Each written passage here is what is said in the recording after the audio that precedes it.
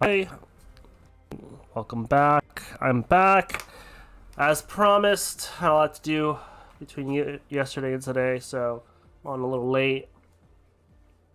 Um, I am expecting we are very. Last time we were here, we started a rave club, as you can hear. There, we started a rave club. We got Kim to dance.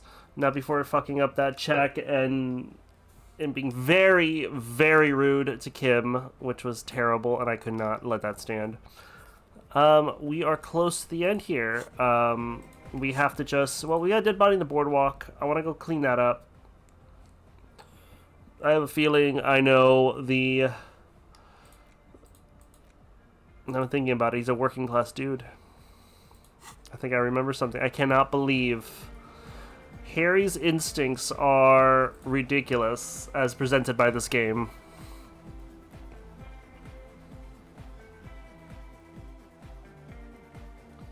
It's this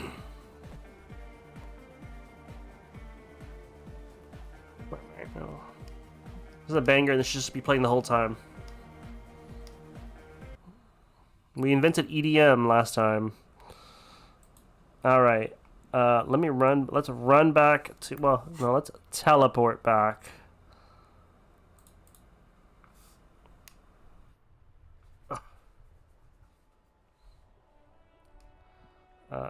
And let's tell them about the dead body, and we'll call the library.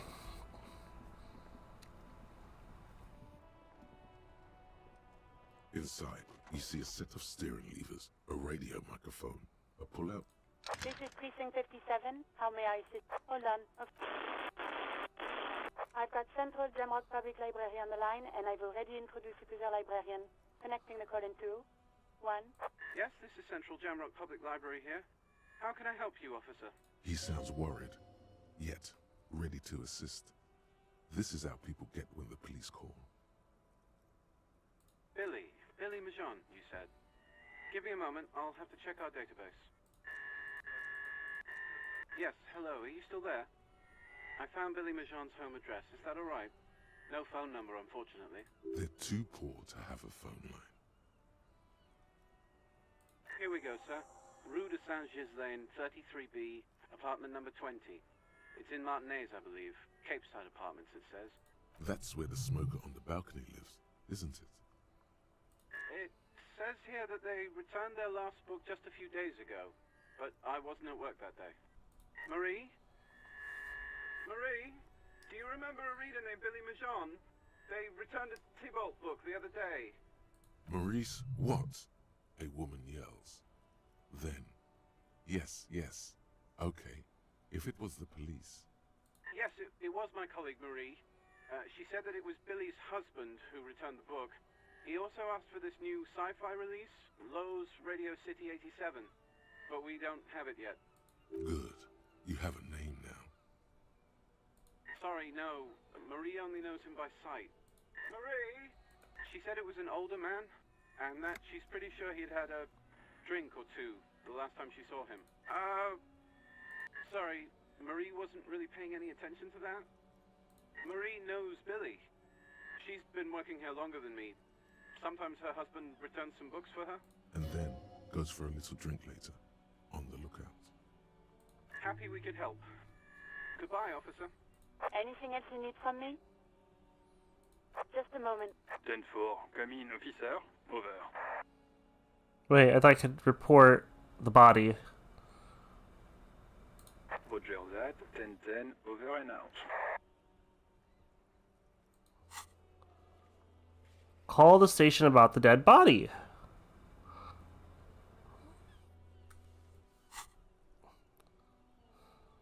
Okay, I guess I'm doing my... I have a feeling it's the lady reading out here. Is she out here right now?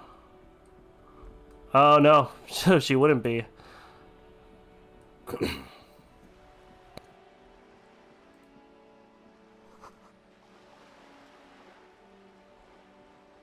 France Nation, Ike Nation. Oh man, fucking egghead. Oh, or maybe not. Maybe now we can like see his gig posters. I think I got that Arno van Eyck. Yeah. Oh my. Arno van Eyck. What am I wearing? Oh yeah, I'm wearing my authority hat.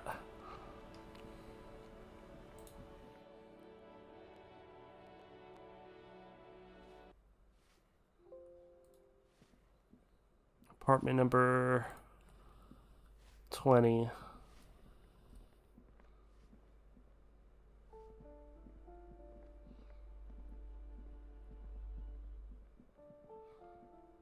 Is it outside? On the balcony?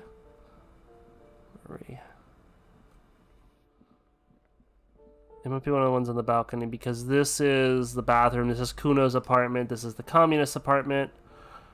Yeah, I think it's outside on the balcony where Martin Martinez lives.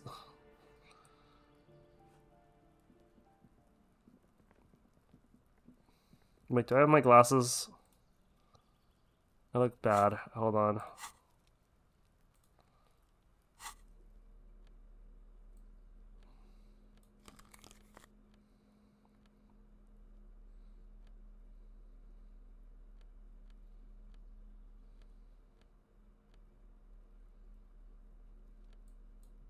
Let's throw the empathy up. Is this it?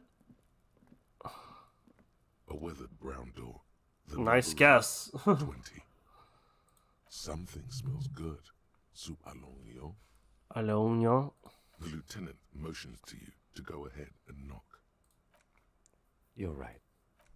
You hear light footsteps passing by the door and some folk music playing on the radio.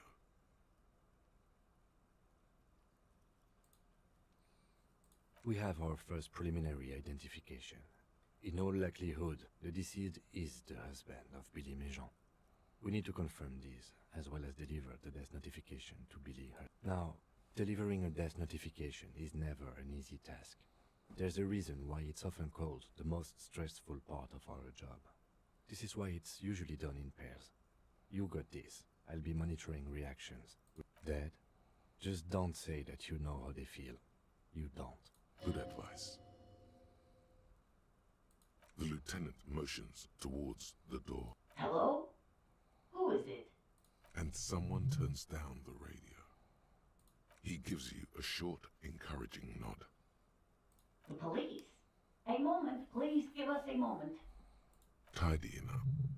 Nervously. There's fear in her voice. Come in, the door is open. She hasn't seen him in a couple days.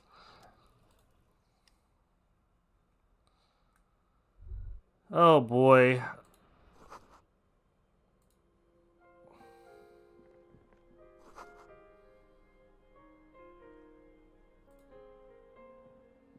Let me get my little 20 cents here.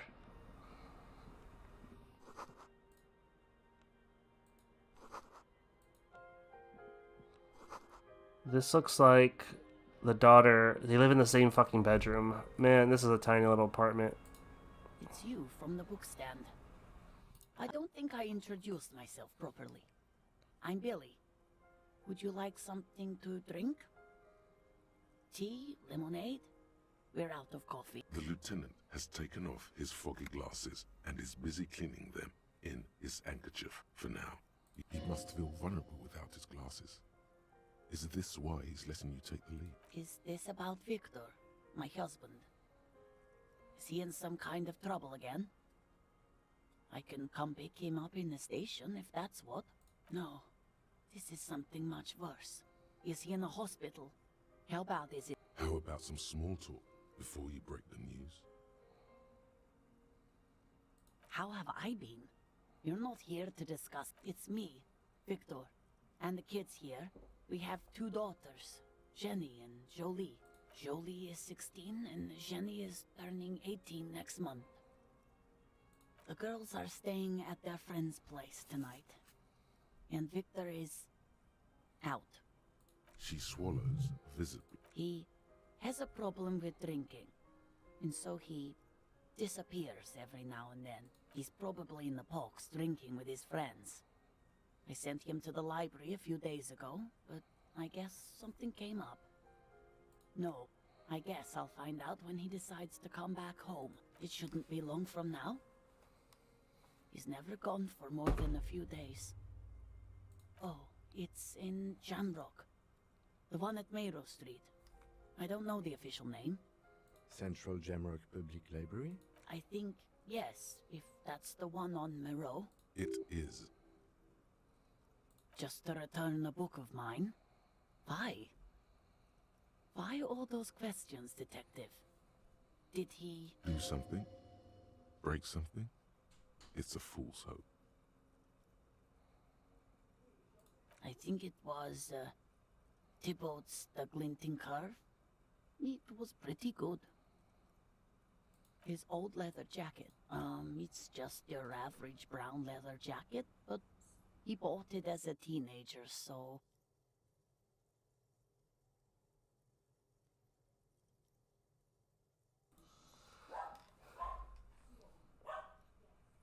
Yes. The lining is hand-sewn. It's blue. I tried to make the thing more weatherproof since he's running around with it in the middle of winter. She folds her hand. Here it comes. You've done this before. Just keep your focus.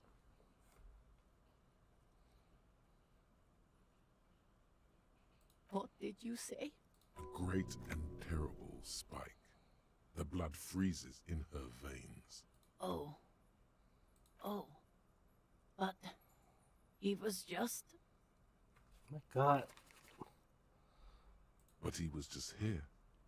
Alive. It's like an echo. It's picking up game audio. We understand this comes as a huge shock. I want you to know that me and my partner are here for you if you have any questions. Take your time, man. What happened to him?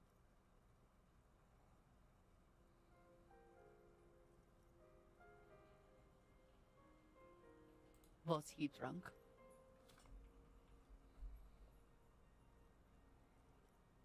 I see. And you just found him there, lying in the cold. How long had he been there? If you say 2 days maybe, it will be etched in her mind forever. She blinks, eyes welling up with tears, as her hand starts searching for something from the pockets of her dress. The handkerchief.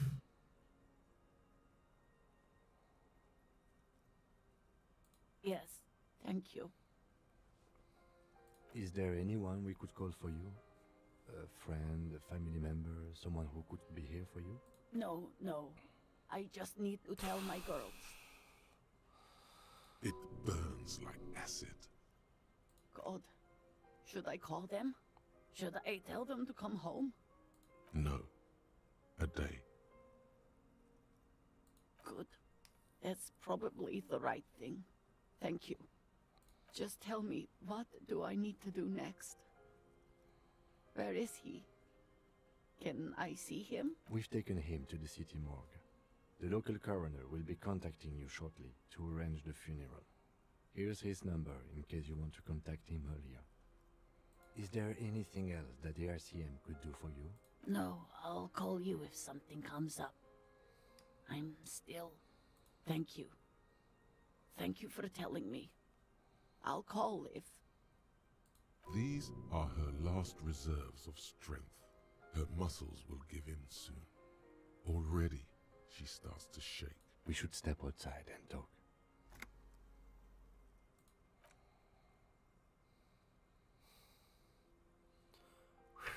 That's heavy. You did well. You did enough. Can't save the whole world, you know. Can't bring the dead back. I'll call the station when we're finished with the day, and let them know the name of the deceased. They'll manage. They have to. It's not your place to live their lives. That's it. We should get back to our case now that our duty here is done. Let's go.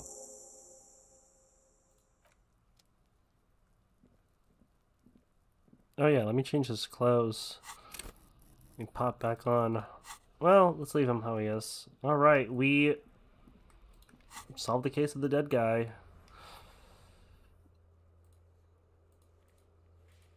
Oh yeah, I never did this. I never finished interacting, that's right. Where's the ledger? Let's The ledger you found in the trash. A cabbage of papers hanging from the board, with the permeables drawer inside. It's barely held together by a clip, then made complete by the faint smell of urinal cleaner. urinal. Without resistance or sound, two octopuses are smiling, reaching their tentacles toward each other. Hold on, let me in reset colored these. pencil drawings. The tickets permit access to the zoo in Revershore East. The aquarium costs extra. They let you go there too. You should go and kill yourself there. Oh fuck. Okay, I got it back in here. Hello? Thin wax paper has been glued to a piece of cardboard. Sounds like leaves rustling when you pick it up. You see violet flowers, floral patterns, patches of glue. Familiar handwriting lines the inside of the card. Looped, round letters in a woman's hand. A young woman in her 20s. There is care, effort, and a smile, you think. Although that is not something you can read from someone's handwriting. Harry, it begins. You're already reading. I wanted to write you a letter so you can read it when you wake up. Maybe it will make you happy. Throw it away, please. Your hand shakes, holding the card. Every morning when I step out and you're asleep behind me, it says, I find a little piece of sadness in me. I carry it in my chest, down Voyager Road. I'm switching these headphones. They're giving me too much static. Give me a second.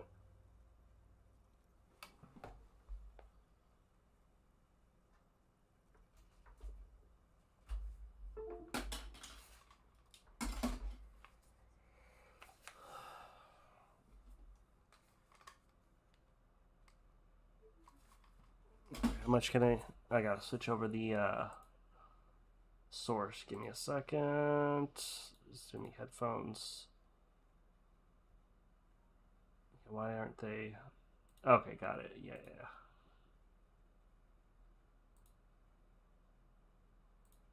Yeah, got them. All right, we're back to this.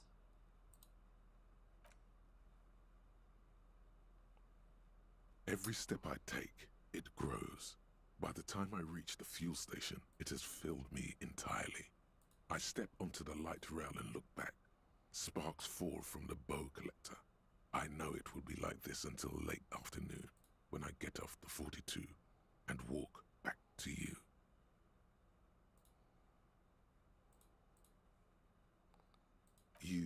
You. Every step I take will get lighter. It almost makes me run. Sometimes I do. I can't believe I met you. I can't believe the happiness I feel with you. You have a vast, vast soul, and I will always, always, always come back to it. Why is this not working now? Sorry, give me... Yeah, that's capturing... I mean, I can hear it, it's just not going to the headphones. 30.7. Kisses, kisses, kisses. You feel the air sucked out of your lungs and the blood sucked out of your head. Everything around you gets dark. Small white dots appear. You feel the ledger slip from your hand. No. Hold on. To what? There's nothing. Detective, is everything all right?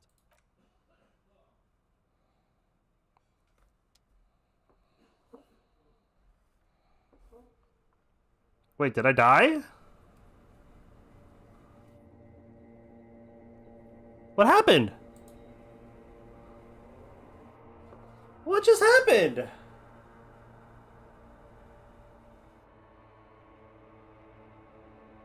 What? No. No. There is nothing. Again. Nothing sad, brother. No treachery, just blackout. Well, almost nothing. There is the ground below you, that's still there. And the small light that's on, fluttering, somewhere in the basal ganglia. That's me. Blue eyes, that's me. Who was what? He speaks of the sickening longing, the unwell emotion. Even in the darkness, he's grasping for it. Still trying to hold on to the great sorrows slipping in the water. Slimy. Why is it not? Here in the paleo-mammalian cortex, we call it the shadow. Because it's always there. A white morning. Tell him. Tell him. Ah, yes. In the old factory system, they call it the apricot chewing gum scented one. It's unhealthy of them to linger on it so. But as they say, what do you do? It didn't smell nice. It smelled like betrayal. Bloated corpse of the past resurfacing. Beautiful. Believe me, stupid ape, its lack of beauty was not the problem. There is no Voyager Road. There are no roads, no houses, no lights in the windows. It's all on pause. Your name is fuck all. It certainly ain't Harry. Your name is passed out on the ground, dragged around by one of the other evil apes. They're taking you somewhere. You think they would let you? Until you disintegrate into biomolecules? No. Someone is breathing on your face now, inspecting your pupils, stupid idiot. Oh, but you are. They're pouring something on you. Something in you. It's delicious. Glowing lights on a dashboard emerge out of nothingness. In the upholstered cabin of Lieutenant Kitsuragi's motor carriage, seated in the driver's basket, the air is thick with leatherworks and heavy fuel oil. Cold water runs down your chin. Drink. Water. The water is cold, silvery, the stuff of life itself as it pours down your parched throat. The pounding in your head recedes. The darkness parts. Drink. You haven't drunk water in 2 days. Did you know the human body is not made to survive on alcohol alone? You need a secondary form of hydration. With greedy gulps, you down half a liter of cold water. Some of it spills on the driver's seat. The lieutenant pays no heed to it. What happened?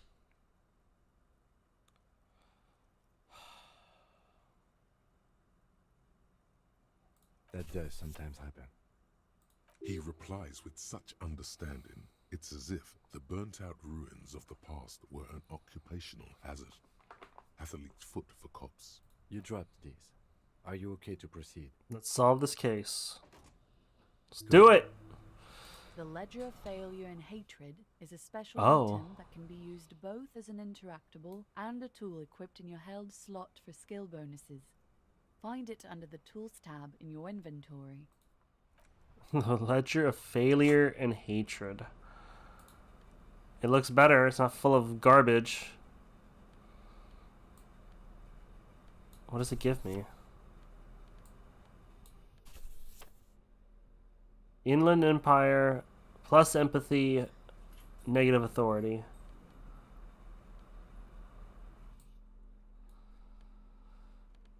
Let's put...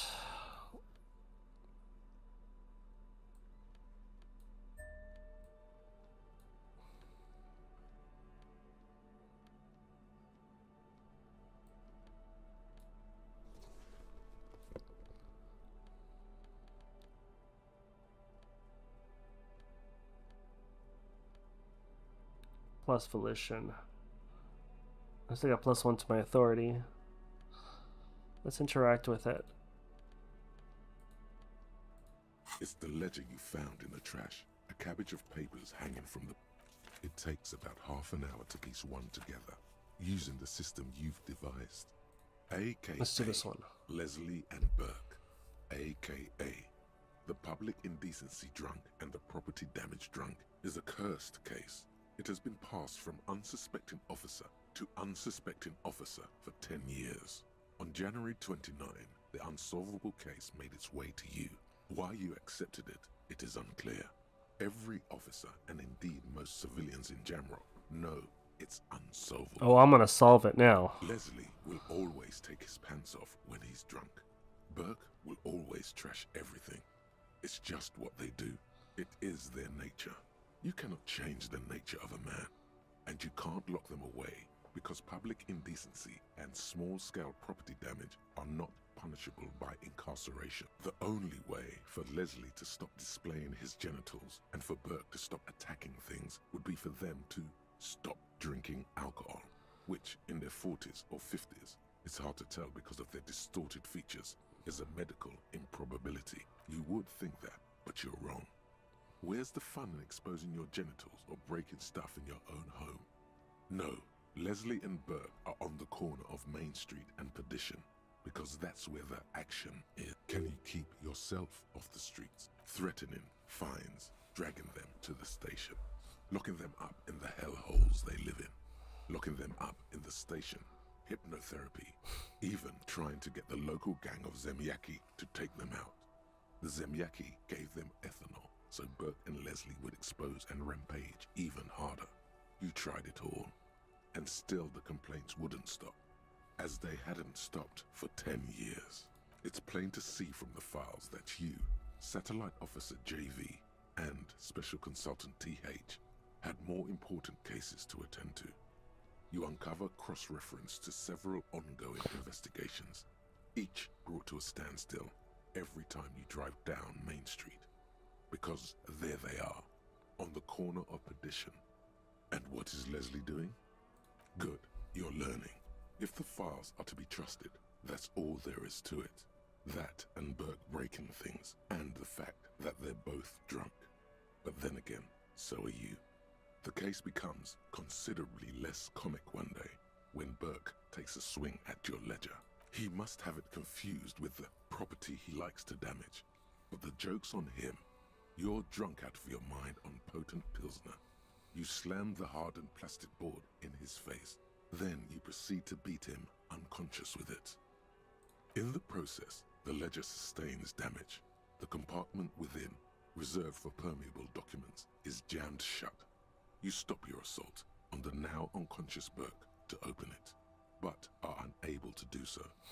The officer began to cry, reports Leslie, who, at this point, is tending to Burke. He came at us, and at us. I think he was trying to kill Burko. While trying to kill Burko, you slowly come around. The permeables compartment is open. You've smashed it open on poor Burko's kneecaps. The good news is, Burke can't walk anymore, can't get out of his apartment, an invalid. With Burke to tend to, Leslie cuts back on the indecent exposure. Maybe he flashes his genitals to Burke, who knows, but both drunks are off the street. The complaints stop.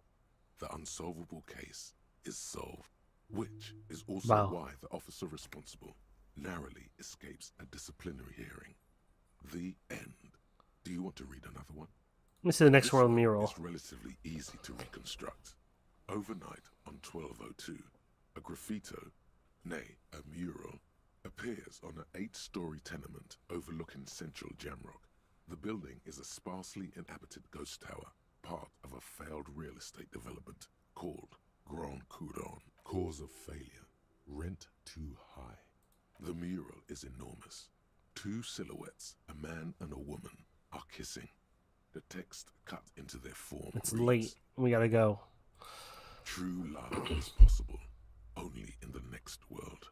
For new people, it is too late for us. Wreak havoc on the middle class. People call it that thing and that fucking thing. It's visible for miles. In 2 days, the station's complaints desk gets clogged with requests to remove the bummer. You and your partner are assigned to the case. The graffito crew is easy to track down. Only the bell lectures have the literage of industrial paint to cover the surface. One of the graffito artists is rumored to be rich. They take responsibility for the execution, but not the design. The ideologue of the next world mural, as the crew calls it, remains an unknown. The case files do not show you finding the author of the design. The crew agrees to clean up after themselves. However, your partner, JV, is against the removal, citing public support for conservation. This leads to a debate in Precinct 41, which then spreads to the streets of Jamrock, ending in a rare plebiscite organized by you and the rest of Row 3. Plebiscite. 9,000 people subjected to the mural's message, all of Lakeside, Central Jamrock, and Villalobos, plus half of the eminent domain, participate in the vote. Although the case begins with what appears to be a lot of rambling on the streets as to how juvenile and stupid the mural is, given a choice between 2 options, a staggering 78% of voters choose to keep it. Turns out the opposition were a loud minority, and that love truly is possible in the next world for new people, and it is too late for us. Did anyone ask you what you believe in, man with the smelly toilet ledger? What do you want to tackle next? Oh, not much has changed in the meanwhile. A bunch of sodden papers still sags from the clipboard.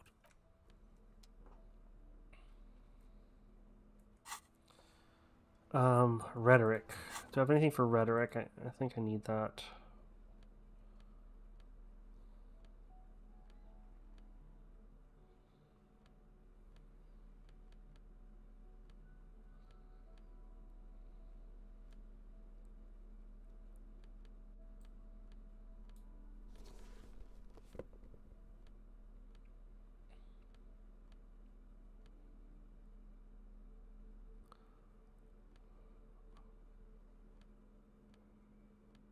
I think I only have that hat. It takes away rhetoric, yeah.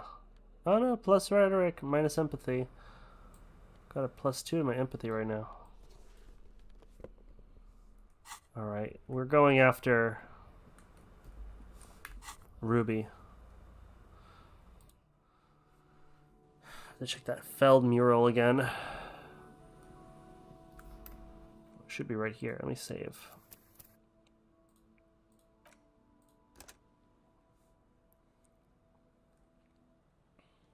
Yeah, pretty much everything's done. This is it. Like, this is like the last cleanup of the thing. Where are these? Where's that mural? I think it's up here. Do I have any thoughts I can do?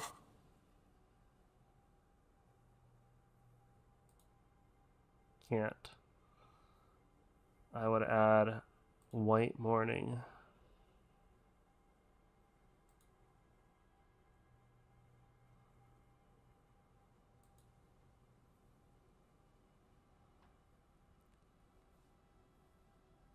Look, he moves. The feeling animates him. He sings it. Reaches for the feeling's best friend, a bottle of Commodore Red. He puts it on his disco clothes and gets smaller and smaller. No, I don't need that.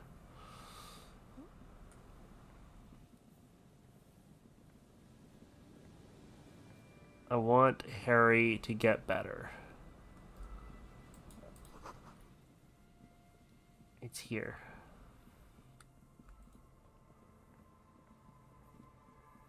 I think I have enough plus. You see, a once bright, a slogan used to intertwine with the loops a long time ago. Now, only a shadow of peeled letters remains. It says, tomorrow is just a whisper away. Above the mural, a collapsed roof, broken windows set in walls that are cracking and will soon also fall, and the coastal breeze rustling and sighing in the remains of the edifice. Feld Electrical, you only know them as a small company that makes ink cartridges. Looks like they used to be big. There's something in the wind.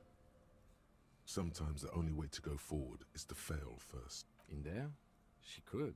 Or she could be in the identical room over there, or in that boat shack, in that church tower, maybe. Why single out this one? Ooh. Look at all that. Even though you're sure you succeeded, all is quiet. There is no cold hand brushing against your forehead, no rustle in the reeds. The wind has died down. The ruin in front of you is silent as a tomb. Trying to talk to the wind, the city, whatever you thought would happen, did not. And now you're just standing there in the dusk hour, with your hands fallen to your side. Is trying to talk to the city something you've done before? Is it in your secret repertoire? A trick for when you're out of ideas? How do we? I was really hoping she'd be in the village. Okay. She's probably north of the village, and this place is a peninsula. We already scanned most of the outdoor areas on our wild cryptid hunt, so we have an understanding of the geography. And then there's the church. We've already searched that and can rule it out. Oh, that's why all the Now we just have pluses. to make progress, but exclusion is a step too. Anyway, we do it the old-fashioned way, sector by sector. Go over the whole peninsula, ask the locals, enter the places where we can enter first, like we did in the village. Then, if we're desperate, we can look where we can't enter. Bunkers, storm drainage, this place. I'm sure it won't come to that. Walk the coast, the old boardwalk, the reed. An adventure awaits. An adventure on the windswept urban coast. Seriously?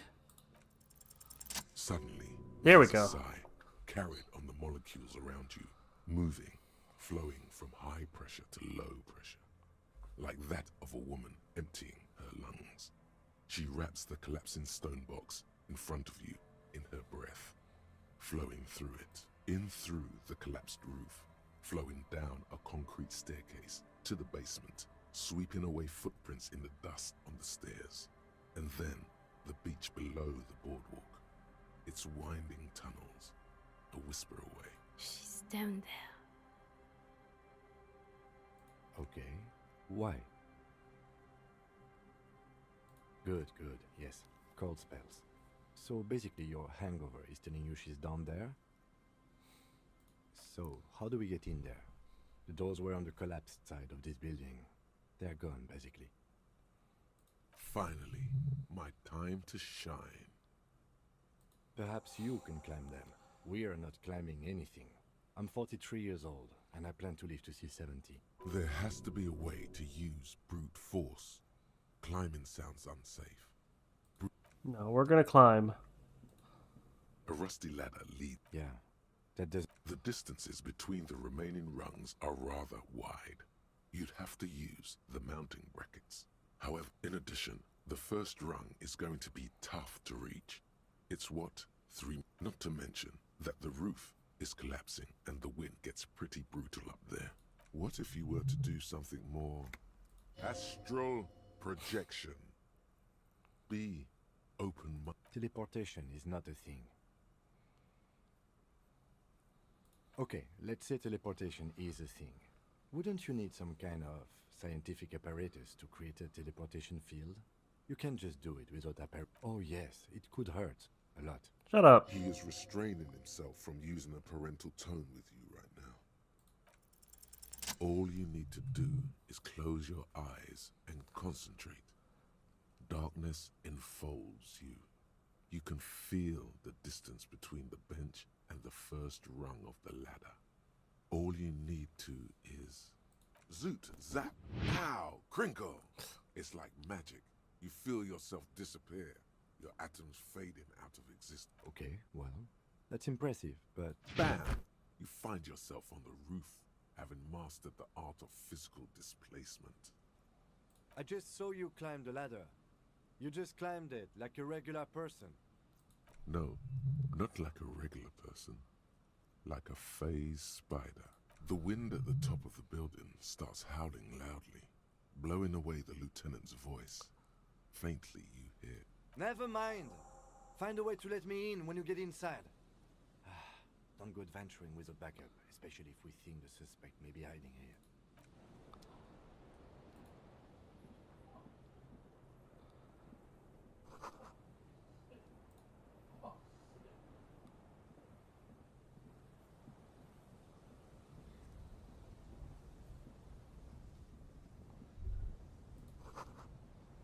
Let's do it. Let's let Kim in.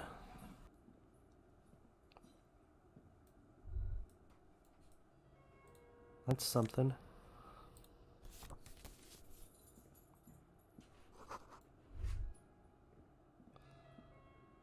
That's all we can do is go down?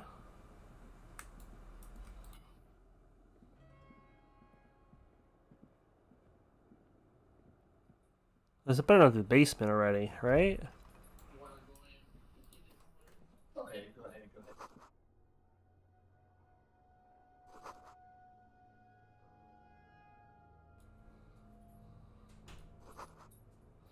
Oh, yeah. Thank you for reminding me to take out my flashlight. I forgot it existed.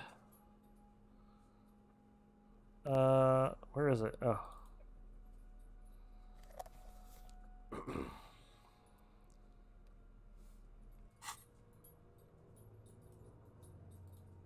Let's get on my little...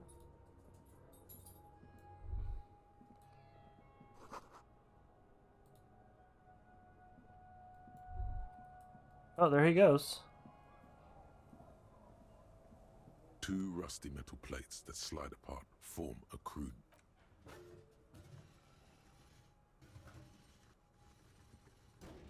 The doors seem to be on rails, but they've gotten jammed. You grab a side and put some strength into prying it open.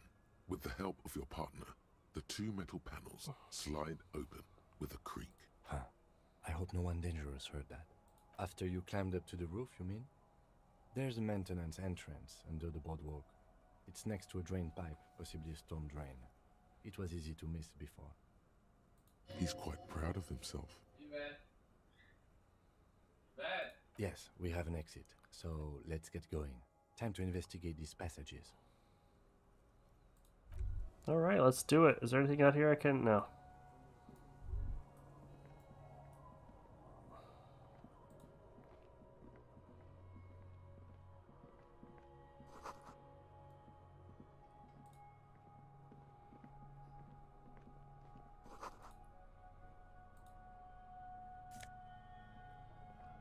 Nice.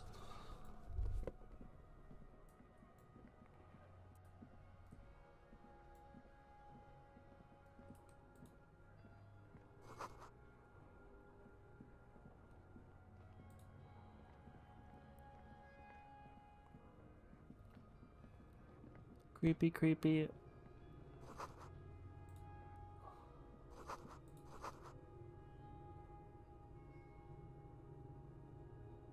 Could this have been the killer's hideout? And this narrow window, the point of origin of the shot that killed them? This does look like an embrasure, a slit made for shooting out of. The lights of Martinez shine coolly in the clear night. It's a great place to hide, certainly. But there hasn't been anyone here in ages. Indeed, no one could get a clear view. Well, at least we've been thorough. I like thorough. The lieutenant's voice betrays a slight disappointment, which he glosses over by reasserting control.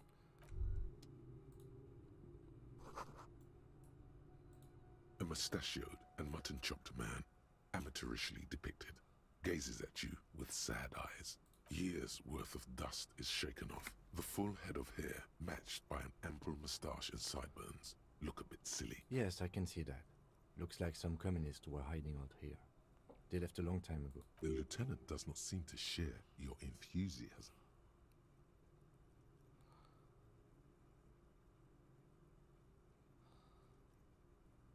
Millions of depictions of Mazov. I won't stand in your way, but only after we're through with this case. We have found a lot of those lately. I guess what most people think of as history tends to linger in rundown neighborhoods. Martinez being what it is, no one has gone through the trouble of cleaning out the old bunkers. Good hiding place for someone who's up to no good. Half a century? This was probably part of the network of defense posts the communards built against the amphibious landing. I think the purpose of this bunker was to produce propaganda. It would have had radio equipment back then, but that's all been looted. You mean like Ruby? No, I think we've stumbled on a piece of history.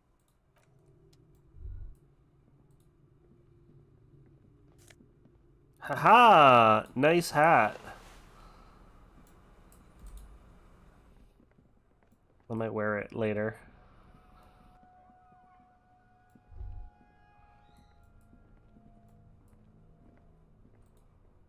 Ooh, there are footprints here. One soul seems to be more than the other. An unnatural buzzing. Okay, can only go one way. Oh, look, there's something. Alright, let's go through here.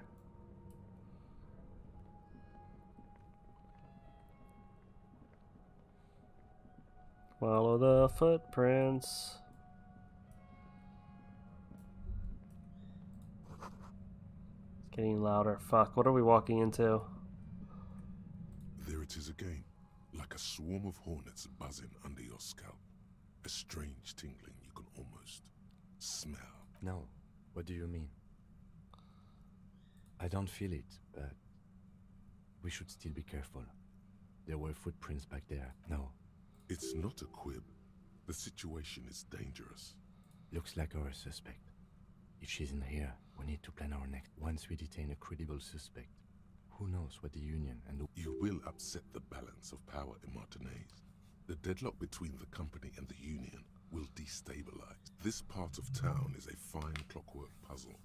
Disturb its peace, and it will start breaking down, uncontrollably. This is it. This is the end game. Keep calm. Go over the whole situation in detail.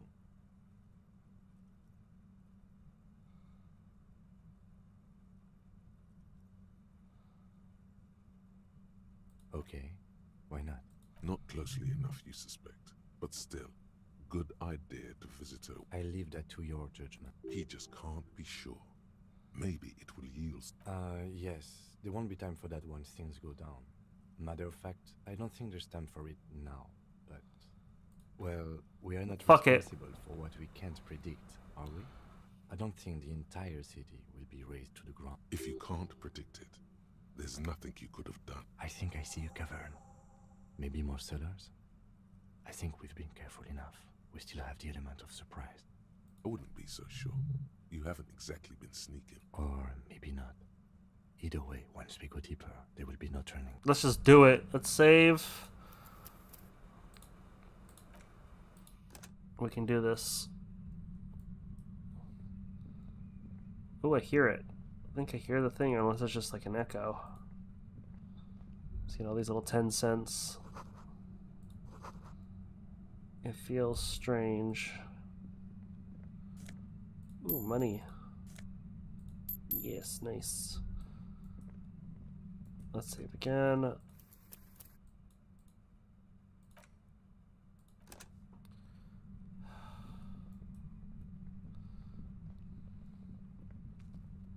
Suddenly, your entire body is paralyzed.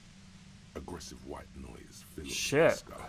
A strange pain, like you've never felt before. Through the static, you hear a woman's voice. That caught me off guard. It's like 1,000 radio stations are being blasted into your head all at once. But her words are the only ones you can make. I know you're feeling pretty uncomfortable right now. Don't move too much or fight it. That'll just make it worse. Can't say it's a pleasure, officer. I was really hoping not to make your acquaintance. But here we are. As she says the word officer, you feel a spike in the agony. It sounds like the entire radio frequency range is screaming directly into your neural path. No, buddy, that's not going to help. You can't shield yourself from this. It's an entirely new type of experience. Way worse than all the Don't focus on the pain. Focus on doing your job. Tell her she's under arrest. Really now? Check this out. You're overwhelmed. God damn it. By a new surge of violence and static. It feels like a blood. No, I'm not going to fucking kill you. If that had been my plan, you'd be dead already. All things considered. Look how skinny she is with those huge boots. I'm using a pale latitude compressor. You and your partner have been caught in its field. The explosion of static you're hearing. It's the ULAN frequency blasted from that pale emitter that Angus mentioned.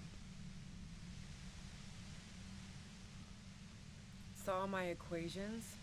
You've been sniffing through my lorry, right? I expected as much. I am a bit surprised you knew what you were looking at.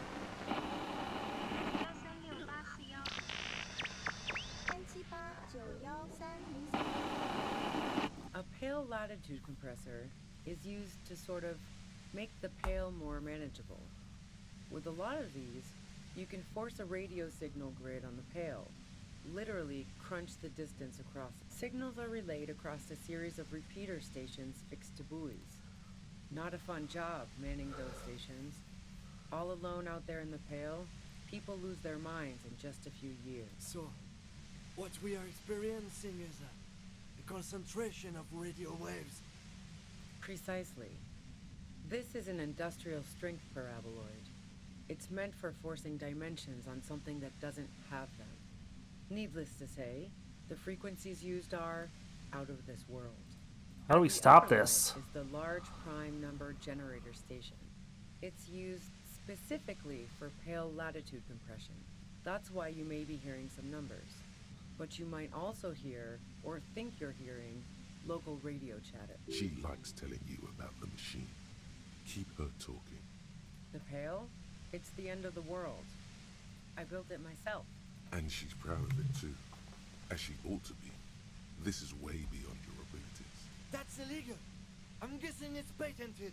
But we are beyond that, aren't we? Oh yeah. Way beyond. No. Once I shut down the compressor, the pain will end. It may take a few minutes for you to steady yourself, though. It's a bit like waking out of a very confusing dream. Yeah, I stuck my head in there before using it on you. It seemed like the ethical thing to do. Can't say that I enjoyed it. The field was weaker, but I can imagine what you're going through.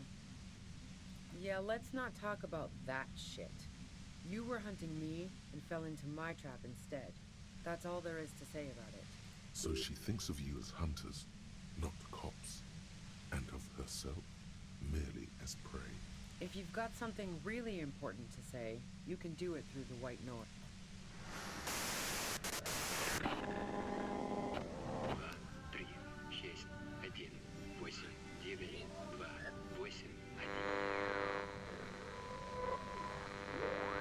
You're looking for a deal on mattress.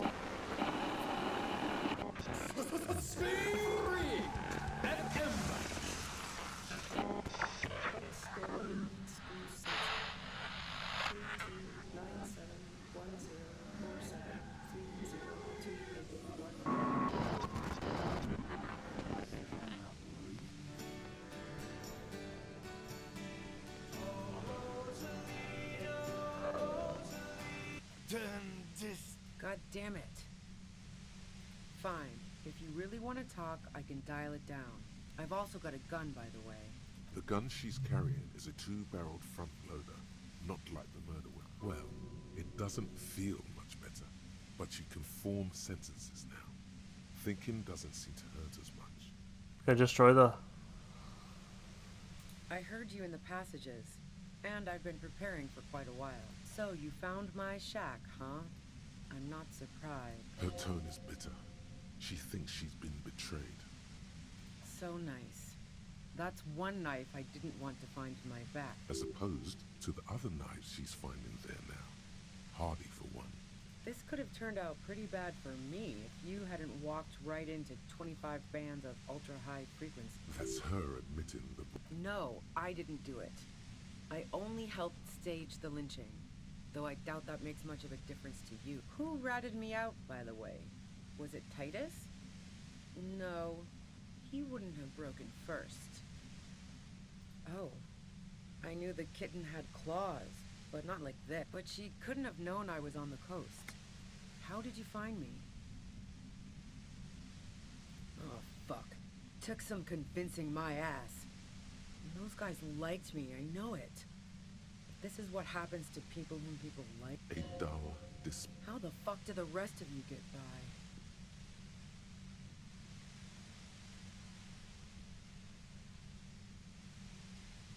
I did, didn't I?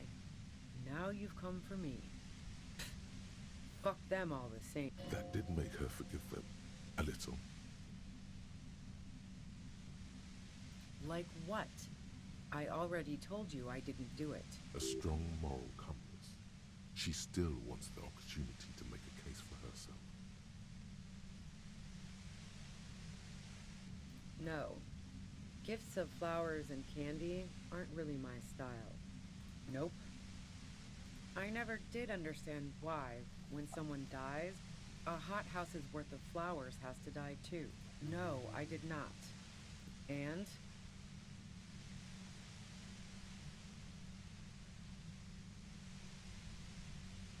No, they're not practical. Break too often. A Nachtway 80 front loader. 2-barreled. Not really what you were looking for, I'm guessing. That isn't it. That Merc was probably shot from a distance with a military-grade rifle. Otherwise, everyone at the Whirling would have heard the shot downstairs. The gun store. Trigger-happy Jacks. What did you think? That I'm going to squeal on my gun supplier? Sorry, I'm not that kind of gal. Yeah, evidence. I didn't like him. Hardened mercenaries aren't particularly likable types. Yeah, sure. And I didn't like Wild Pines sending in those foreign hirelings. Me and a fuck ton of other people around here. She didn't hate him, okay? I'm listening. Man, I was with the boys the whole night. I hope they at least bothered to impress that upon you. You mean the length of a toilet break? That wouldn't even have been enough time.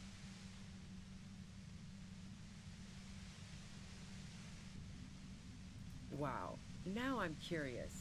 Please, explain. No. Not since I was 14 and hanging out in the only diner in Dardun. Haven't been into low-risk, no-reward games since moving to the city. Why?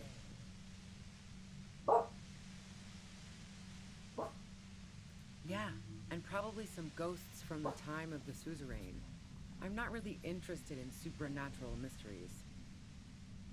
Not murder mysteries either, if that's what you're thinking. Margot, leave the bird alone. You're gonna go bark at her, aren't you?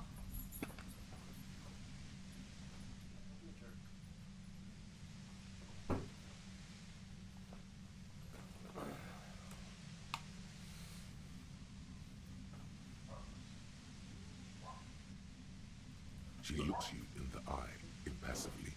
The fuck to elevate? Not particularly. I'm not really into... God damn it! Don't know it, but also... Evaluating your competence as a police officer. The shot couldn't have come from the roof. Or we would have all heard it down... She has a point there. No one mentioned. That didn't go super well. You've got to lay something better on her. So, Heart of Gold Tommy fucked me over too. That really comes as a blow to her. Okay, great. You got into my lorry on your own. What now? You're going to arrest me for drug trafficking? Beneath it, she's relieved Tommy didn't betray her. Man, it's to get away from all that murderous shit that I left Jamrock, my previous employer, for the Union. Ooh. Poor Kim, he's fucked up. She deliberately avoided naming the mob she worked for. You might be able to find this out later. I got lucky being a dispatcher. Never had to do any of the really dirty work myself. This gun has only been used for self-defense against serious scum. There. It's going to be easier to reach the machine now. Based on what I've heard about you, you are serious scum. Yeah? More questions before doing anything. How should I know?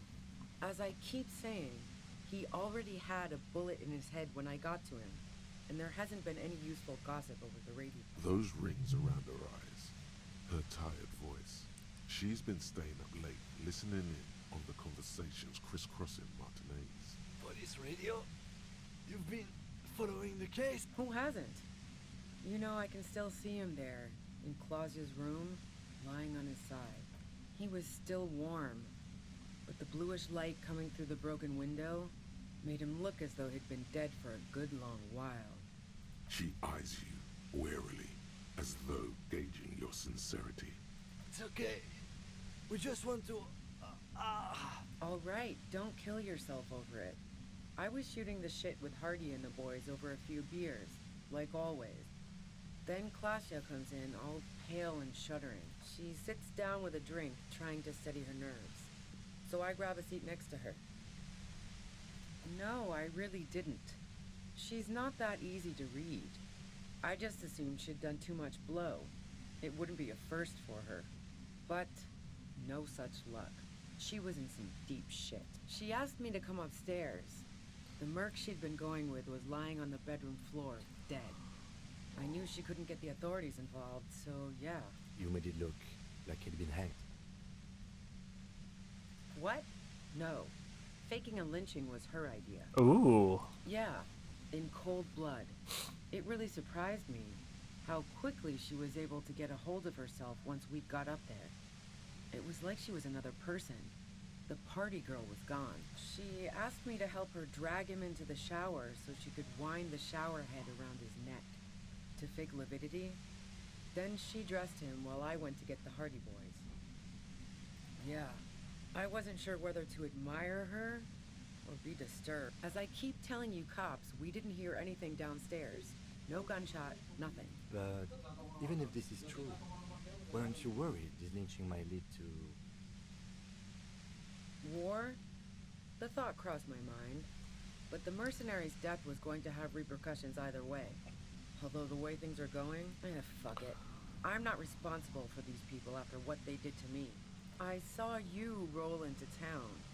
I wasn't about to stick around for questioning by a goddamn La Puta Madre agent. Excuse me? So this is what she was scared to tell Titus. This cop. Yes, you. Everyone says you're his peon, his human can opener. Through the sudden sharp pain in your head, you hear the lieutenant mumble something. Fucking hell.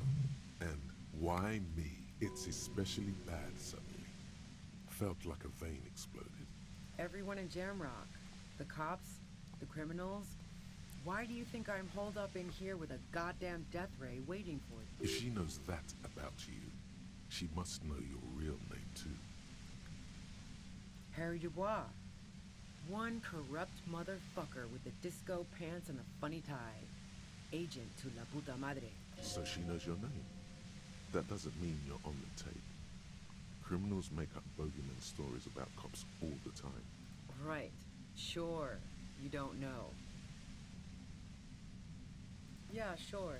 She doesn't. I'm sure La Puta Madre himself will explain it all to you soon enough. You've been to my lorry. You think the biggest player in Jamrock appreciates competition? And now I have Harry Can Opener in my lair. Fucking Titus. She's not going to change her mind that easily. She still perceives you as a threat. Wait, one thing, possibly small, but she said you rolled into town. Was that you singular or plural? She might know something. Yeah, you had your death squad with you. What happened to them anyway? Well, it wasn't this scrawny dude. You had two guys and a lady. The guys looked pretty buff. Lady wasn't bad either. One of the guys seemed chipper, a blonde. The other had a brooding something or other about him. And the woman was the only one in uniform. All were carrying. That sound about right? No idea who these people are, literally. Well, this has been a great talk. She means it. You better make your move soon. Yes. We're gonna do it.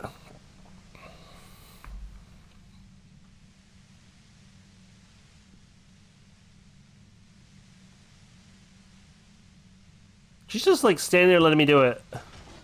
You did it. The compressor lies broken on its side. It's quiet in your head again. All good, officer.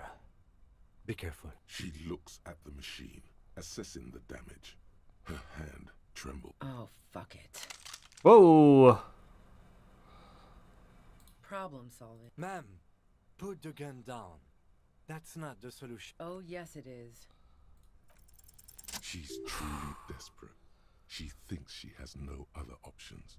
You need to give her options. You know. This is how you talk her out of it.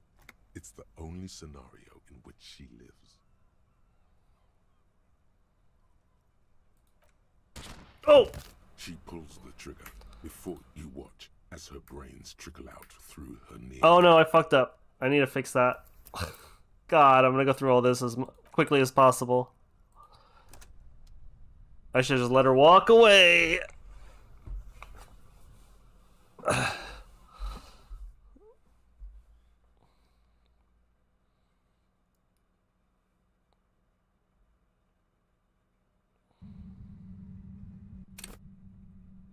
Wow, wow. I did not expect that she was gonna get fucking... Alright, let's...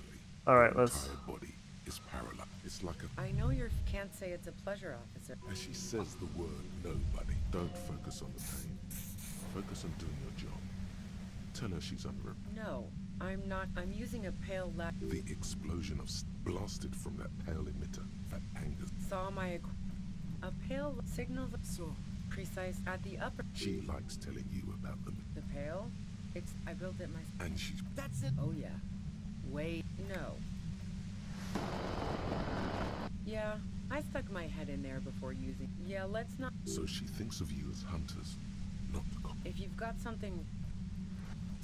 God Okay. damn it. Fine. If you... The gun she's... Well, it doesn't... I heard you in the passages. So you found... Her tone is bitter. So nice. As opposed to the other knives she's finding there. This could have turned out... That's her admitting the bullet wasn't in... No. Who ratted me out, by the way? Was it Titus? Oh. But she couldn't have known I was on the coast. Titus and his boys, man. Even now. Well, fuck. Those guys...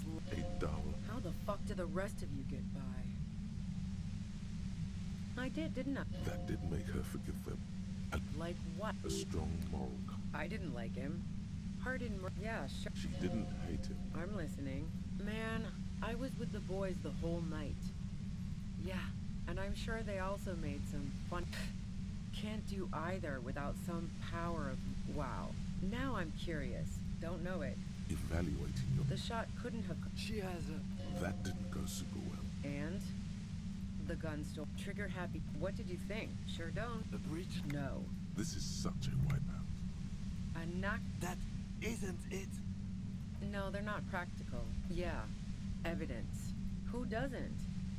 Oh, you probably mean Claudia's rooftop. Sure, I've hung out there. It's very powerful. I used it to tune into RC. The view's pretty bomb, too. But you might... Yes, I'm sure. And anyway, as I... No. I never did understand... Nope. No, I did not. So... That really comes as a blow to her. Okay, great. Beneath it, she's relieved. Tommy... Man, it... She delivered... I got lucky. There. It's going to be easier to reach the machine now. Based on what I've heard about you... Yeah? More questions before... How should I... Those rings... Police ring. Who hasn't? He was still warm. She... It's okay. All right. She sits down with a drink, trying... No, She asked... You made it look like he'd been hanged. What? Yeah. She asked... Yeah. As I keep... But... War? Fuck it. I saw you... So this is what... Yes. Through the sudden sharp pain in your head. Fucking hell. It's especially bad suddenly. Everyone in Jamrock. If she knows that about you, she must know your real name too. Harry Dubois. So she knows your name? Right. Sure. You don't know. I'm sure La Puta Madre himself will explain it all. You've been to my... She's not... Wait. One thing. Possibly... What bunker? Don't know anything about it. No one's been around since I set up camp. But I'm sure I'm not the first vagabond to... Oh, shit. Keep calm. Breathe. Yeah, you had your death squad with you. Well, it wasn't this scrawny. One of the guys that sound about... No idea who these people are. Literally. Well... She means it. You better make your move soon. Oh! Are you kidding me? The violet white noise becomes even more overwhelming closer to the compressor. Feels like you're... I know it's bad. Try not to move. Look, I know this is... She knows about the tribunal. Tribunal is an... Now they're... And you. Watch out. I'm guessing you don't know... 3 mercenaries, no doubt armed to the teeth, hungry for vengeance. You've only got muzzle loaders. This isn't looking good. The third. As I said, The pain is becoming unbearable now. glad to have been of assistance. The woman runs past you and disappears into the darkness of the tunnel. Oh, I'm redoing that. I don't know how I didn't pass it. That's annoying.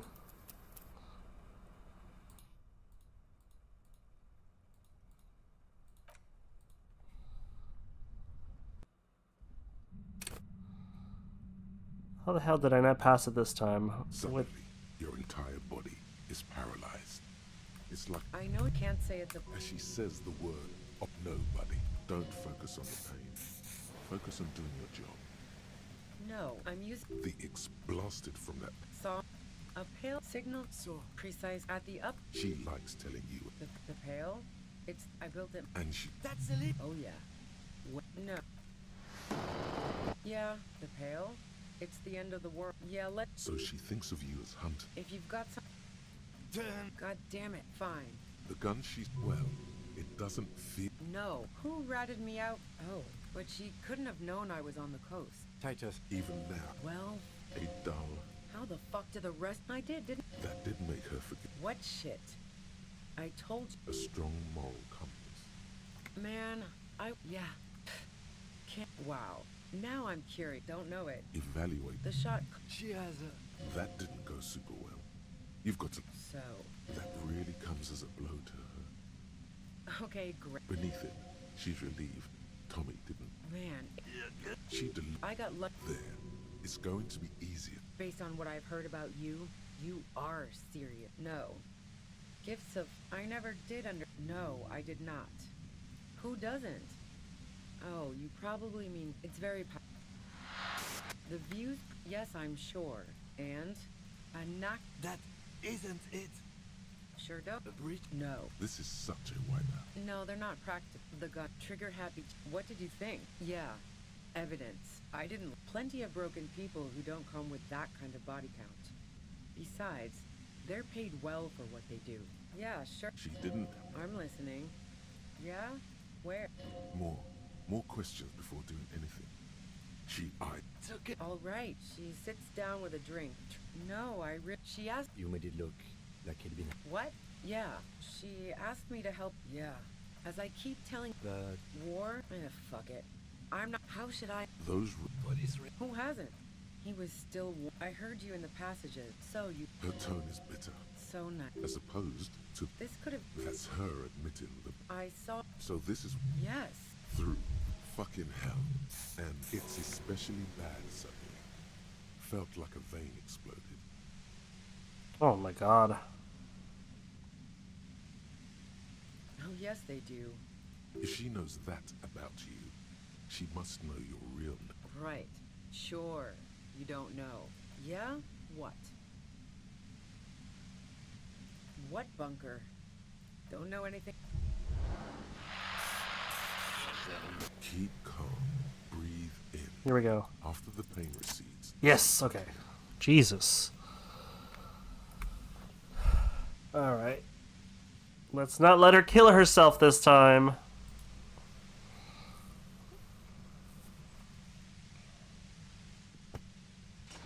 You did it. The compressor... She looks... Oh, fuck it. Problems. Ma'am. Oh, yes it is. She's truly... You know. This is how...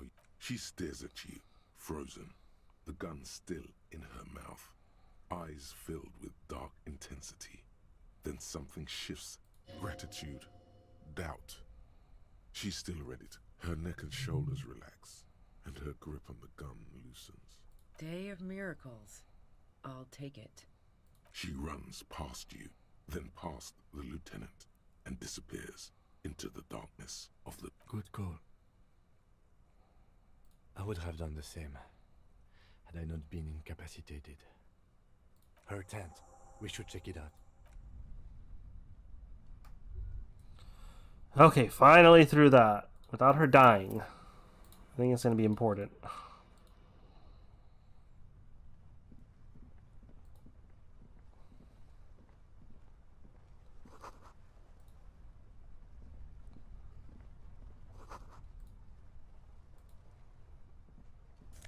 Oh. Dramamine. +3 health. $8. Nice. The plain red tent. It was pitched by practiced hands. The tent looks old, but well maintained.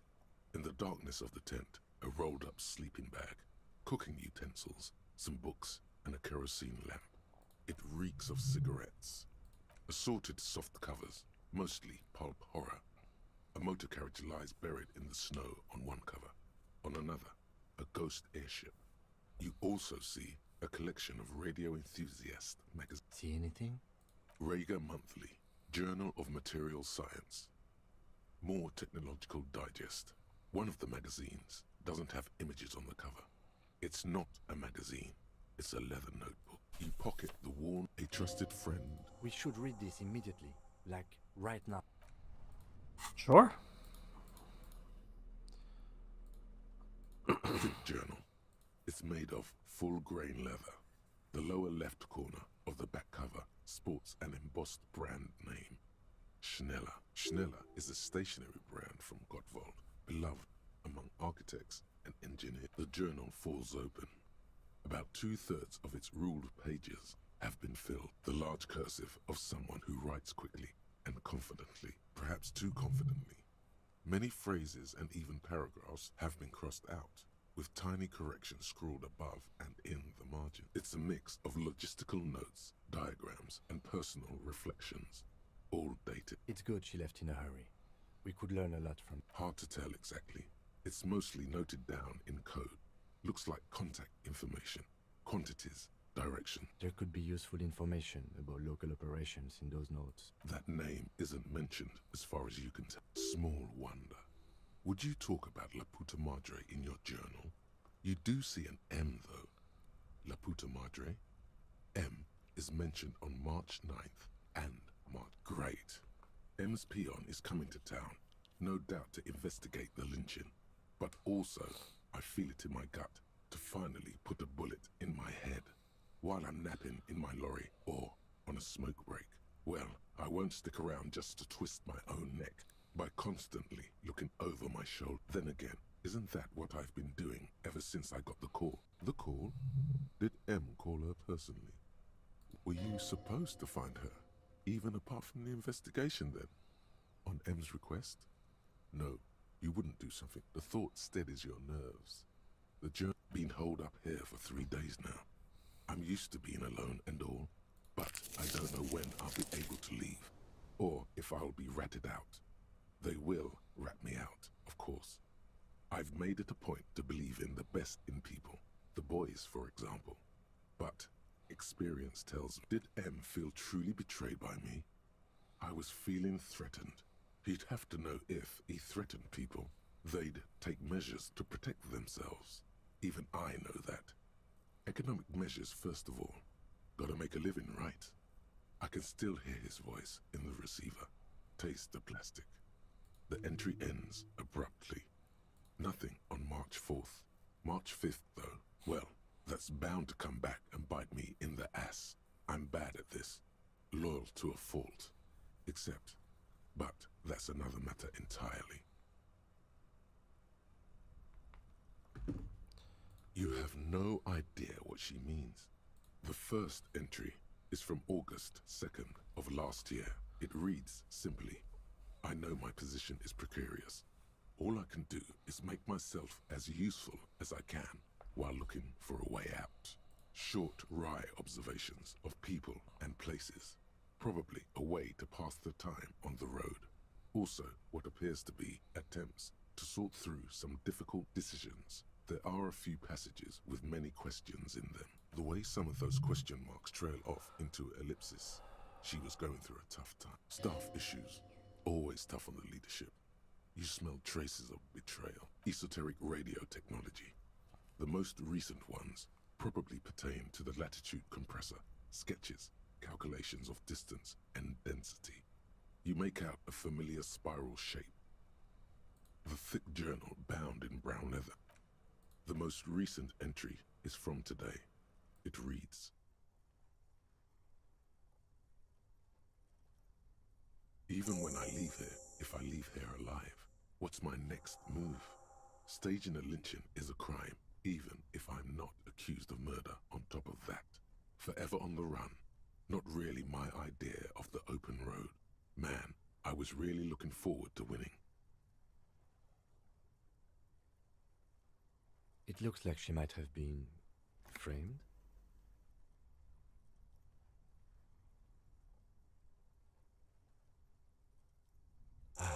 No, I don't think you are. Ask someone in your precinct if you want to be sure.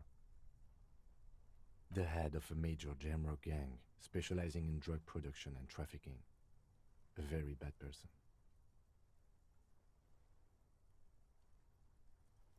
I wouldn't go so far as to say that. We have other reasons to arrest her. Besides, I'm not sure her life as a fugitive is going to be much better than Weda's, especially if she has problems with the Madre. Could have been Titus. Then again, maybe there's a Hardy boy we've yet to meet who acted as his accomplice. Either way, we need to keep an eye on him. One thing is for certain. We have business back in the whirling and rags. Questions to ask. We should get to it.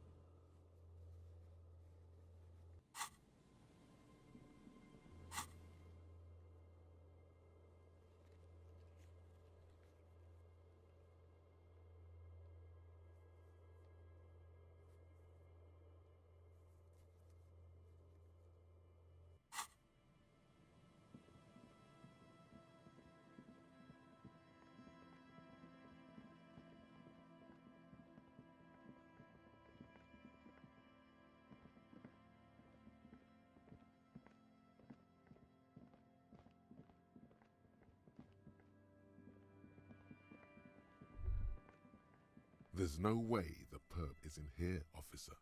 Look how scarred the boards are. All attempts to pry them off have failed."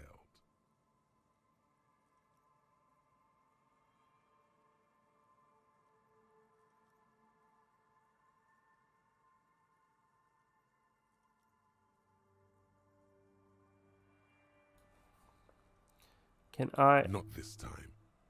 And dangerous. Dangerous. No, we're not going to say that she's in there. Absolutely no way of getting this door. Can I not teleport back? Is it like once per day? I don't even know. I can't fast travel. Okay, I'm like in the wrong place. Alright, we are just gonna go. I guess I gotta go back through. Let me take off this.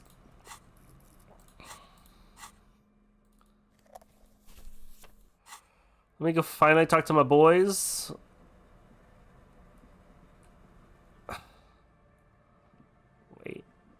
No, wait. Well, I came out of here. Where did I come out of? Hold on.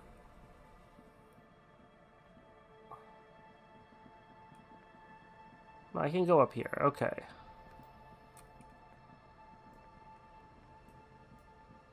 Kimo's talking all this shit about the cryptid hunt, but look what it led us to. Oh yeah, you can just, it's right there.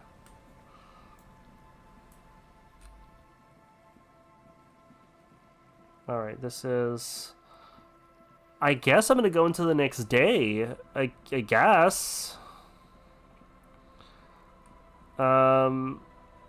Which is fine. Kind of was hoping to finish it. There's stuff going on. I don't know if I'm gonna be able to get it all done. Yeah, let's not should we arrest Claudia? Might be the time. If we can arrest her now.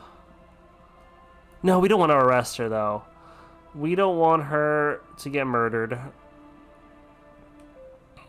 There are some questions.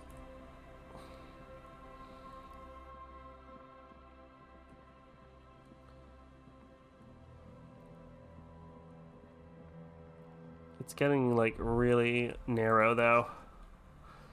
We need to take care of those mercenaries once and for all.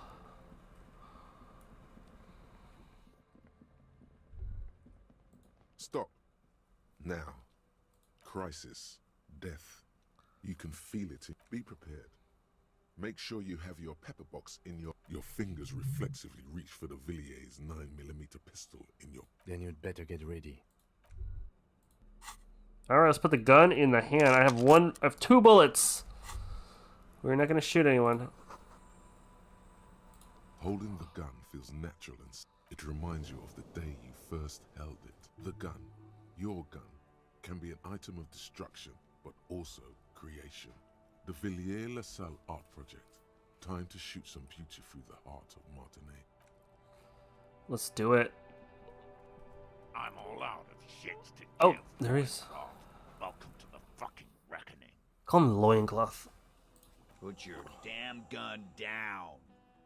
Shut up. You're not gonna talk yourself out of this, loincloth shit fuck. This is the mercenary at the gates. This is a misunderstanding. Nothing irreversible has happened yet.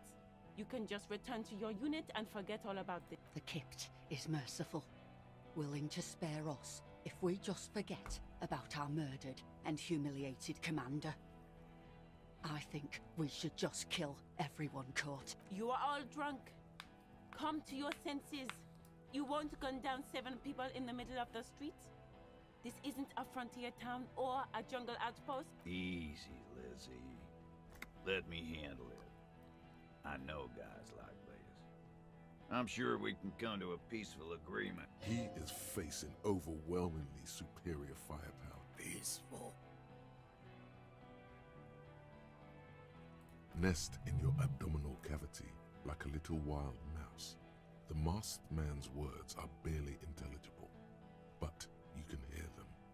Fuck, there's a 3rd one. How did we miss something like this? This 3rd one, he is the most dangerous of them all, heavily armed. The lieutenant is genuinely worried for his I've got all my armor. I was like, you should consult him before getting in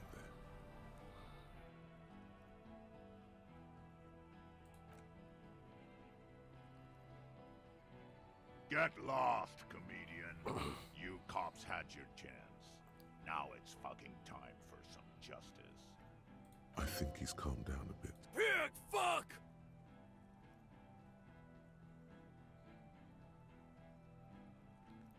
Oh, people are gonna die today. We're not leaving it like this. These tribals hung him up for everyone to see. No one is going to kill anyone. Let's just put the guns down and talk like civilized human beings. With a wordless girl, the leader gives a small nod to the helmeted man. Suddenly, the grip of your feels comforting and warm in your hand. Feels like it's saying, do it. Ooh. Shoot him in the mouth. Shoot him before he shoots you. No, wait. It's good you have that gun. It really is. Just soften him up first. I'm barely keeping you together here. This is it. The big one. If you talk to him, he will rattle you, not the other way around. Peace. Always peace. It has worked thus far. Start with the first idea you have, then move down from that. Please.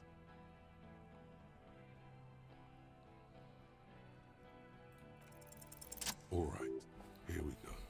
This is an illegal tribunal. Crano would never sanction this. Who's the commanding officer? You only have time for one argument. Choose wisely. What always happens when you get good at your job? That name meant night raids. Fucking extrajudicial funky time, burn villages. Shit that sounds bad on them. The same thing happened when we were called whatever the fuck it was. Probably won't be called Crenell for much. Not after this shit. Okay, it's not much, but he's thinking about something else, and his hand is off the gun. This did so easy now. Tell them these men didn't do it. There's a peaceful way out. Yeah? Who did that?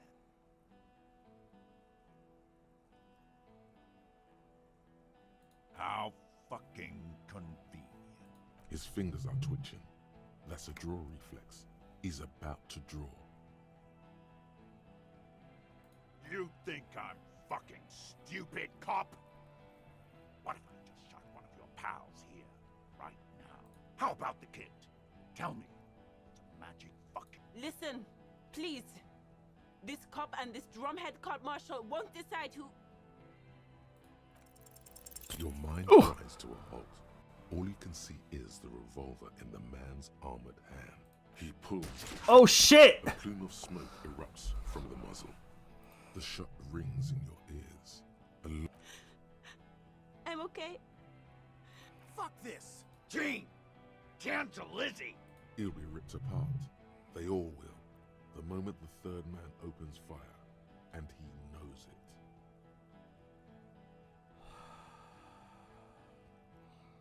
You know what? I'm fucking... Dangerous. Ask about him first. You don't want personal facts about his dead friend coming out of your mouth. He has to start it. Yeah, I don't fucking act so well. Laylee had a hard-on for making faces for you natives. Fucking food aid shit. That shit is done now. Trigger time. Sergeant Major Raoul Cortiner, reporting in to burn this fucking mud hut to the ground. As he moves, the interlocking pieces of his armor click. Softly. Cortiner. Major Raoul Cortiner. Friends with Lely. Raoul and Lely. For killing, maiming, and humiliating our commanding officer. You're all sentenced to death by lead. Baby blue, yeah. Like someone fucked up and put a baby's eyes on a grown man. It was creepy, but bitches like that shit, I guess. Or, I don't know what bitches like. I just know how to mow down cloths. Fuck do you mean? We've heard testimony. People say he was charismatic, a nice guy to be around.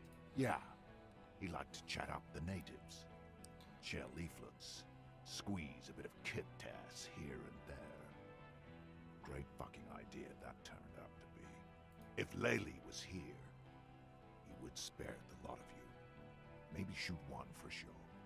But me, I'm not a big fan of public affairs, Clay Monkey. I'll gun every one of you down for what you did. Ready to open fire, Major.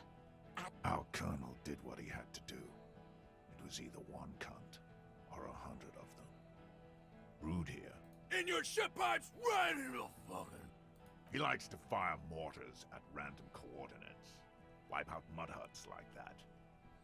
When he gets bored, Laylee knew how to command. He was a good commander.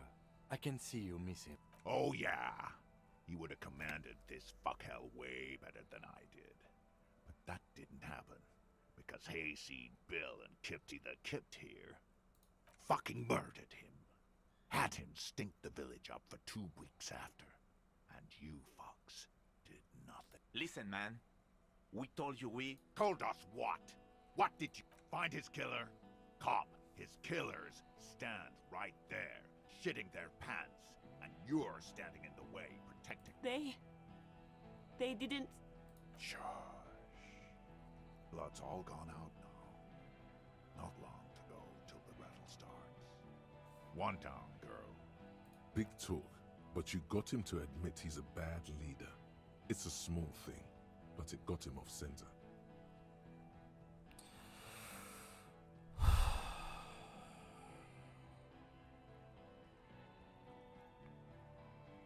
Yes. So what? Nah. I'm clear as day. Fucking government ordained soup. Enough already! What is this?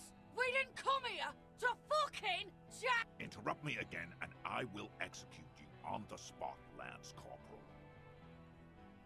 Who the fuck is... Glacier, the woman upstairs, where is she? She left! Unarmed, hunched, but keeping it together. What am I doing? My fucking establishment is under fire!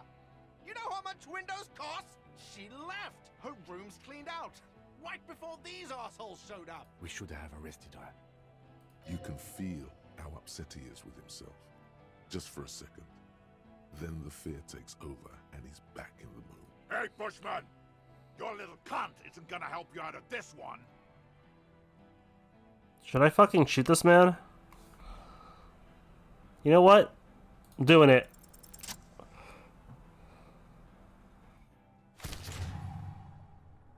A plume of smoke and fire erupts from the gun, and your hand goes numb from the explosion. The smoke drifts west with the wind. You hear the plaza erupt in violence, slow, like a waterfall in reverse. There is a hole in his cheek. Blood gushes out as he stumbles backward, eyes filled with rage and disbelief, gurgling, muttering something unintelligible. His lips, moving, swollen with fear, are trying to say, shoot him, but he can't. Oh fuck. To your right, the killer raises his rifle and from the corner of your eye. He's trying to find a straight line of sight before... It's not easy. He has 0.6 seconds to do so. He won't make it. Let's do it. Oh, we did it! A swarm of angry lead passes mere millimeters from your side, tearing fabric off your coat. Feels like the lightest of tucks.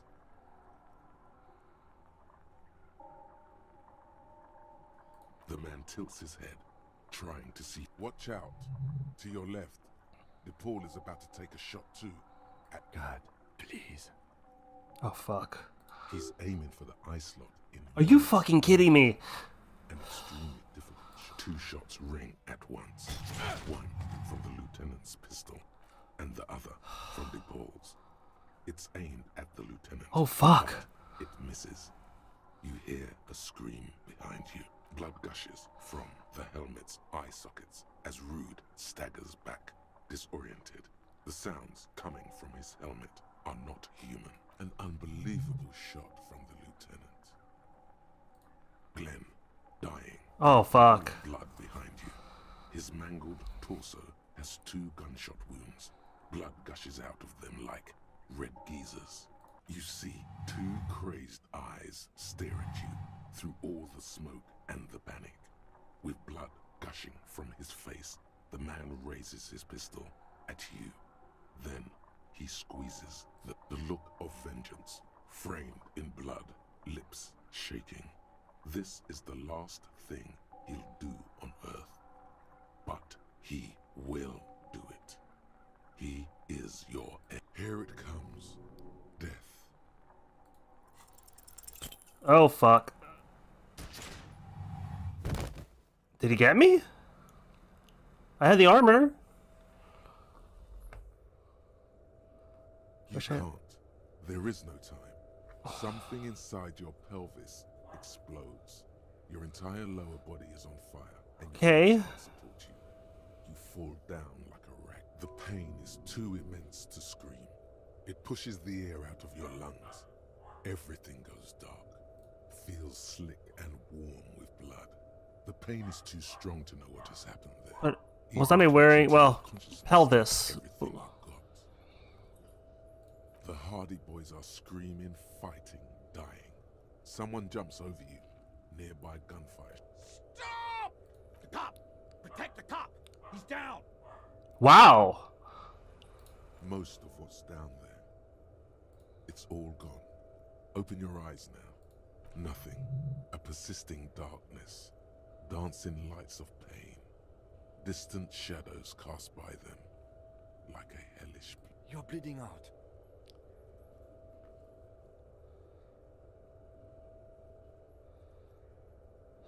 Stay with me. Yes, keep talking. You hear me? Stay awake. But you can't. It's so hard. Your eyelids grow heavy, and the sounds ever more distant. And a cold comes over you. The lieutenant, too, is somewhere far away. Almost gone. When suddenly, you sense something behind him. A slender white shadow towering. Someone stands there. No. No. Scream immediately. He's gonna die. No. We're saving Kim! No, you say, and hand out your firearm to him. Your hand trembles, and your eyes are full of fear. That's all it takes. There is no room for hesitation. The lieutenant moves like a spring unloaded. He grabs the gun from your bloody hand and fires behind it. You hear a faint scream, a woman's. Then the sound disappears, like someone pressed stop on the tape. The woman is gone. So is Kim. Then the whole... This is death. One more door, baby. No. One more door. The fight? There is no fight. The fight is over. It was lost 1,000 years ago. You have laid here forever. Keep falling deeper. Take the door. He's not taking it. His body is not taking it. Oh God, no. He's not disintegrating. He's swelling up instead. Over the hours, hurting, moaning in his sleep, and rotting, and being disinfected, and smelling of drugs, and feeling saliva in his mouth, drifting in painkillers, thrashing in his wound sleep. He can't go. Not before the case is solved. Yeah, we're not done yet, baby. There is a radio. Woo! A radio of the world. Playing sounds. Good morning, Elysium. Soon you will return to the world. Hours turn to days. Soon we will get up again and go through it again. Finally we know what the infernal engine was outside. The clarion call. It was him. He is the infernal engine. He never stops. He only gets worse.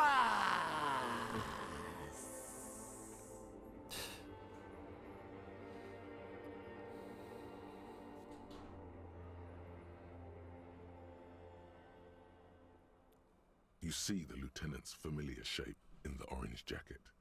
It turns double, then triple, from the pain. Sunrise, Parabellum.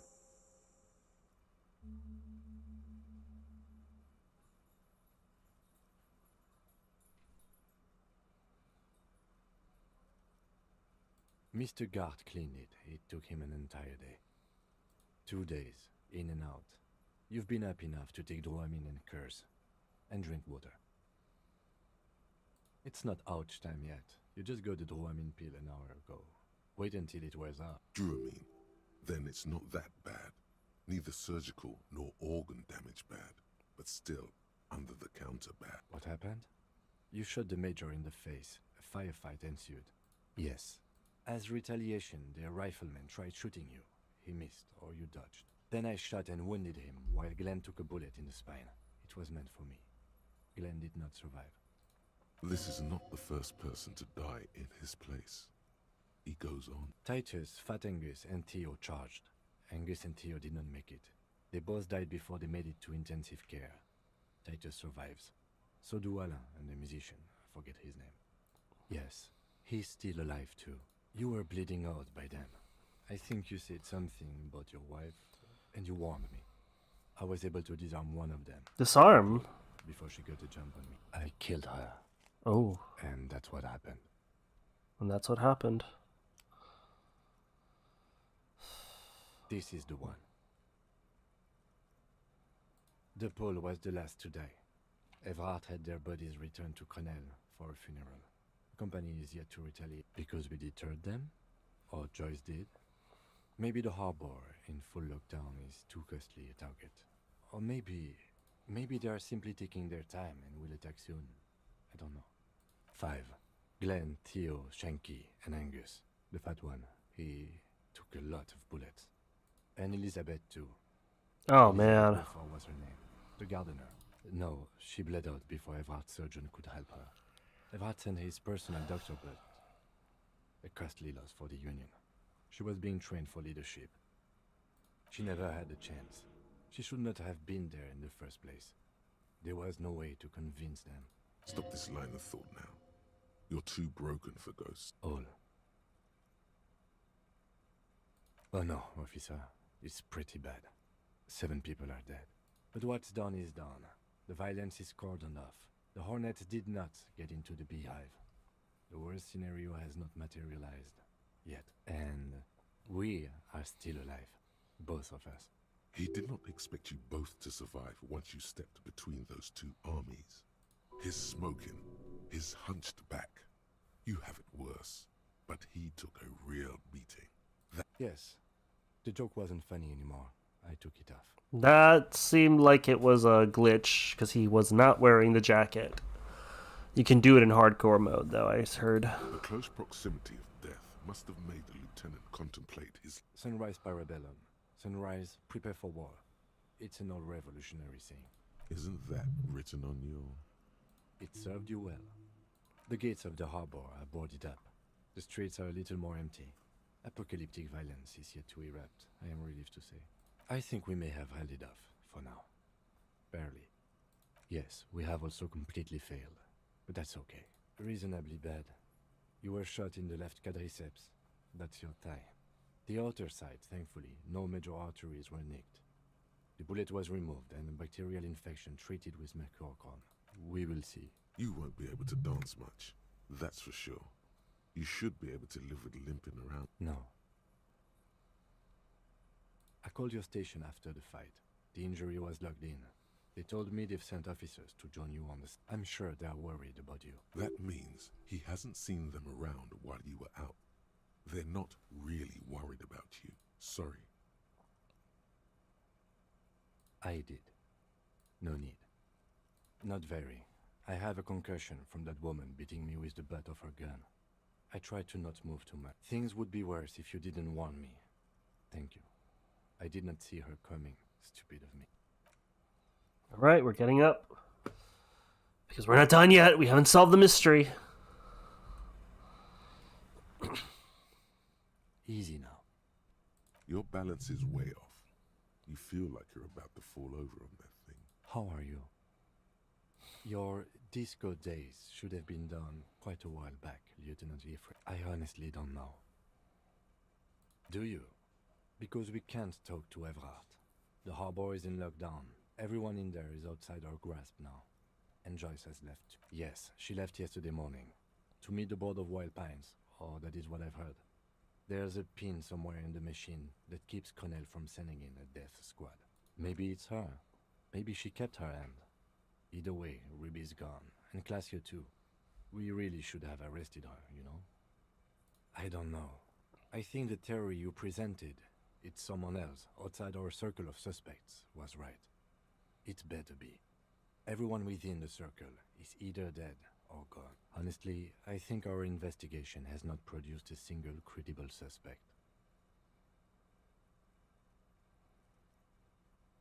What? Every piece of garbage in the city is not connected to the case. You don't have to keep everything. He's wrong. Okay. I don't know. That's been there for years. Yes, God cursed the footprints, not solving the case for us. Au diable. It's extremely easy. There are thousands lying around from the war, all completely unusable. We should go upstairs, rethink the ballistics in situ. I agree with this. What else? We could find thousands more if we wanted. All of Revachol is full of them. He does not know what to reply. It's morning outside. Don't be narcissistic. Half the cops in Revachol West are his peonies. That does make some sense. He arches his brow. The ceiling fan patiently spins overhead. It really is very hard. That concussion must be making him dizzy. No. Are you ready to limp? Good. Where do you want to limp to? The lieutenant did mention doing more. Let's go upstairs. Also, it's just close enough to endure the walk. Why not? Let's do it. Another look at the window, perhaps? The one he was shot through. I don't know. I can't think of anything better. Oh my god, the room clean.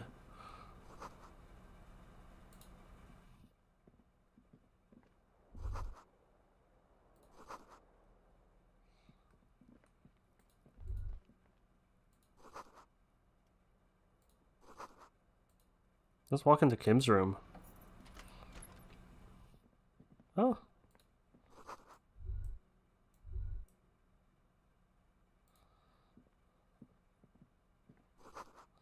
Let's put the gun away.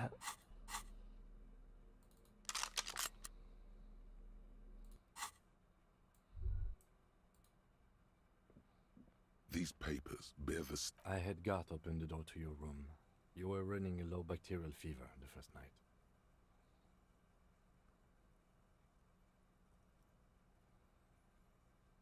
Behind darkness. Tremble. The time is now. Time for the show. For Taola. The hallowed time of fear and disintegration. A countdown. Yes, you spoke the words of the Palindropos and the houses of Pericarnassus.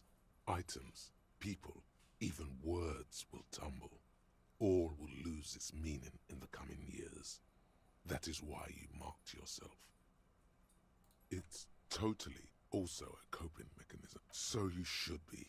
The world island crumbles at your feet, and in the far plain, Palindropos. Perhaps, just a thought. This has something to do with that. The face of the woman fractures. There will be herd killing. We all become vapor. Yeah, I need to go.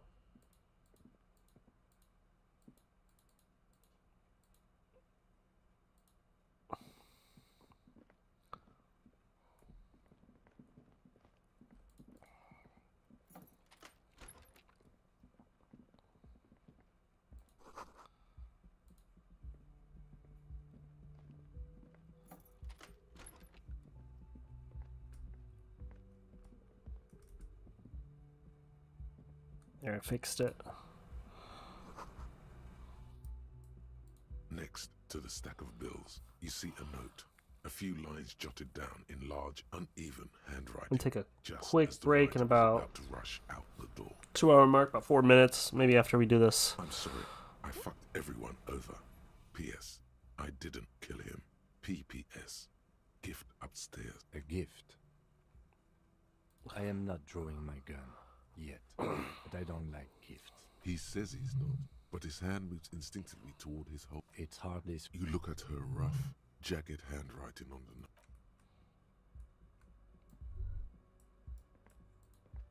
Let's go upstairs.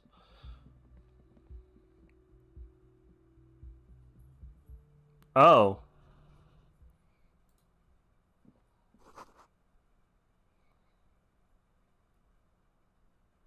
Well, that does help.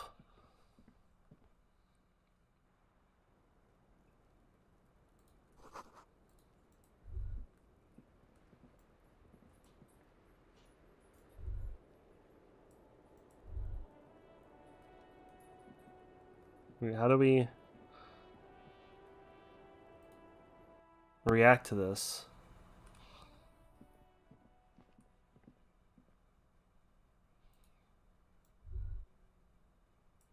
Oh, probably with the window. You see the same two neon-lit shapes, a man and a woman, only now a red thread bisects the room, pointing from the antenna outside to the cupboard on the wall. This is ballistics. She's left a trajectory for us. A ray of backward motion explodes from his mouth to the roof outside, A prime, to then widen into a radius of locations in Martinez. It suggests the bullet came from the extreme upper quadrant of possible angles, from a point beyond the roof, B triple prime, the island in the bay. Unless she thinks the perpetrator was standing on the ring antenna. That she was there that night. She would have known precisely where the bullet hole was in the glass. She had a long time to think about it after, standing on that roof, staring at the glass. It also looks like there may be more to her skill set than we know. The question is, should we trust her? I find that hard to believe, but at this point, what difference does it make? So it is. For a second he seems tired. I just haven't gotten a lot of sleep this past few... He doesn't really believe this will yield anything.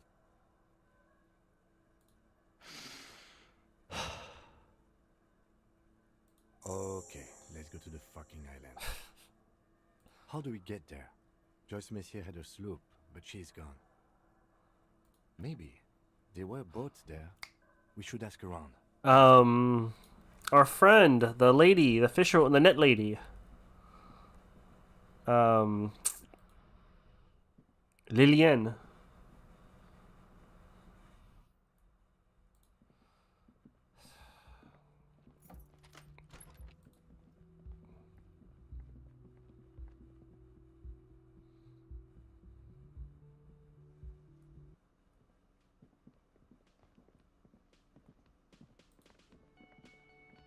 Oh, you're up.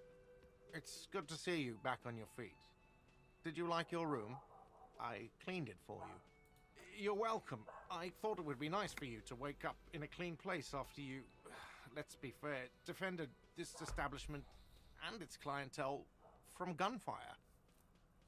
I give credit where credit is due, and that, sir, was a nice shot. I was watching until you hit him. Crawled inside then. Bullets started flying. Anyway, I wish you a quick recovery. Also, you and your partner are staying here free now. This establishment supports cops. The stay is free, the drinks are not. It just felt I needed to specify that. Oh, you know, people don't tend to stick around after shootouts. Turns out they're not good for business. I don't remember everyone who comes here, and many people wear sunglasses inside lately. Must be a fad. Yeah, I was. Yeah. That's because I'm a bad ass. Yeah, I don't know. Clients were panicking. And also, I guess I sort of found out that I don't give a shit if I die. Fuck Gart. He means it. It's not just boasting. It's something he discovered about himself. God damn, man. To that balcony. No problem. All right. Wow. Hey, smoker. Hi again, gendarme. Okay, there's nothing. Hi, gendarme. Oh my fucking god! All his dudes are dead. Seeing you approach, the bruised man raises his bear in will. Crazy motherfucker. Didn't think you had that fury in you. But I guess I've misjudged a lot of people lately. That was one hell of a shot. Hell of a shot. The fucks did not expect that. I guess what I'm trying to say here is, thank you for intervening, fellas. That was mighty brave of you. This is big. It's as big of a thank you as Titus Hardy can muster under any circumstances. Now, how can I help you? Theo was old. I think he'd be pretty happy with the way he went. Never could imagine him withering away on a sickbed. But Lizzie and Angus, they were just stupid kids. Didn't realize the shit they got into before it was too late. I feel responsible for both. For all of them, really. Here it comes. The last one is the worst one. He only deals with it by drinking copious amounts of 8% beer. And Glenn was my friend. Best I've ever had. I'd love that crazy homo like my own brother. We're all fucked without him. But what do? This job is shit.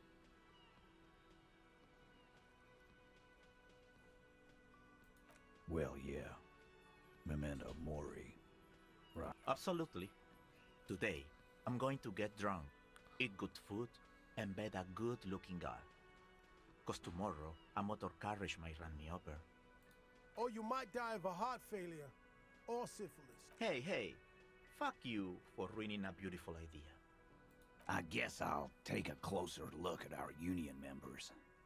There's bound to be some ambitious fellows there who'd love nothing more than advancing social democracy by busting some head. Might even ask Tibbs if he's tired of replacing windows, and maybe wants to have some fun with his brother.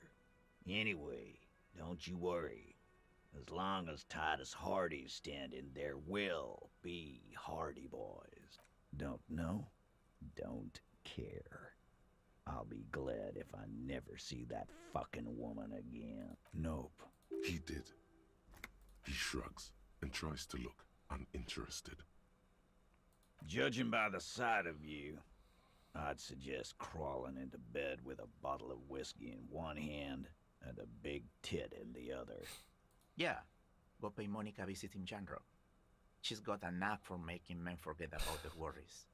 Biggest pair of milkers in Norway. Milkers. Hell, you both look like you could use some feminine company right now. Thank you for your advice, Eugene, and you too, Alain. I do always appreciate a good use of the expression milkers. You're welcome, Bina Claude. You're all right in my book. Take care, coppers. You two look after yourselves now. Death passed on you today, but men don't get that lucky twice. Copo Loco. And normal cop, I guess. Good luck in Shamrock. Scars made the best tattoos, they say. Thanks for getting involved, guys. Not a lot of cops would step into that line of fire, but you did. And if you ever feel like the uniform is holding you back, I've got a few vacancies. You'd make one hardy boy, copper. Oh yeah, I got some thoughts, right? Well, it should have passed. Oh, I got some skill points. Let's think about it. I mean, we're towards the end. We are definitely towards the end. Go to the island. Amai la puta madre espion. Okay, we are getting there. I'm going to put us on pause right now. Be right back. Don't go anywhere. I think we're going to finish it tonight. Tonight.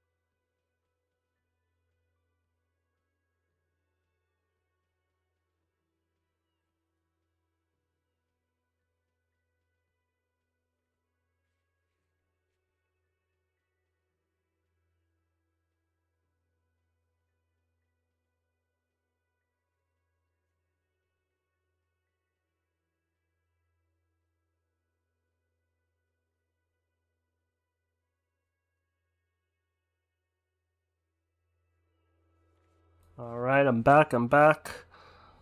It's time to finish it. Well, let's find out if I'm la puta madre's peon.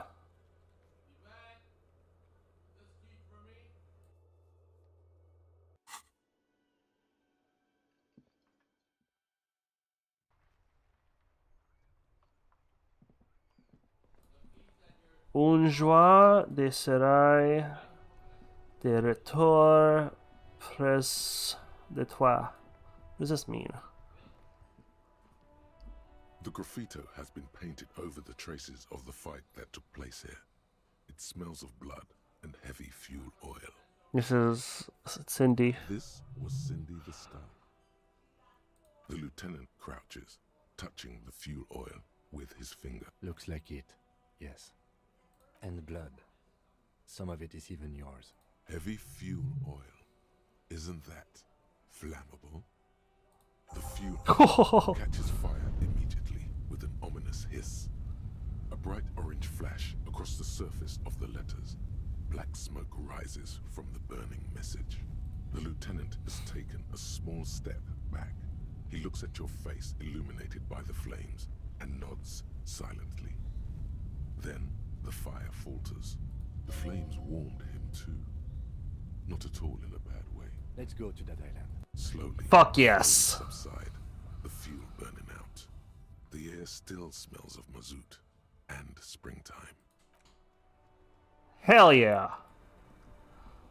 Who's this guy? Who's this old man? Worn and beaten. We can sit on... You can revisit the bend. I gotta find out if I'm la puta madre's peon. Care to play a game with... Actually, never mind. The prick is gone. Did he die? I barely believe it, but he's really gone. He is trying to retain his jolly facade. Hell, most likely. He was an absolute Kent.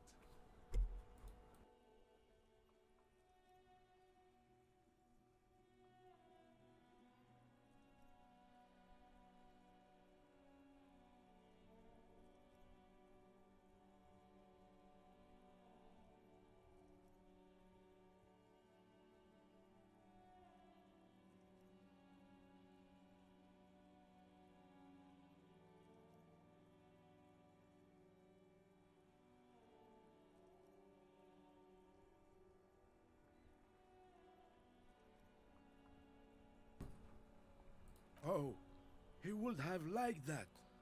Violent lives ending violently. That's how he wanted to go. Sadly, He just died of old age. his hungry little heart finally gave out. The dock workers found him in the guard booth this morning. Wasn't even supposed to be working for another week, but he just had to prove how tough he is. Wait, did he push himself to prove he can pull his weight and doesn't need handout? Yes, he was about to head home. Cause when the dock workers found him, he was wearing civilian clothes and not the Kuketu uniform I saw him in all the time. Sometimes I thought he was wearing it just to piss me off. Now the joke's on him, cause he's gonna be buried without it. No, René was the most stubborn man in Revachol. Nothing you or I could say would ever push him to do anything. The man was completely immovable. He has doubts, but right now, he just wants to move on and not think about it. Yes, we are both very sorry for you. It is what it is, part of life really. But to know someone for 79 years, then one day they're just gone. I just don't know anymore. About anything really. But you must need something. René wasn't really what you'd call a botanist, officer. And believe me, he didn't like Insulindian lilies. That's their old name, dating back to the time of kings and crests, and all that other stuff he loved so much. There were many reasons, but mostly it was the communals. They called them the belts of revolution. I guess in the end, the Insulindian lilies were just another piece of the whole Insulinde. the royalists had to surrender Bro, to the I just thought of something. It doesn't really matter anymore.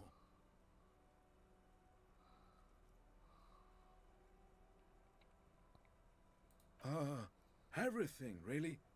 I probably knew him better than... Teacup? Oh, because of the ceramic armor. Clever.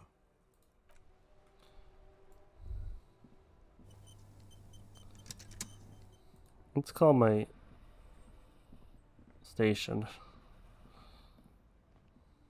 Inside, you see a set of steering levers, a radio microphone. This is Precinct 57. How may I assist you? Something is wrong. Only static hisses through the speaker.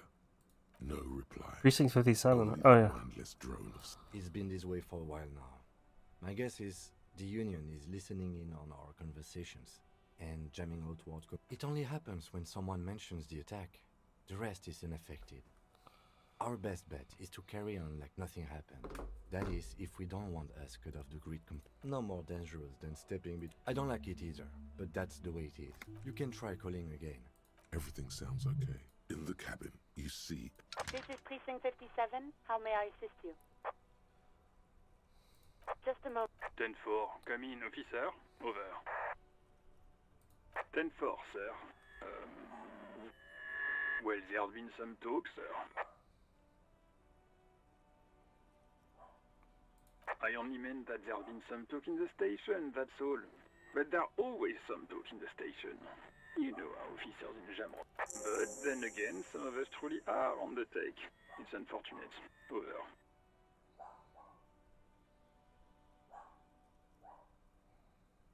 Roger that. 10. Okay, so no? Just talk. We're going to the island. This is it.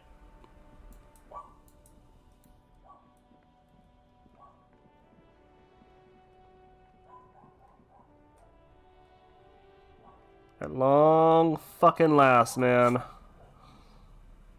Okay, clothes. I'm throwing on the revolutionary hat.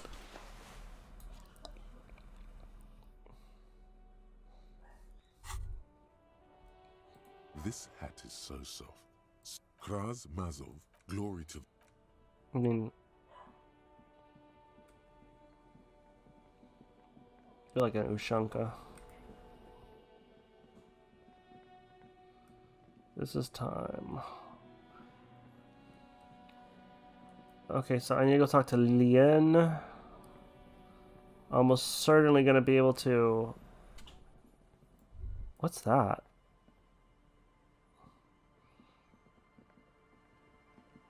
Footprints. All this back and forth. I don't remember those footprints there before.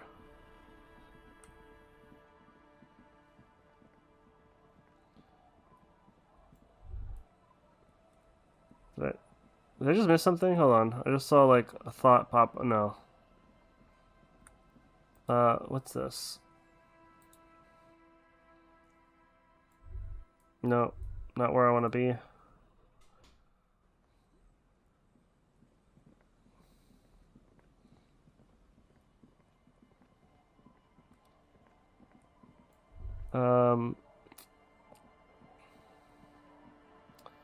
Where are the kids? We're just outside their house. No, that's the shack. Is it this house?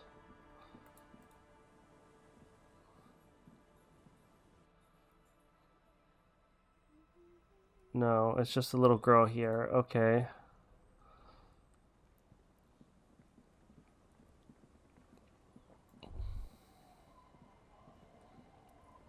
Oh, there she goes. Officer, what happened? You're limping. Why are you limping? You look terrible. She sounds almost disappointed with you, reprimanding you for falling and hurting your knee. Is this from the shooting in town? We heard gunshots. Not that we don't hear gunshots all the time, but they were closer than usual. There was an exchange of fire on Rue de Saint-Guylaine. It's nothing to be worried about. You didn't only get shot.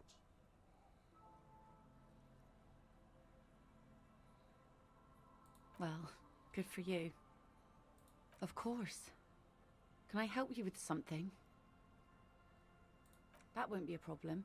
It's wind still and the tar just dried. We've got 2 days of relative sunshine ahead.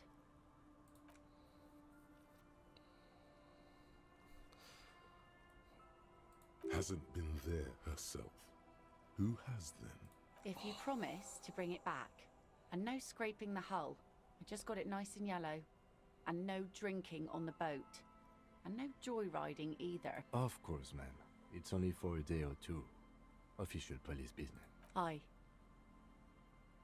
The crow's feet disappear from the corners of... Please be conservative with the fuel, will you? Just filled her up, but it's a small tank. Alright, here we go. I knew it. I was right. It's not out here, right? No, it's the... Oh yeah, there it goes. A skiff with us. Once you get in, that's it. One pull of the... Yes. You made all the nest. Yeah. Remember what the net picker said. It's a small tank. You won't be going back and forth on this. What? Fine. Let's blast SAD FM then. SAD FM is a radio station specializing in SAD.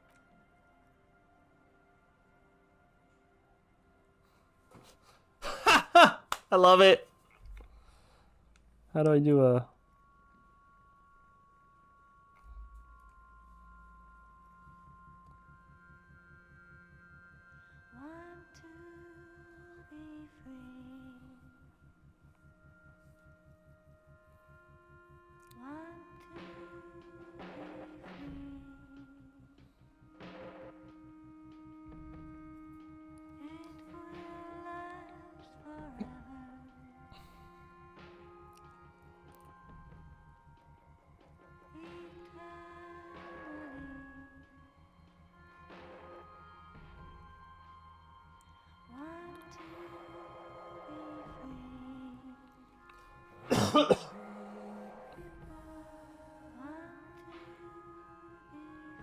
I would love a SAD FM. For real, for real.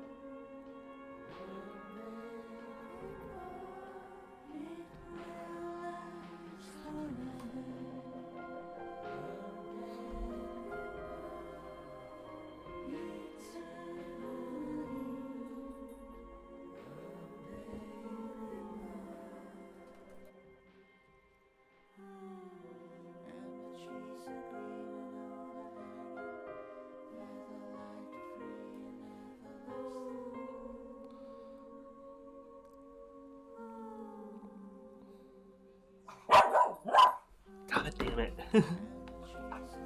Hey, none of that barking.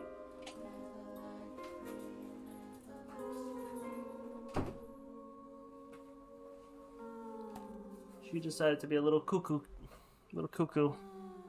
Alright, wow, that took a while to get there. Sorry, I gotta order a pizza.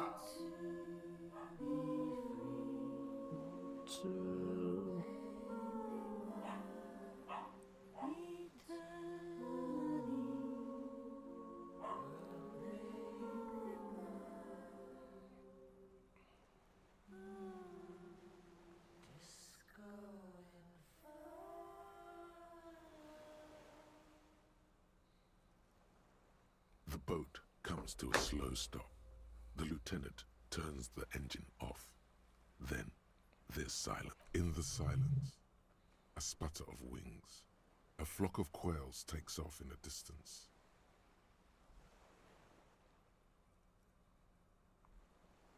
Let's go.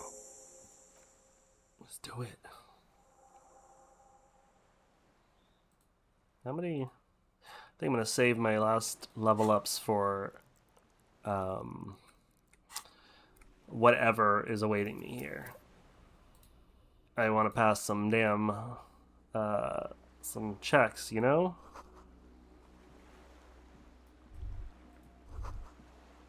The chain trails off into the ocean, connecting the island to the supply depot on the coast. Ah, yes. So it seems. For bringing munitions to the island, maybe? And supplies? You could also lock the bay when you raise the chain.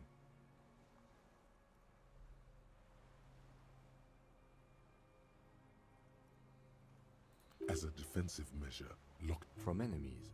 Enemies of the commune of Revachol. This sea fort was a revolutionary fortification, I believe.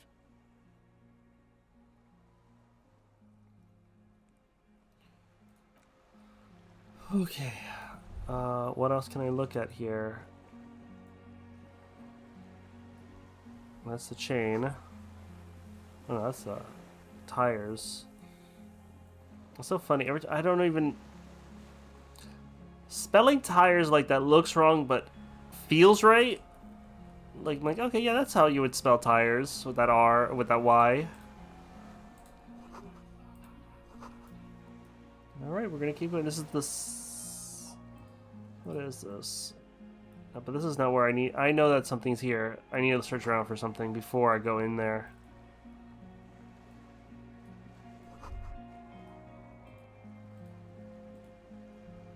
Or do I just walk through it? ICM. This feels familiar somehow. It does. The RCM may descend from the ice. It's impossible to say. It was chaos after the war. The name was good for getting people to join us. Revachol West was mostly workers and criminals. Nice political thought. It's going to be hard to say them. Carrying around all that weight on a busted crutch is making you pant. There were all sorts of groups and groupuscules back then. It doesn't really matter. No, that's the... A DeLorean-era symbol of Insulinda, known as the face in the sea. After 44 years? That's not nearly enough to hide what happened here, Lieutenant Giffred. One of these barrels was still leaking fuel, as you... No. With its horns in the sky. The symbol of the Insulindian Citizens Militia. It's the official name of the Communards Army. The black and white army of the revolution. Sounds an awful lot like.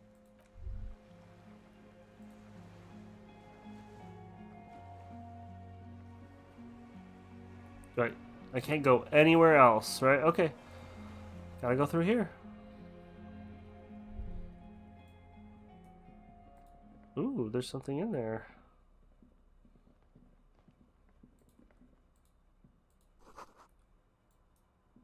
So I can't go...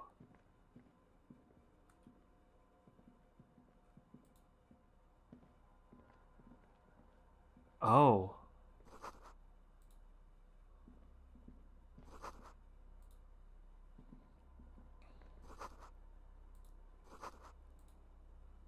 Books and magazines lie scattered on the floor. Most are soft covers. Popular depictions of man versus nature by amateur naturalists T&T Harpin. Husband and wife. Widely read by people from all walks of life. Who doesn't like nature? Who doesn't want to survive among what is mostly commercial fiction and serialized stories? You find a magazine cathodique for electrical engineering. Then it's back to pulp. Light erotica, an international thriller about circuit. Someone's made themselves a home.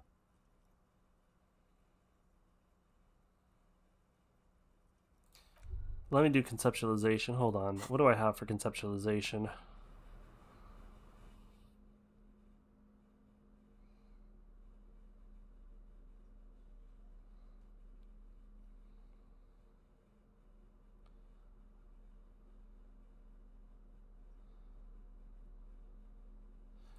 Oh, I wasn't even wearing. Oh, I wasn't even wearing the fucking bulletproof vest. Holy shit! I survived that somehow. Amazing. I got nothing for. There we go.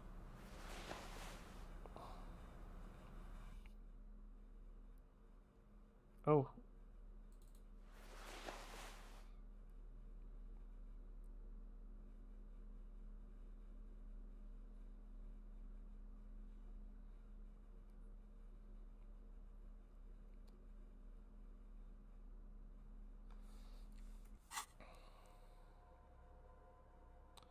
Soft covers, serialized fantastique. Let me try another detective stories, conceptualization. Animal Adventures, a magazine for electrical engineering, and an international thriller. Also, light erotica and some historical. I mean, does it matter at this point? I kind of want to know, though. What am I going to get if I Soft can... covers, serialized fantastique. Oh yes, under the bed, there is a rather extensive collection of critical theory. That is, dour, life non-affirming. Ooh, yeah. I agree. Humanitarian sciences. It stands out. Not a lot of critical theory around in Ravachol West. Your incendiary remark has failed to provoke. Wasn't there some in the communist students' room? Well, yes. That one student... The little books seem inconsequential next to the big pile of frivolous entertainment covering them. Whoever has lived here, they have some education and a certain set of... Interesting. Okay. I feel like it's going to help me in the check. I'm going to wear the suit jacket. Hold on. The shirt. And do I have the pants?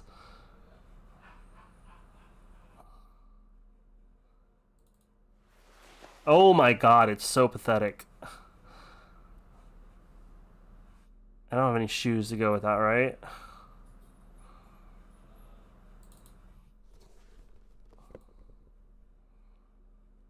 Logic, suggestion.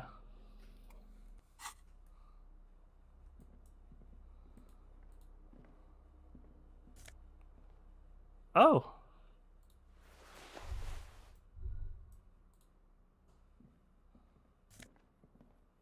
Hey. I need those sneakers.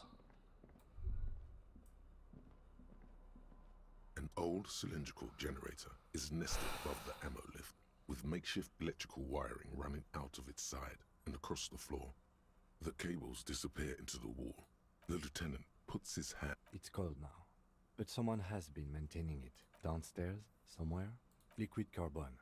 I would imagine it takes mazout, the kind that's favored by Diesel? vagrants and fuel thieves. It's been a long winter, long and cold. If anyone stayed here, a hollow ring, the canister is empty. I don't know. I'm not a philosopher. Someone with basic electrical skills has restored it in order to keep the room warm. The wind out. Kim is a little loopy right now, isn't he? I was like, I'm not a philosopher. Let's check the bed. There's a greasy old spring mattress in the corner, resting on piles of... Someone has been squatting here. The linen is fresh, recently washed. You force the rest of the sentence out through... You know, officer, you can rest here if you are feeling tired. I will keep watch. You could use some rest for what's ahead. Yeah, I can take an hour. The concrete wall. I get my morale back up, right? In the dark, the blanket feels cold. You feel yourself standing up in the darkness, right next to the mattress. Slowly, the world begins to sleep.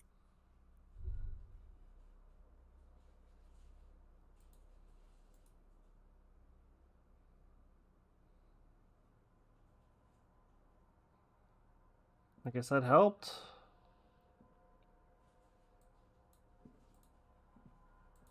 Or...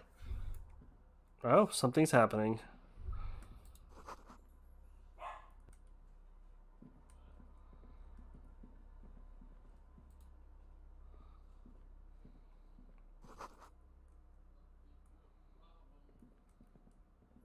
I guess I go back outside the way I came.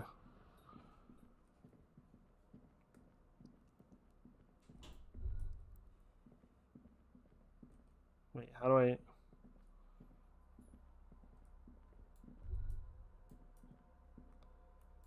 huh? Okay, now I'm confused.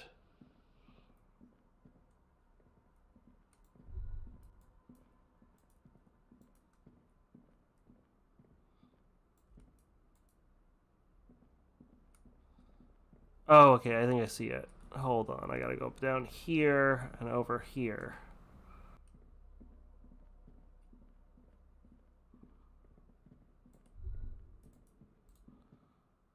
I'm surprised that worked. Like, this whole thing. Like, just going to sleep?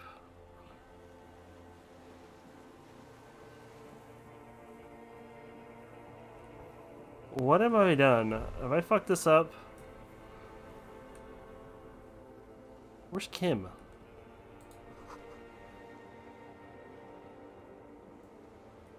The chain.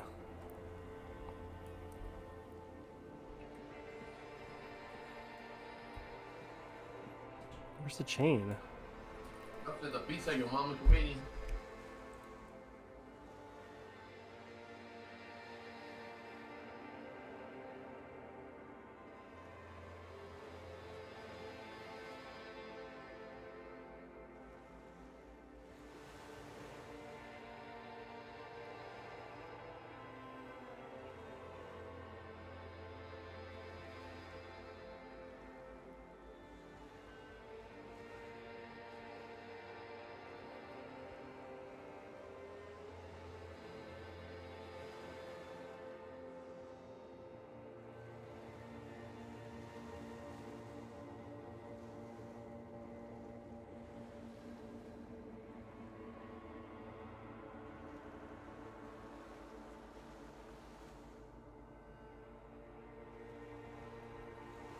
Alright, am I going the right way? Hold on. Let me turn off the little halo. Oh yeah, the chain. Bro, this is a dream. This is a fucked up dream. Walk into the water now. You see footprints on the water. Wow. Further. Oh my god. Dolores Day, the innocence of humanism, internationalism, and the welfare state turns around to face you. She has an airship airbag in her hand. She seems to be in a hurry.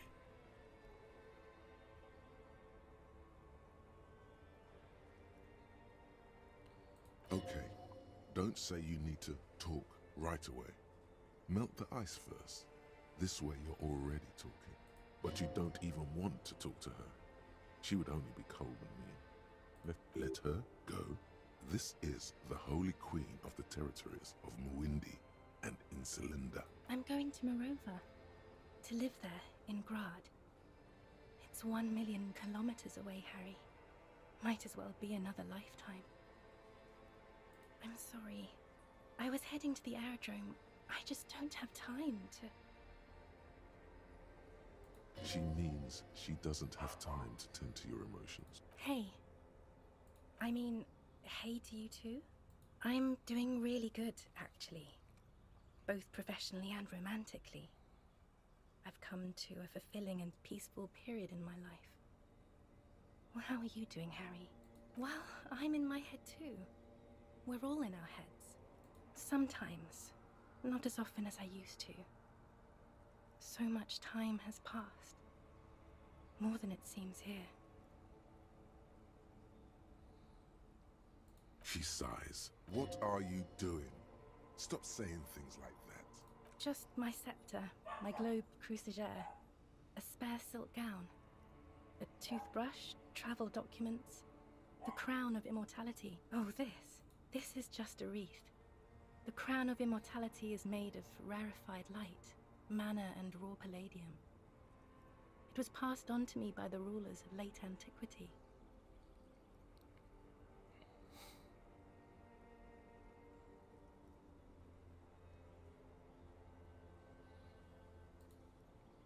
She looks at the... Anyway.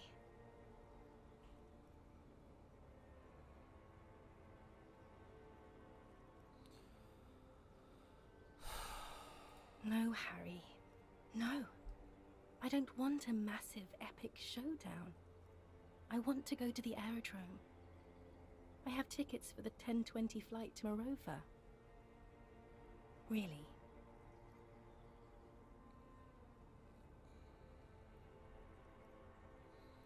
We don't have anything to talk about anymore. Every combination of words has been played out.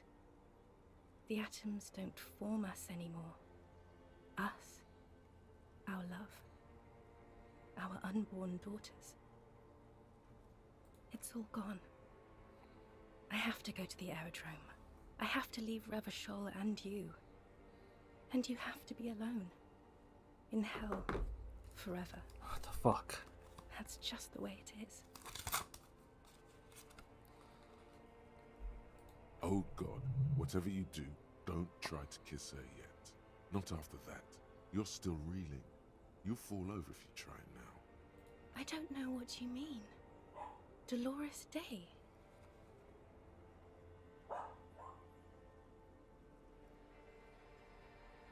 Wasn't I Dolores Day just a second ago? Now I'm the X thing? You're confused. I haven't even bought the tickets yet.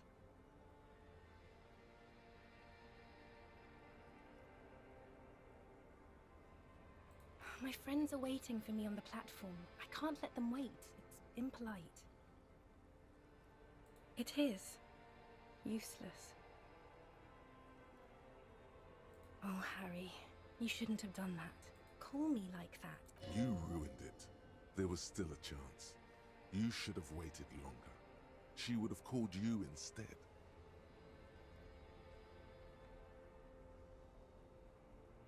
Oh, Harry, do you really think so? We haven't talked in years. I don't want to call you. I don't want to hear from you. I think of you less and less every year. Weeks go by without me remembering you. Fucking Months hell. already. Soon it will be years. Every season that passes, the light gets less clear. I sit there in Morova. Sorry, I didn't see the The chat holy there. gratitude Yeah, no, this is fucked up, man. I put my hand on my belly and smile. The air gets cold around you. She looks down on her stomach, then up at you. Her eyes are full of tremendous distance and mystery. The death blow is coming. It's Dora. That's what the voice said on the phone. Dora short for Dolores. Dubois, yes. Dora Dubois.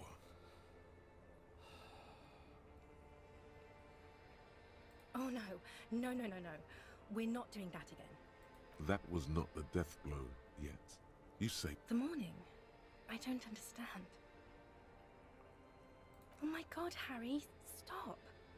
I don't want to hear anything about... I can't do that anymore. I'm not 80 years old, I'm 32. People my age are not supposed to mourn.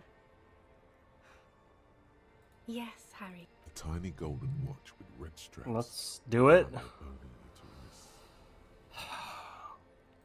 It's not, but... I don't know why I said but. There is no but. That's it, yes. We've talked about it a million times. You will get over it, just like I did. People do. Things will get good for you again. Where in hell? Stay here in hell. Stop. You're only making it worse for him. You never help with anything.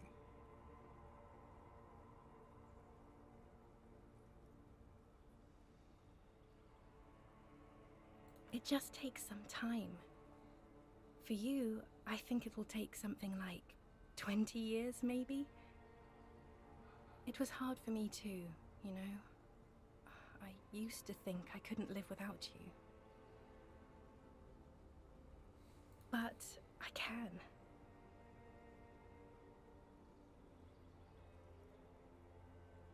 Yes. It only took me 1 year, maybe 2. Phew. Jesus, thanks. Yes. But that time is gone now. So very gone. No, Harry. We can't. We already tried again, and it didn't work.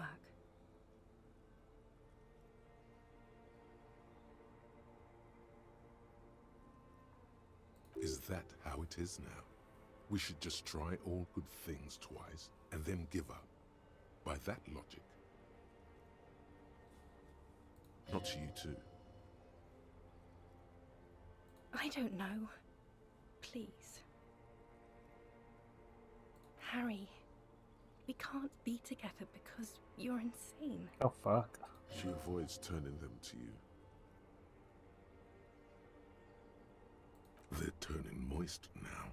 Her eyes. She slowly shakes her head and tries to get a hold of herself, brushing her hands in her gown. You know what I mean.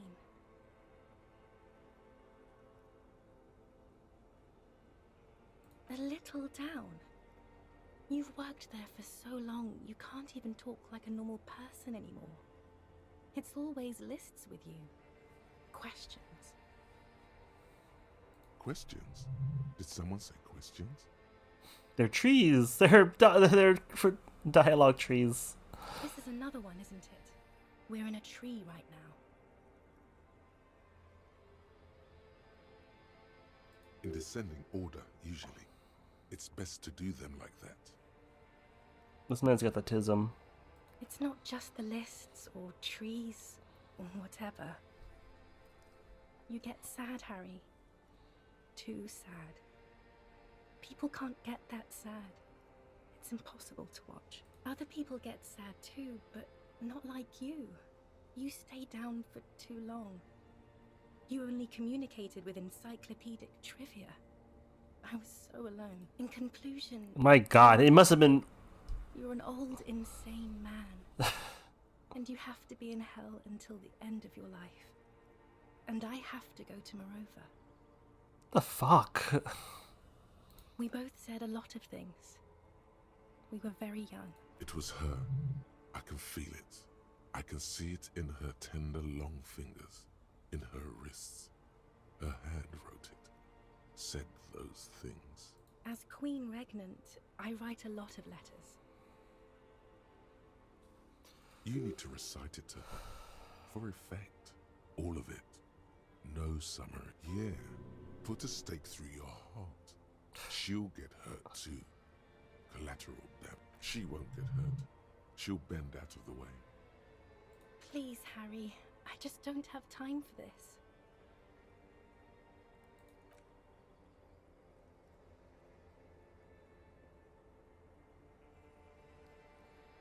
Something something bow collector. I know it'd be like this.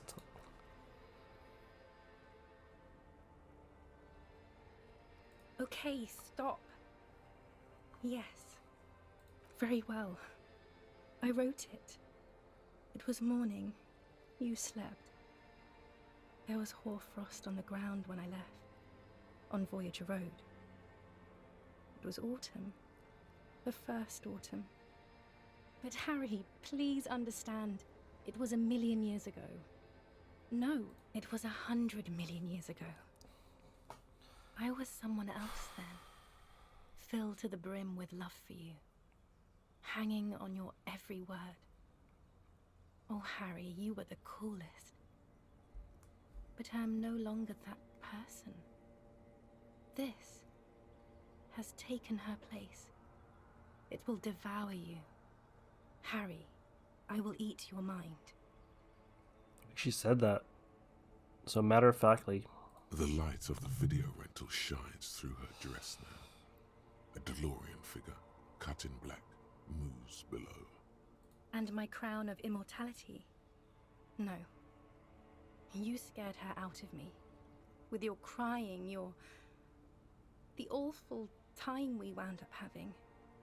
And the cheap rental flats you could afford. Can't you see? I can never think you're cool again. I can only think that way about new people. A cheap rental with mold on the walls and the tap dripping.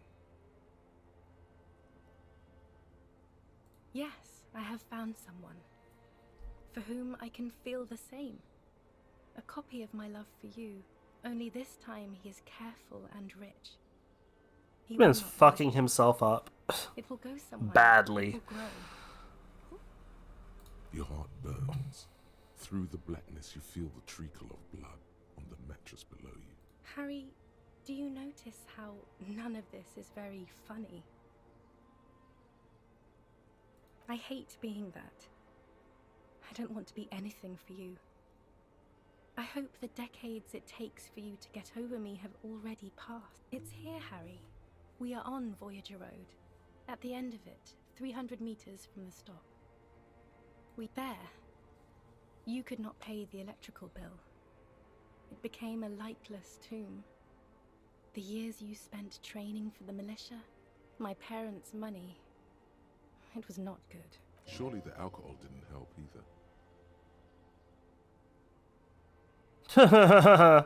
No, it definitely does. Everyone has a little glass of wine every now and then. I certainly do. It's a Queen Regnant thing. I don't think it was the alcohol. It was inevitability. Is there really anything left? Don't let her go there. Well, we should redo the topics. We tried. Go over everything. The things you didn't say before, too. Make it go on and on.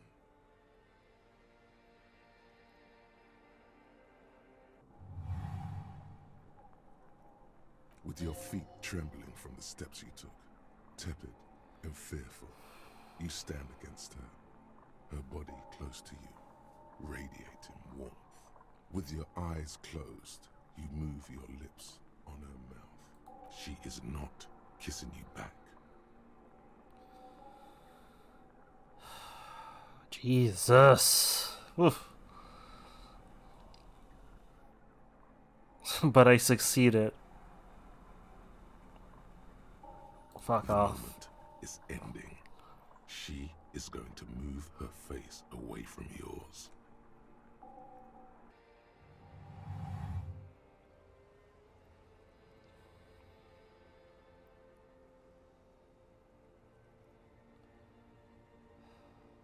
Trying hard not to look at you. When she withdrew and you held on to her hand, she tried not to look at your face and see the expression there. Brother, you should put me in front of a firing squad. I have no words for how I failed you. That's it? No, Harry. Not yet. There is one more thing you have to see. No, no. I'm pregnant. Of course not. Oh. I terminated yours. Don't you remember? You poor fuck. Poverty-stricken fuck. Now, go ahead. Ask me more questions. Let's talk about something else. No, this has to end. Do the last one. More questions. Ask more. No, we're done. I have to, Harry. Really, I've already missed the 8:30. I'm gonna go now. No, it's silent like a martyr. No, you don't. You're just being a martyr. And I'm really going now. I won't see you, but you will see me. Oh, Harry. This is a dream. Can't you see? I'm already in Morova by now. Who knows how long ago this happened? A year? 2? 5 years ago? Right here, tomorrow night. Once this dream starts happening, it keeps happening. 3 times a week, at least. Fuck, no wonder Harry's like really looks like such a fucking mess. There's the video rental. He's just torturing himself. I'm suffocatingly beautiful and young. And I smell of tutti frutti chewing gum, like I did that time when I asked you for forgiveness. After leaving you the first time, so long ago. Oh yes, this is real darkness. It's not death or war or child molestation. Real darkness has love for a face. The first death is in the heart, Harry. See you tomorrow. See you tomorrow. Whew. Real darkness has love for a face.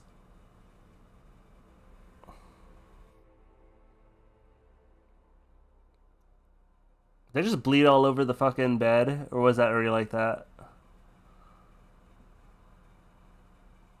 Kim. Oh, quick. How was your sleep?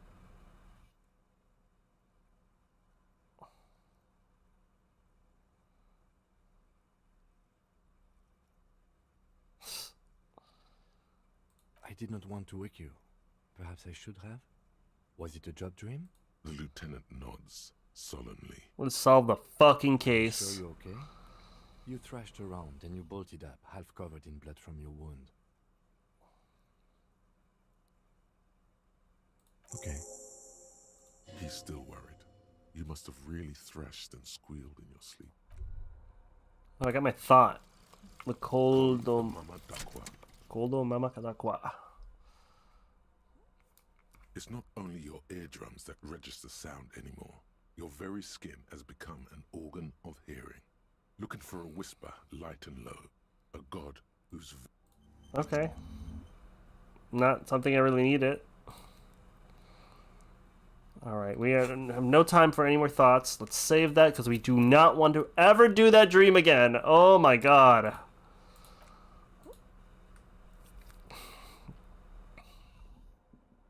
Harry, you poor fuck.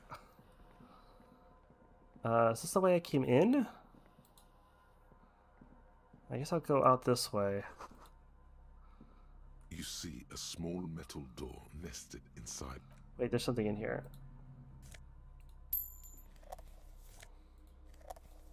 The heavy metal door. Another part of the island. Maybe this is one of the doors we don't open? He's right. It would be better to open its big brother. A powerful engine hangs under the ceiling. Alright, I retract my statement. You better retract your statement. We're gonna do it. We'll figure out how.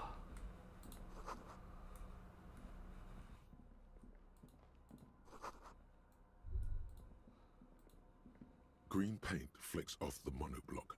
The keys rattle like teeth. The console of an antique computation device. The generator upstairs, with wires... Possibly. Urgence, ouvert, allumé, radio diffusé. It sounds like this device was used to control the electronics here. Maybe it's still there. This device was used to control the... We need to restore power before using this. We should look around outside. The boat engine.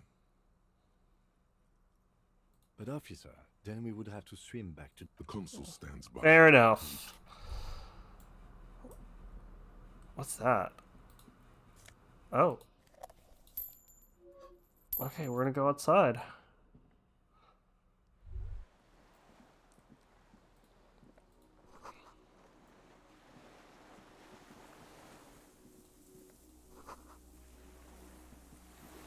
That was my pizza, sorry. I ordered a pizza.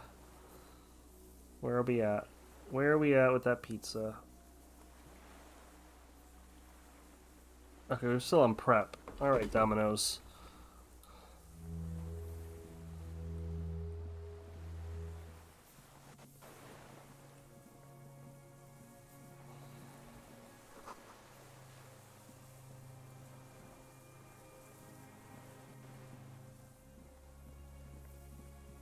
Alright, we're looking for some stuff. Wait, what was that? A strange feeling, looking at the water. Maybe you should... In the still mirror of the bay, you see Martinez, reflected. Tall edifices of ruins reach into the water, like shimmering towers. And the shacks too. Pine trees and motor lorries, upside down. Islets and posts, like stepping stones, lead into the water in front of you. Go. Step in. It's perhaps there's someone there, under the water, waiting for you, smelling of tutti frutti and betrayal. Maybe you know it's going to hurt.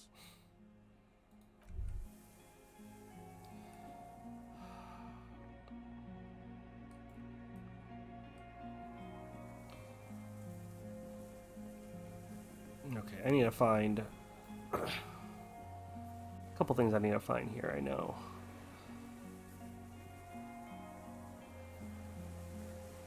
Alright, can I go up? I think I saw something that can go up here, right?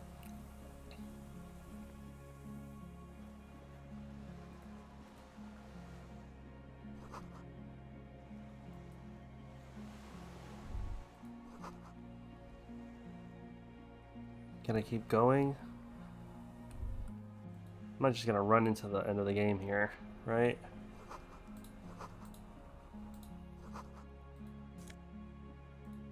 I got the fuel canister. Oh, that's something. Is that another bed? There's a rain-soaked mattress on a concrete slab, only half covered. This is where he by shot a from, crumbling isn't it? roof. At the head of it, double embrasures, firing slits like two eyes. B triple prime. This looks like a good place to shoot from. A single-person mattress, modern, civilian use. Brand name, Marjorie. There's a fuel stain on the cover, along with cigarette burns, and an empty can of beans on the ground next to it, filled to the brim with cigarette butts. That embrasure, what can you see through? Oh no, let me check the cigarette butts. The silhouette of a tobacco picker adorns the paper filter. The brand, Tio Moteri. Could be a coincidence.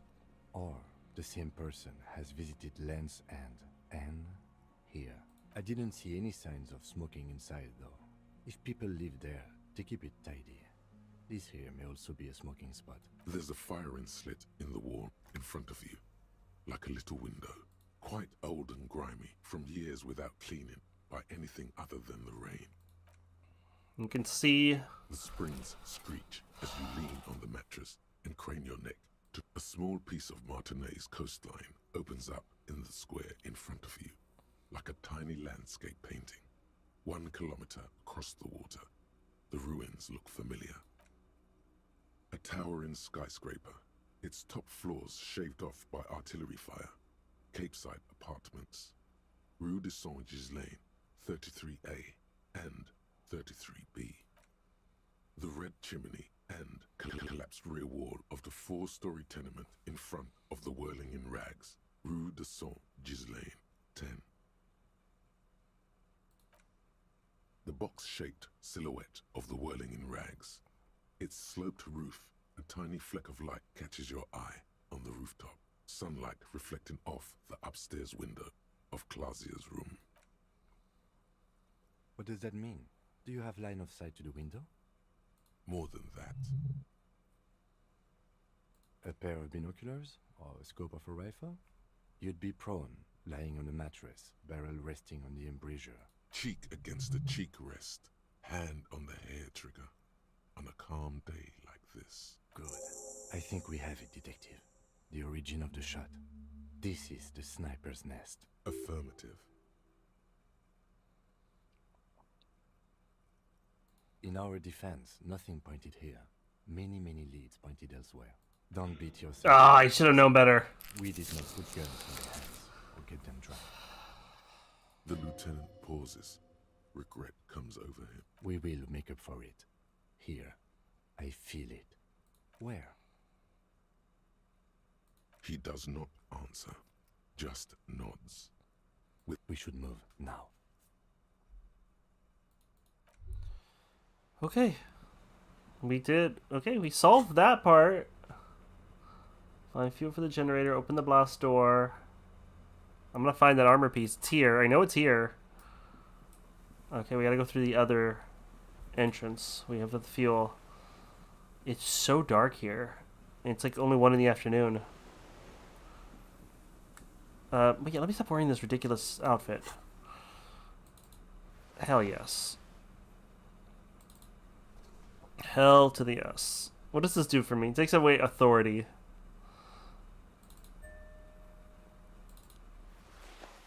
This kind of works.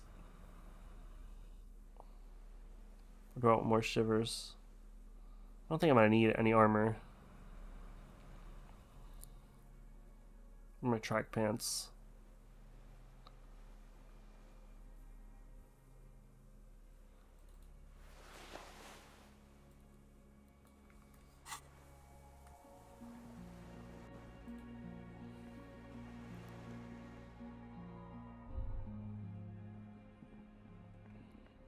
Let's go back upstairs. Fuel up the generator.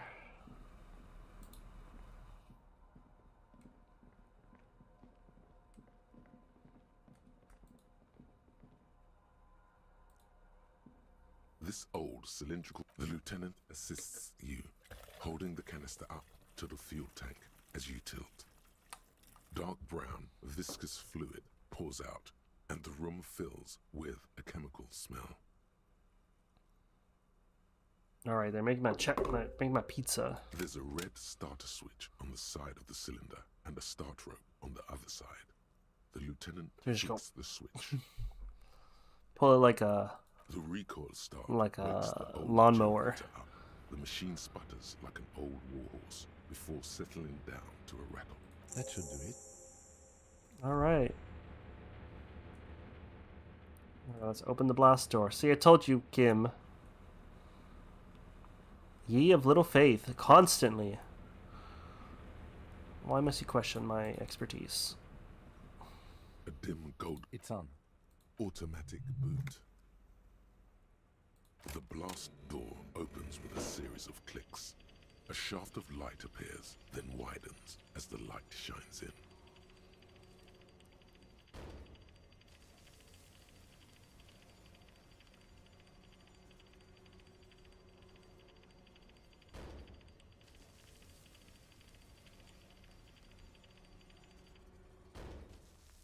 After you. Don't worry. I have a gun. I know. It was not easy to acquire.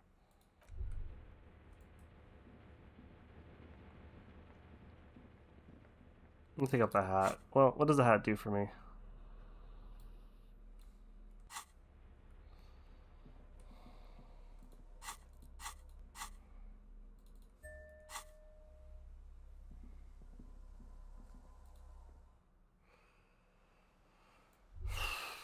Okay, there's...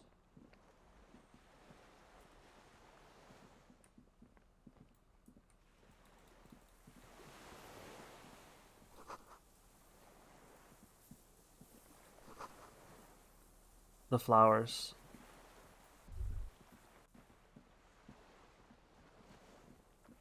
Oh, wait, I don't... Hold up. Do I have to talk to him first?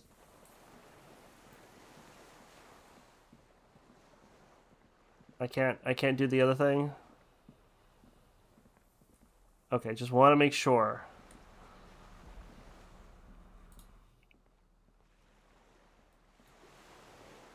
What the hell?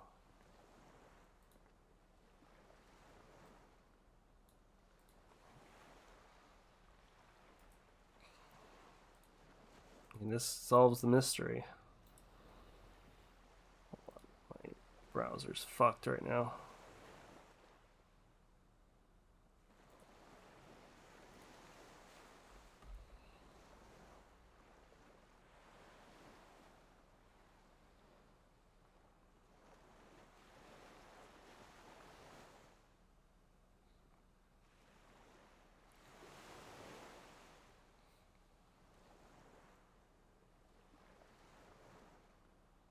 Okay.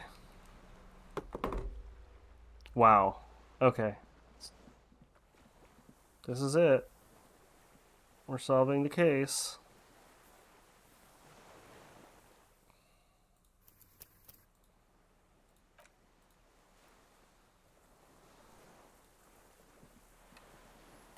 An old man wearing tracksuit trousers leans on the frame stock of his rifle. He gathers a big ball of spit in his mouth, then spits it out into the extinguished fire before him. He raises his black eyes, hooded by creased eyelids, to meet yours. Unclouded by cataracts, his eyesight is sharp. My eyesight? Yes, helps me see all the shit. I did. And you opened it. How? I should have burned that console down. Reactionary rock and roll music. Playing on the water. Told you we shouldn't play sad FM.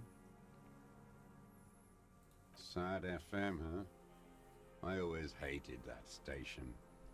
Phlegmatic, counter-revolutionary dirges.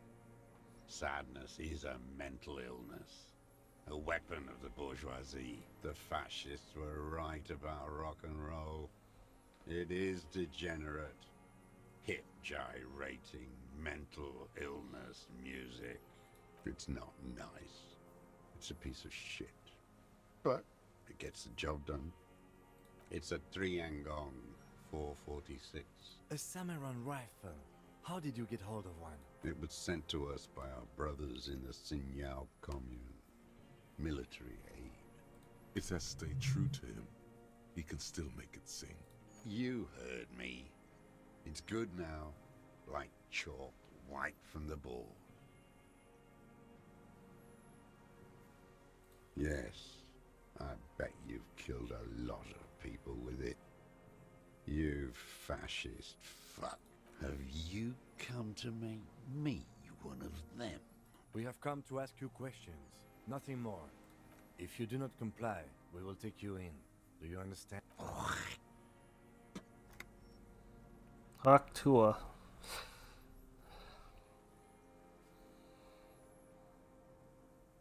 The lieutenant pulls his pistol. You are a glorified night watchman. This is a service rifle. I can only lay it down before an enemy commander of corresponding rank. There does not seem to be a magazine in the well. The rifle's side is clearly visible. You're right. Oh, wait. Yes. The words, "I am an enemy commander," sound cold as iron from your lungs. The old man still hugs his gun. And what rank would that be? A big wheel of the 4th Regiment of the Pederast Army. To hell with it. It's a walking stick anyway. It's out of bullets. Like an amputated limb in the sand. His gaze follows your motions. The rifle feels surprisingly light in your hand. Frame stocked and patched in places with tape and wire. Still warm from his parched hands. Not the metal. The metal is ice cold. This weapon has been modified several times. The rifle's in a shabby state. Like a crutch that's seen too much travel. Hieroglyphs are embossed into the forearm, made of walnut. On the butt, you see Vespertine writing, burnt into the wood. No one said it has to be a Belma grave. We were just guessing. From ballistics, it could easily have been a triangle. It doesn't matter if it was made in Shanti Shanti. All it has to do is use jacketed ammunition. And it does. The right type and the right calibre. He's liking this. I wonder how old it is. The old man does not answer. He just stares in front of him. The old man keeps following your motion with his gaze. His right arm twitches suddenly. Some kind of involuntary response. Something is slightly off with his motoring. This looked very much like the murder weapon. It could be used against him to get a confession. In time. My name is Josef Lilianovich Dross. Political Commissar of the 114th Anti-Aircraft Division of the 4th Army of the Commune of Revachol. I am a deserter, a partisan, and a prisoner of war. This is my termless surrender. The Commune of Revachol? Do you mean the ICM? Your holdover from the... From the Insulindian Citizens Militia. The Army of the Revolution. I was recruited in Jamrock in '07. Trained in the École de Contrôle Orient. And consigned to emergency defense duties in '08. I left my unit on the eve of the landing. When I returned here on May 14th, the Commune had fallen. Still armed and ideologically trained, I wrote a criticism of myself and resumed partisan duties. 51 minus 8 equals 43. No. I've been on other islands too. I was in Resurrection until they turned it into a spa in '18. Then I was on E-48. a nameless sound, until the sea washed over it. Then I came back here. That was 22 years ago. I was just 16 years old, 15 when I volunteered. I had a lapse of faith. And of courage, too. Well done. I won't explain it to a minion of capital. It was hard in the Thames. I didn't have partisan training. They were searching for stragglers, those bloodhounds. Floodlights on the water at night. There were posters, campaigns. We communards still hoped, and they needed to snuff that hope out. The East capitulated. Martinez and Cold City were turned to dust. But Jamrock, Forburg, even Coron, and Boogie Street, of course. Those fucking kips had Marsov coursing through their vein. And others too. Some cordons of Revachol was still fighting. There were cells. I tried to contact them. Soon they all went silent. The frequencies dead. At night, I used a dinghy. I only went after dark then. When I got to the city, I stayed underground. Patrols, you lot, the commons too. They'd started snitching. In the city, you move underground? From bunker to bunker. Not anymore. No one cares now. I don't even have to hide. They think I'm another antisocial vagrant. I could walk straight into that town if I wanted. I just... So you finally found it. There must have been a small squadron's worth of arms in there. Elmer Graves, right?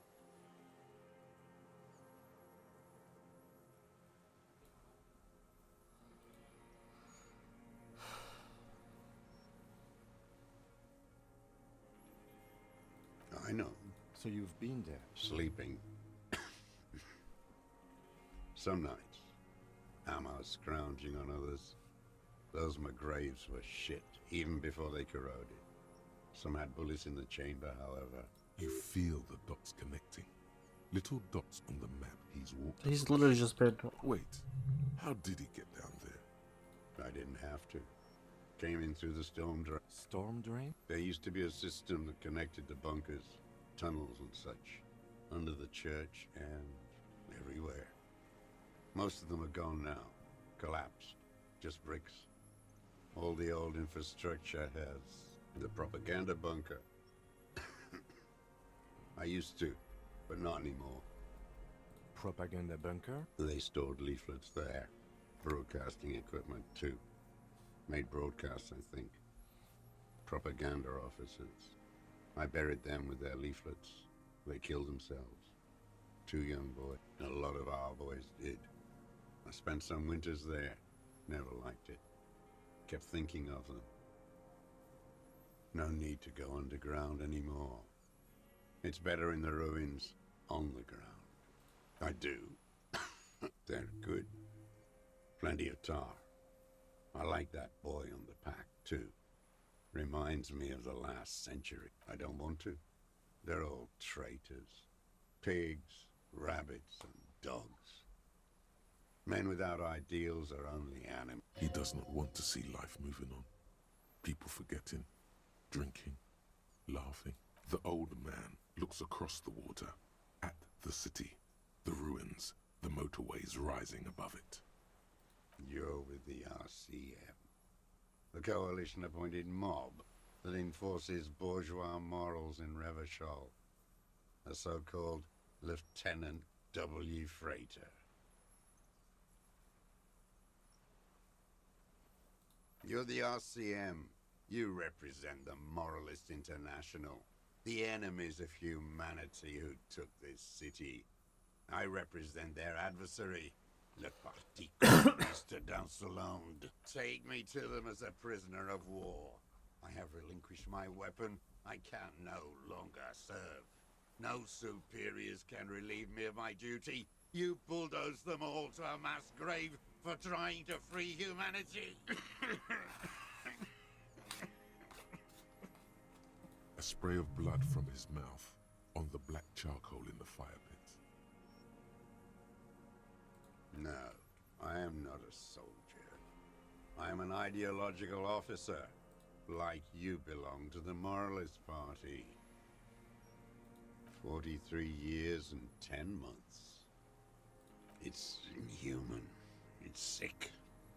It's not how a human being should live. But I had to. I couldn't just forget. I couldn't just forget what I saw. What have you been doing during all this time? Hiding, fishing, waiting. Always waiting. Always for her to return. Her who? Girl child. Revolution. Always.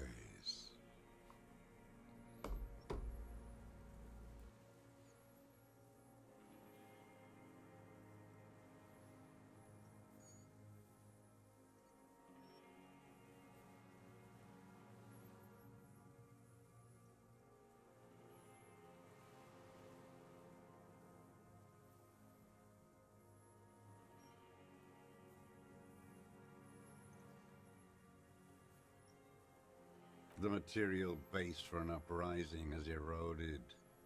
The working class has betrayed mankind and themselves. The historic opportunity for a revolution has passed. It will not come back anymore, however hard I try, whatever I do. There's nothing serious in this world. It's a farce. I've used it for killing people. Killing people? It's a gun. That's what they're for. You want a moralist euphemism? Defending your family and your property.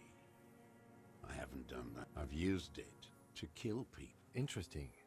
During or after the war? There is no after the war. Class war is never over. So he's continued killing after. This is it. You can feel it, like battery acid on the tip of your tongue.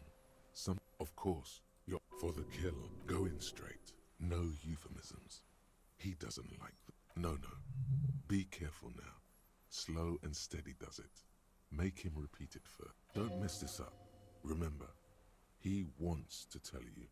Get personal. I don't want. And why? What did I just say? What did I just tell you?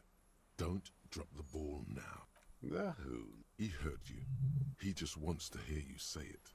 You're in.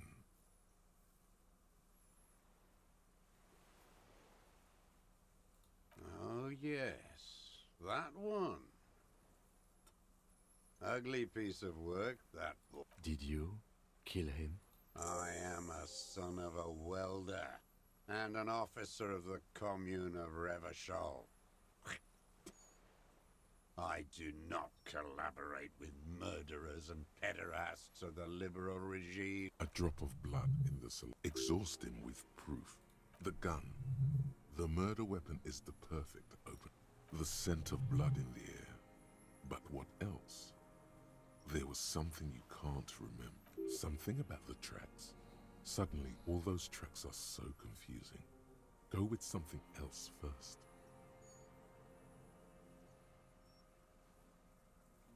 I saw you poking around there, looking for evidence. You're damn diligent when it comes to dead fascies. Did you like the view? You had direct visibility. There are embrasures in the concrete, specifically meant for a top follower to use. And you had a long-range rifle in your possession. You have been here a long time, Mr. Dross. Too long.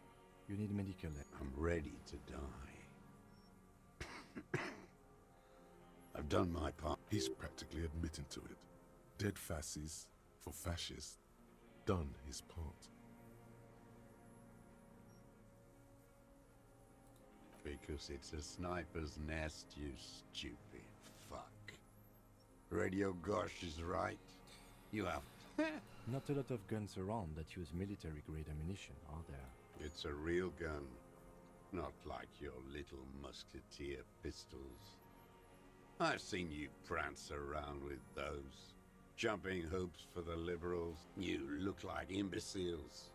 Why don't you ask them to give you real weapons? Going against automatic rifles with these toy guns. Of course you got those boys. Damn, he saw you. He's watched it. So he saw you. Okay. So what? Don't let it divert you. You know what? You're right. I'm convinced this made the shot. Should we call it? Good. This feels good, doesn't it? Tearing things up like this. When you have the murder weapon, you have the killer. Murder. Stupid twat. The lieutenant looks at not this, he seems to say. Anything but this.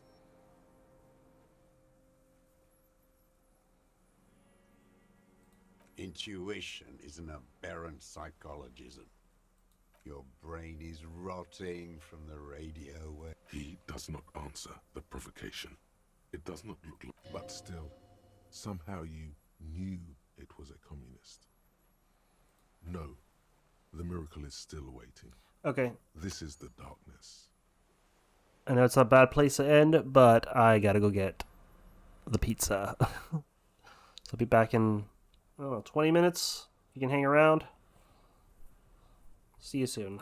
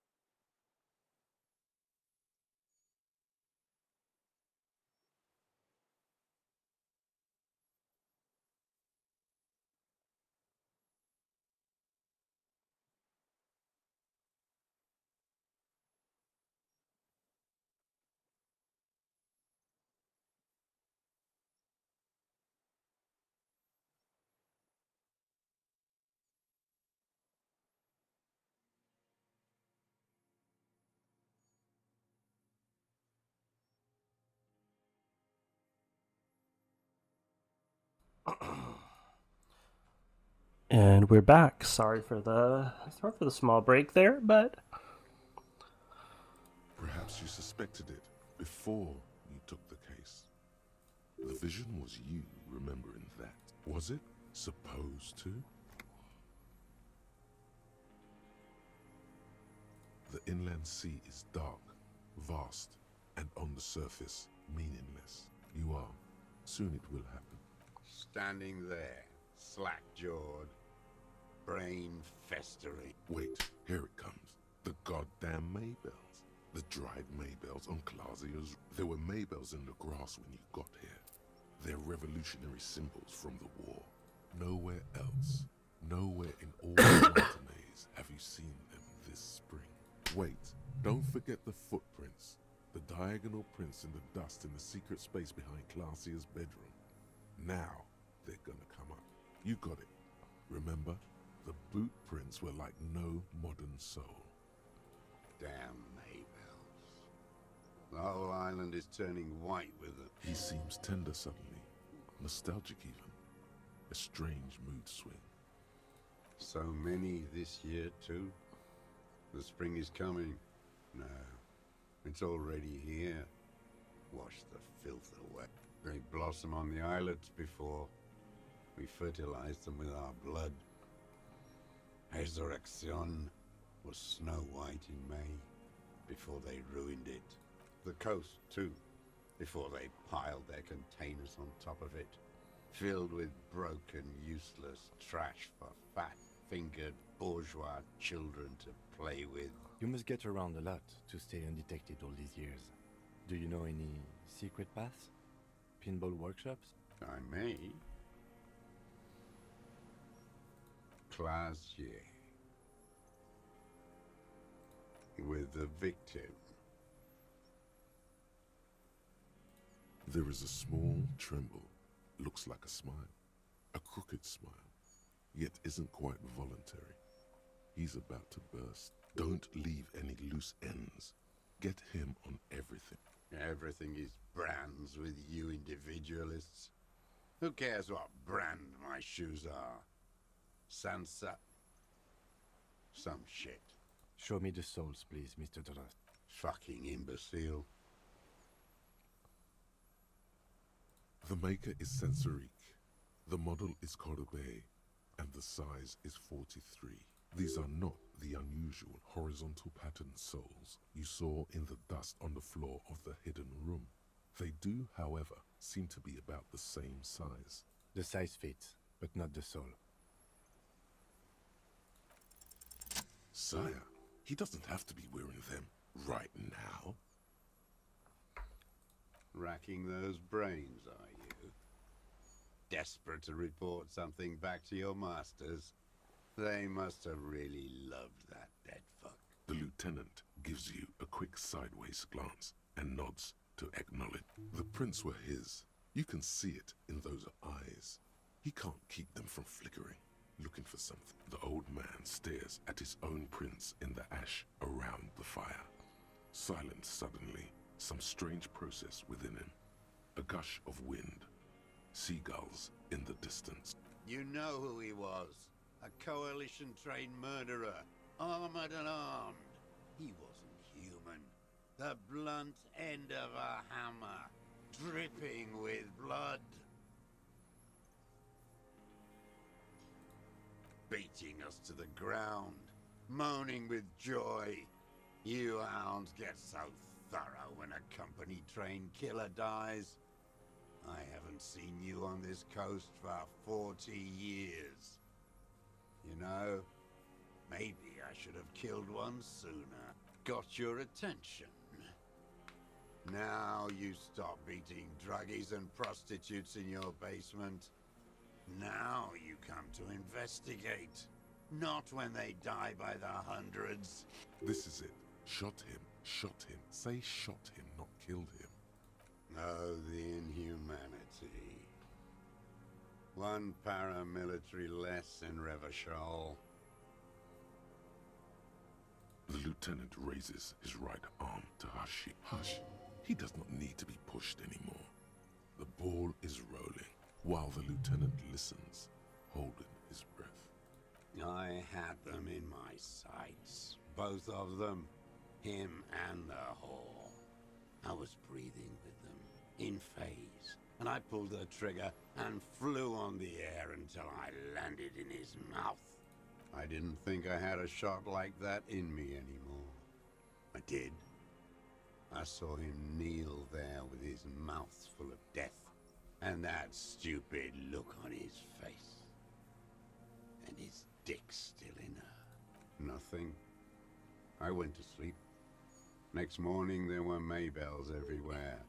The world was white, or what's left of it anyway. My last spring here.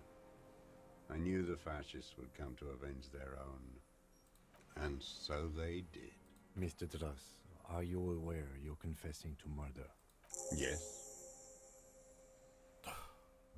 We did it! We solved the mystery! You were looking at them, the victim and a young woman, having sex, through the scope of your rifle that night, before you shot him?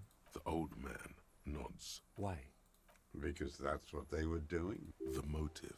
This is where the motive is going to come from. I don't understand. Do you, detective? I don't understand this part. I'm always looking. Are you always looking through the scope of a rifle? I'm just trying to understand. A rifle scope has the best magnification. And if you don't like it? Click. Yes. Think of it as a form of critique. You got him going. Connect every little piece now. Wrap this up like a gift.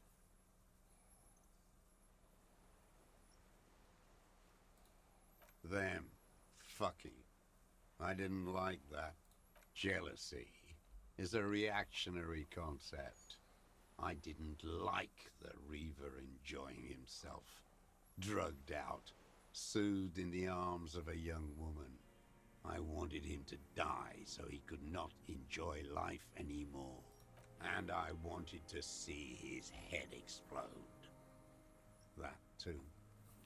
She should know better than to hold a child murderer between her thighs. I knew he'd be there for one more second. Writhing. That's all it takes for the bullet to reach his head. Now that I think of it, I wasn't aiming for his mouth. I wanted his brains to spill out on her. But you can't have everything. This man has seen past her, like you did. The caliber of bullet he used does not do that kind of damage. Since she came to Martinez, I saw her sneaking in the reeds early in the morning, behind the Fell building. It was dark, still winter. She didn't have her skimpy outfit on then, just a spot in the night, moving. Past the Fell building on the coast? What was she doing there? Hiding something in the water. She had a fag after she'd done it. I was up in the ruins there. She couldn't see me, but I could see her, smoking. She was nervous, but not scared. Her passport and tickets to Villiers. And from there to Cachet Brut, after she was gone. Did you keep what was in it? When we found the submersible, it was empty. No. Why would I do that? I didn't need tickets to Villiers. I put them back. If I wanted to extort someone, I'd do better. This implies that he's thought about extorting her. Also, a little inconsistency here. He was surprised to hear her name Clausia before. Would he not have seen it on the documents? Why would I need that trash? I'm not going to Villiers. A strange confusion comes over him from time to time. Some kind of... You didn't say Clausia in there. It was something. I don't remember. It was dark that morning. I only remember her face on the photo. I did. She had a face like an archipelago, with those birthmarks. And a body, hard and lean and bruised all over. Black and yellow. I could see she's taken a beating. I could see who she was, too. A spook. On the run. Revachol's the cloaca of capital now. All the bagmen and arms dealers end up here to do drugs and have sex like animals. You could tell she was a spook from the documents? She had different color hair on the photo, and glasses. Forged. Some sordid bourgeois affair. I've heard about this kind of thing on the radio. The bruises. You can't make that out in a scope. You can't see bruises through a scope. It's just a blur. It quickly comes to you. Oh, yes. Cutting those drugs of hers into little lines with a knife. Masturbating. Did you make that hole? With a clip point knife. Good for listening in, too. For hearing the moaning and the snorts. Like that, too? Yes. Bending like a bow against the glass. I've been through all of Martinez. Every nook and cranny. Yes, that too. The things they did in that little room. What she'd do to feel good.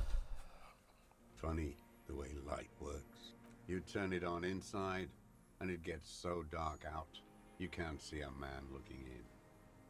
I learned that in the 20s, when they were still hunting me. I've seen people do some shit, but... Those two took the cake. You hear the familiar scribble of the lieutenant's pen. A quick glance at you.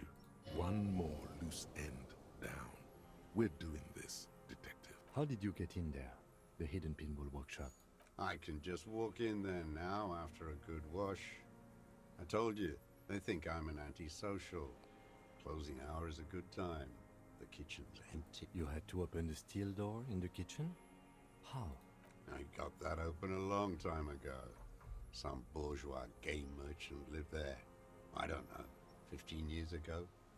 He left spare keys all over, and I took one. Then I saw her turn the light on one night in my scope. Andy found use for it. A spare key, like the one hanging behind the Union Box window. There's nothing to hold on to. Only this. It's not enough. The coals of his eyes glisten suddenly, like stones dripping with water. Is he crying? Man needs to feel something else. In this fight, it helps if you have your eye on something there. It's weakness, I know. Yes, over the years. It's not unproletarian to feel something. No. I don't really know. I was there one night and she was crying, like a child, in the corner of our room on the floor, like she does sometimes, the day after I killed him.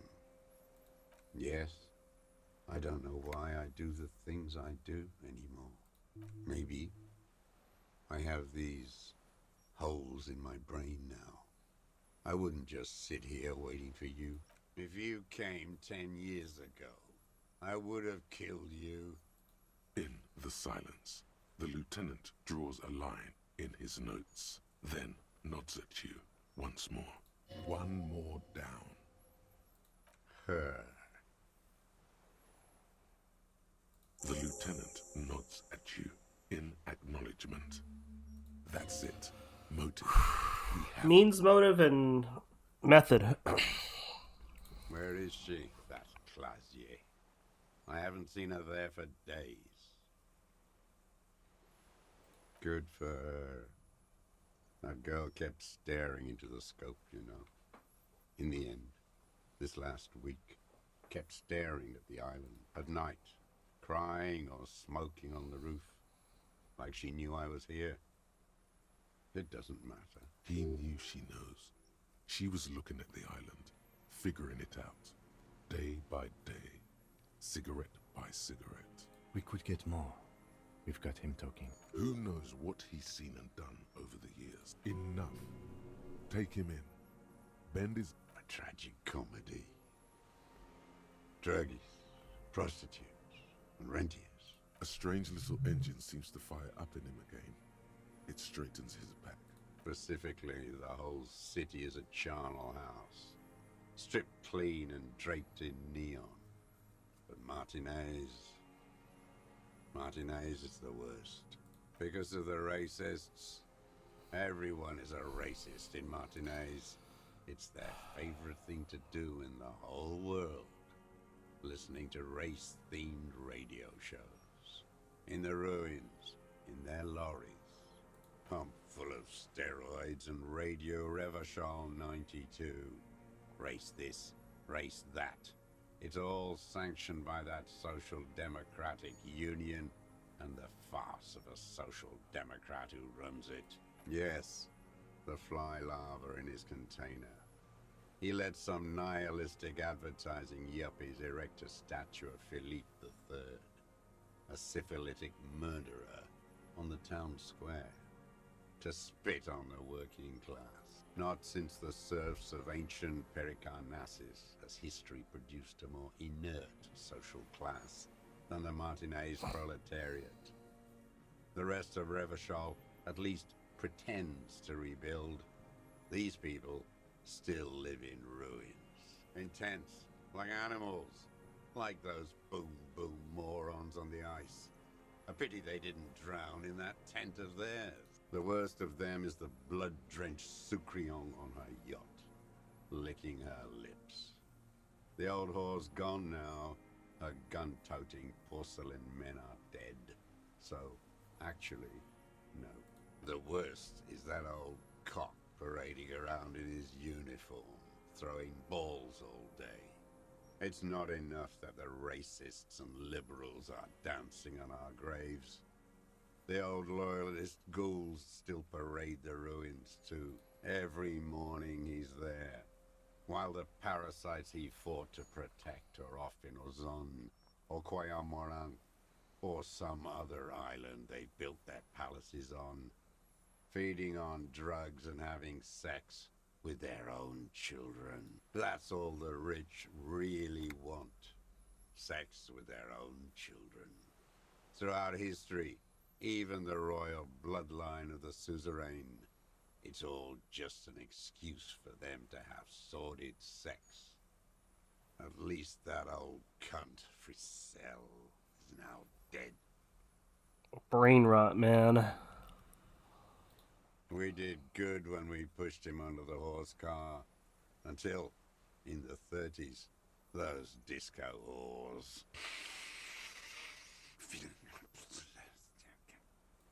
The disco whores are too much. Hatred shuts down his brain's language center, leaving only a nonsensical sputter. Boom boom morons on thin ice, going under. Those are the tent kids. Every fucking morning for 34 years. Throwing that ball. One ball against the other. I've always loathed that game. That is not a working class game. I don't care what they say on Radio June. Royalist ghouls played like it was life itself. Click, clack across the water each day. And that uniform, like a parrot plumage. I won't even mention that he's a traitor to his race. A petanque maniac race traitor. I remember him from La Noce. Not him, personally, his make and model. There were tens of thousands of them. I thought we took them all out before the liberals came to their rescue. We missed one. That one. There doesn't seem to be a single person under the pine today. Not even Gaston. Alone. Fat and plump. Like a pheasant. Just begging to be popped off. Please, Mr. Truss. Shoot me. Not yet. I like to look at him strut around. Place the crosshair on his medals. Right on his face. And just fiddle the trigger. This is fucking terrifying. Let the this guy just looking melt at in my mouth. Save the treat for later. He is a juicy bonbon, that one. A real treat for the black day. The blackest. When I put that gun in my own mouth, I think, no, don't waste it. Put this lead in that cock, Rene. For the boys he killed. And then I look at him throw those balls, and I suddenly feel better. I even hid one bullet, so I'd always have one. For him. Haven't seen him around lately, strutting around. Must be down with arthritis. I hope it hurts like hell. I hope he sweats blood. No, I waited too long. I waited too long and now he's dead? I'm sorry, Mr. Dross. I understand you knew him for a long Kim. time. They're all dead now. Fuck it. If he really wanted to kill him so bad, he would have done. There must have been 1,000 black days on these islands. His health ailing. And I blew them all. What does it matter now? He's gone. All human beings care about each other.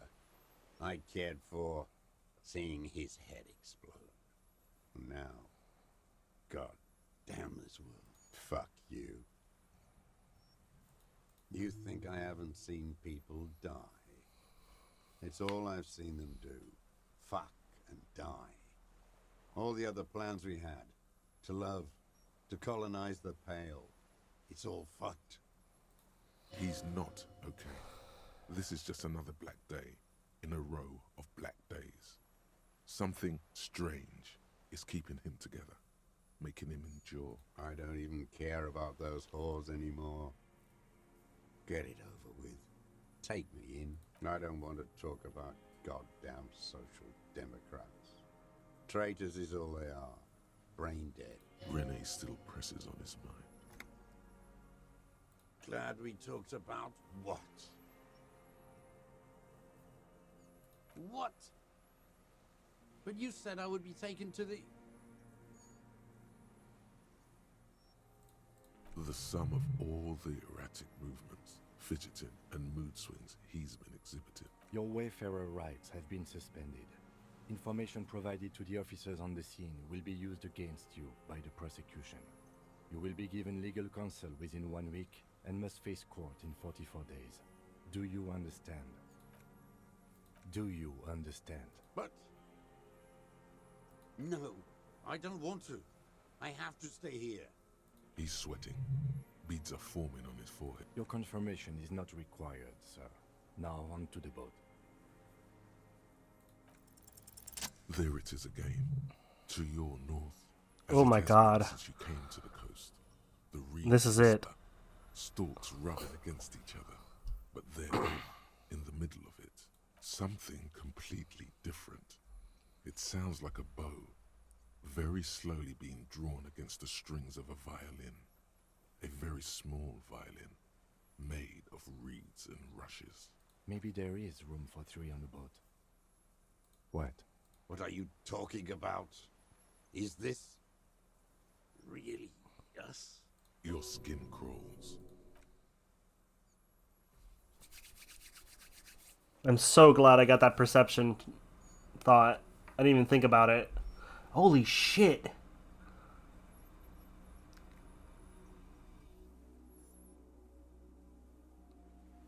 Oh my God.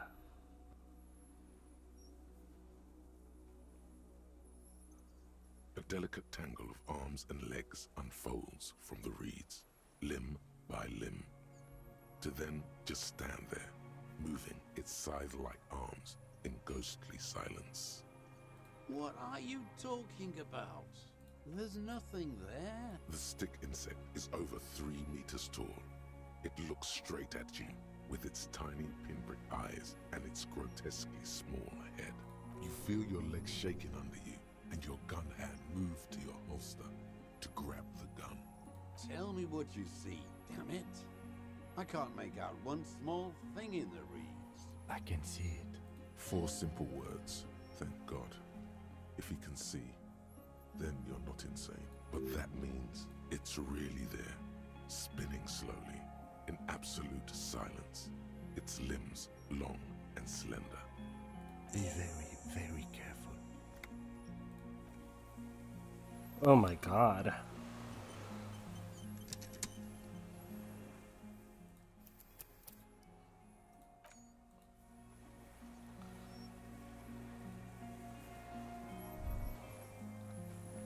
The creature stands on long stilt-like legs, antennae hanging from its head like a woman's hair, white and curled at the tips. It is no more than 5 steps away from you. Reed-like tufts stick out of its joints. As the insect moves its forearms, it produces a faint hiss, like a reel-to-reel machine spinning after the tape break. The hiss is different from the strings you heard before. It says something else in a lower pitch. It is. You glance over your shoulder. The lieutenant holds a piece of milled aluminium. He begins to pull it open, extremely carefully. It's the camera. No, the flash will scare the creature off. Warn him now. We need a photo. No one will believe us. From the corner of your eye, you see a sudden cascade of motion ripple through the I won't be one of those fools who didn't take a picture. You see the phasmid turn to him, its mandible antennae reaching out. Its motions are quick, sudden. Understood. The spindly mechanism turns itself back to you, its antennae taking their measure of the air. Slowly, with your breath held, you take 2 small steps toward the phasmid. The creature lets out a series of ultrasonic clicks that swarm around your head like swallow, like laughter, a sort of happiness. Hissing and clicking, it extends its mandible-like antennae to greet you. You're right below it now. No reply. A total ancient silence comes from its mouth, along with what appears to be some kind of foam. The stridulations of its limbs continue all around you. You were right. Little bubbles form on the mouth parts of the creature, on its segmented lower lip. It looks to be foaming, slowly. The foam is white, then yellowish. The faintest smell, like you've never felt before, like burnt roses. Careful, it may be poisonous. The foam slowly turns a darker shade, like burnt caramel, as the insect moves its mouth parts, masticating.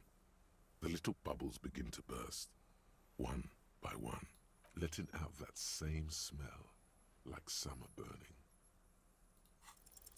I exist. Wow. Tell me what it's like for you. Then I will tell you what it's like for me. Fire? Where? I do not have fire inside me. In me, there is not even blood, but lymph, like sap from a wine palm. Now, I will tell you what it's like for me. For me, it is a series of half-lit images, a kind of darkness, being intruded upon, transient, dim, moist, shapes of plants and animals, and internals, and I am at the end of a narrow funnel, weightless, so light, it only feels like something to be me. In truth, perhaps I'm nothing. I certainly do not have a soul, and if I did, it would never burn. Few of us can begin to imagine the horror of you. It's all of creation reflected in your forebrain. It must be like the highest of hells, a kaleidoscope of fire and writhing glass. Eternal damnation, even when you're sleeping. And when you wake, you carry it around on your neck, with eyes open that cannot help but swallow more behind the mirror.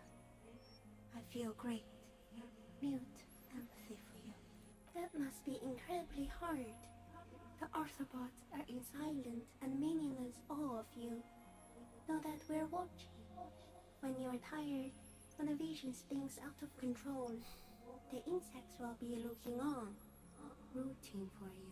And when you fall, we will come to raise you up. Bud from you, banner-like, blossom from you and carry you apart in a sky funeral, in honor of your passing. But not me, because I'm just a leaf eater. In honor of your shit, Lieutenant Yfreiter, which you kept together in the face of total unrelenting terror, day after day, second by second. So am I.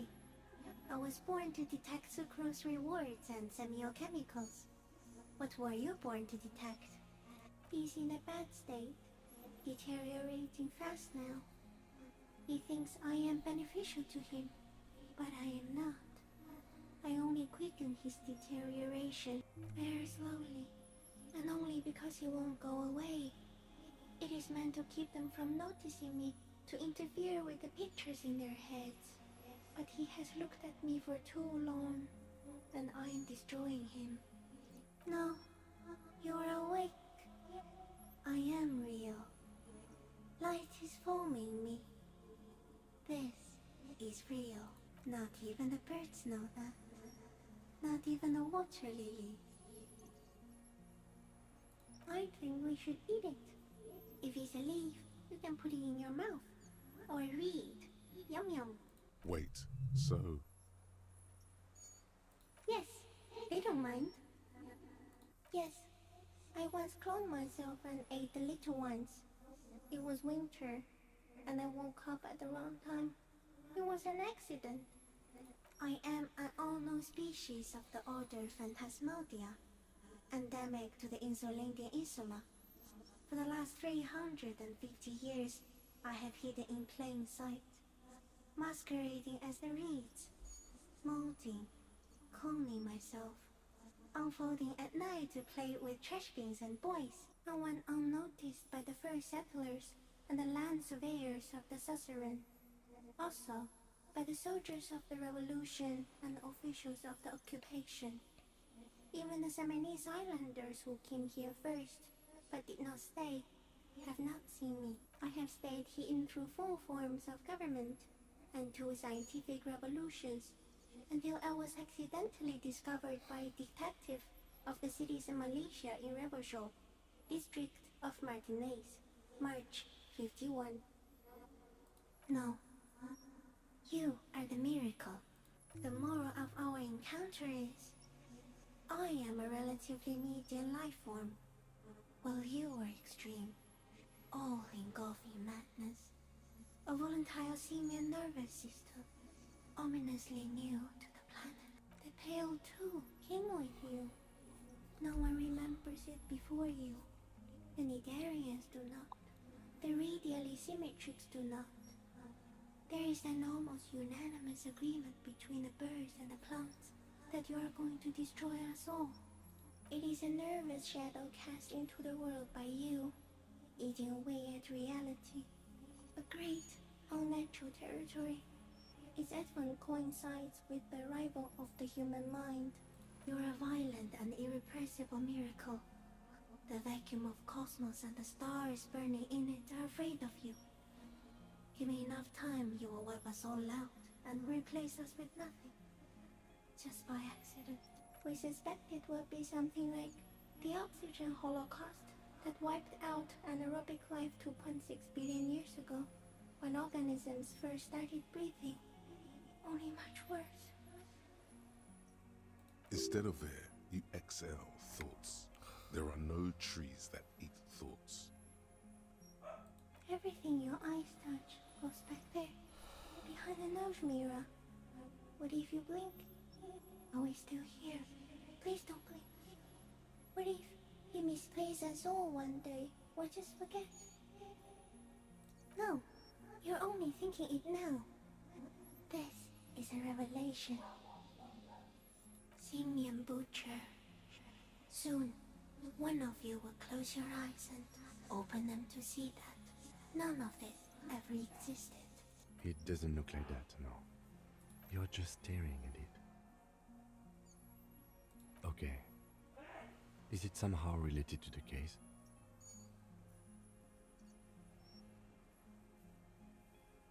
I think we should take the picture. and then you should back away from the unstudied species. No, there is one more. Thank you. I also have one more thing to say to you. That woman, turn from the ruin. Turn and go forward. Do it for the working class. She was middle class. It doesn't take a 3-meter stick insect to tell you that. Okay.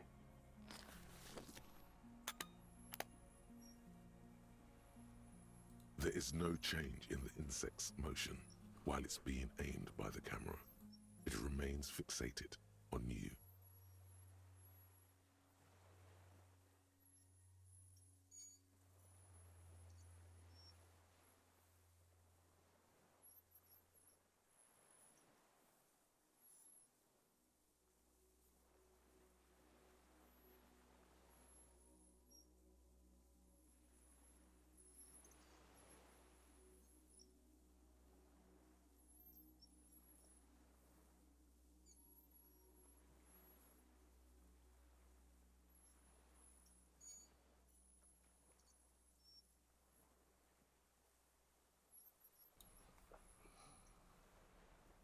In 3.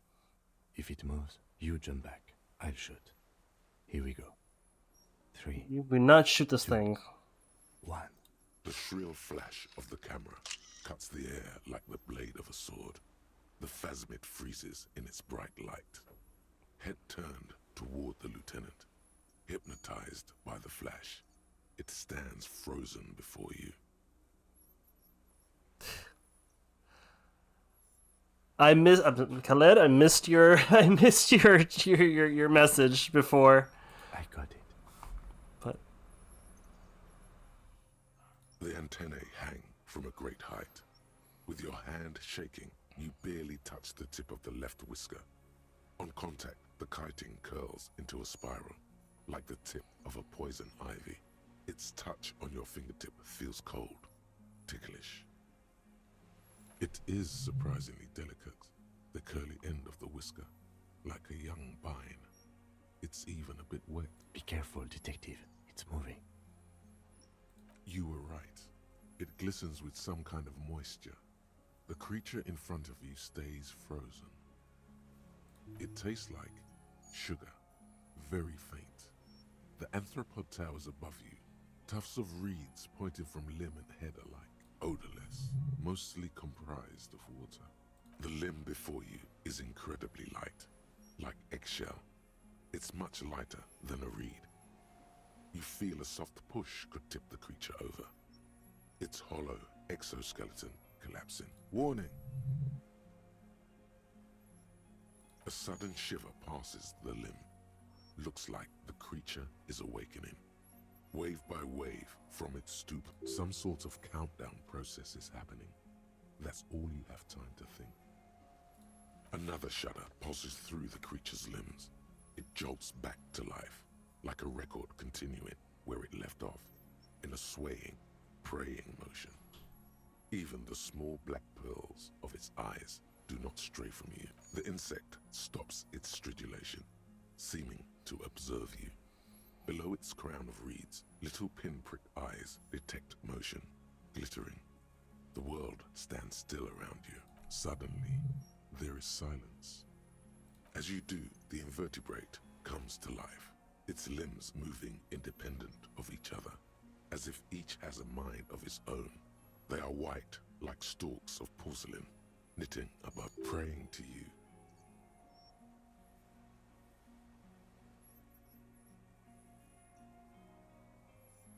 The reed creature does not stop its stridulations. It towers above you, parting the reeds it emerged from. Tuft-like structures still rustle on its joints. Perhaps it is preparing to eat its god. As you're turning away, the phasmid mirrors your movements, stepping on the water, the long limbs carrying its feather weight without breaking its surface.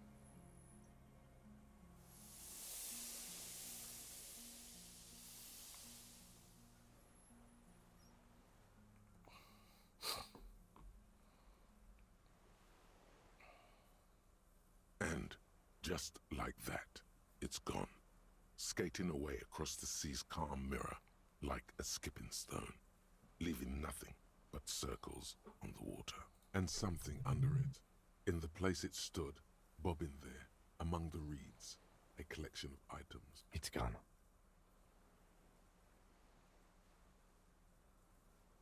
Looks like a nest of some sort. We should have a look. Apparently, yes, like a water strider. Only, I've never seen anything like that in my life.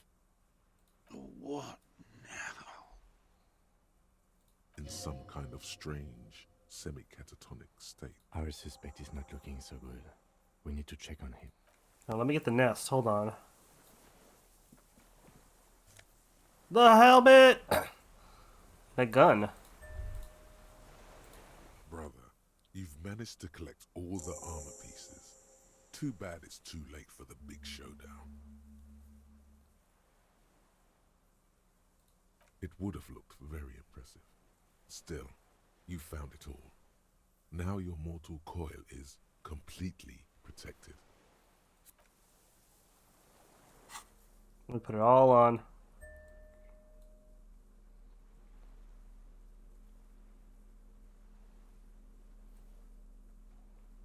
Looking ridiculous.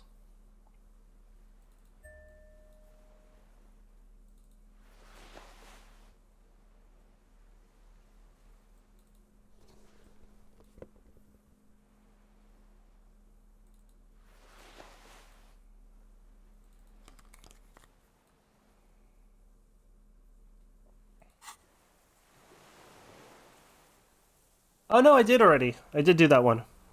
I did get the homosexual underground. The whole thing with, oh, there's the thing. There's her passport.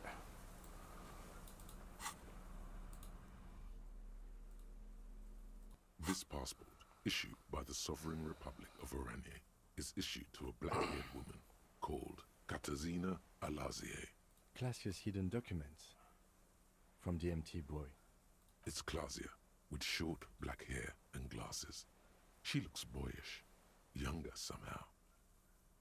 Maybe our man, Mr. Dross, took it from Classia's, or whatever her name was. Hiding place, or... like a magpie? What a coincidence. Yeah, no, he revealed that he's gay. This would be highly unusual.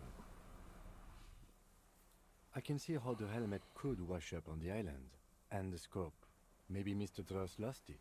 But to seek this out would be very unusual behavior for an arthropod.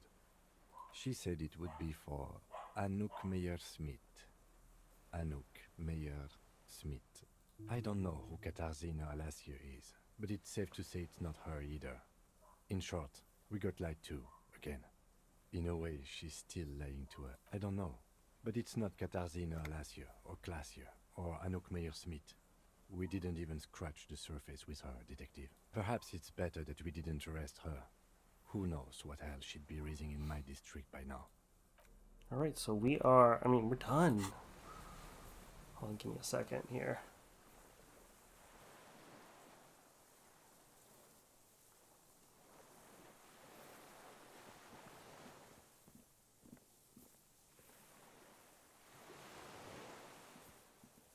What is it?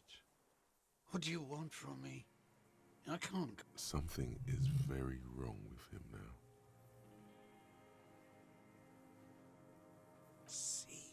Mr. Dross. The man does not respond. A light shiver. He's going into some kind of psychomotor immobility.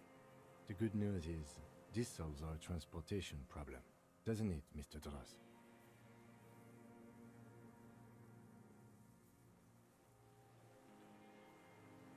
The trembling mouth appears to sigh.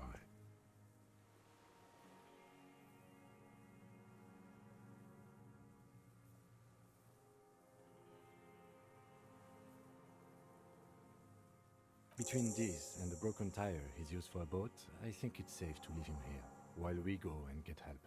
It will need to be medical first, I'm afraid.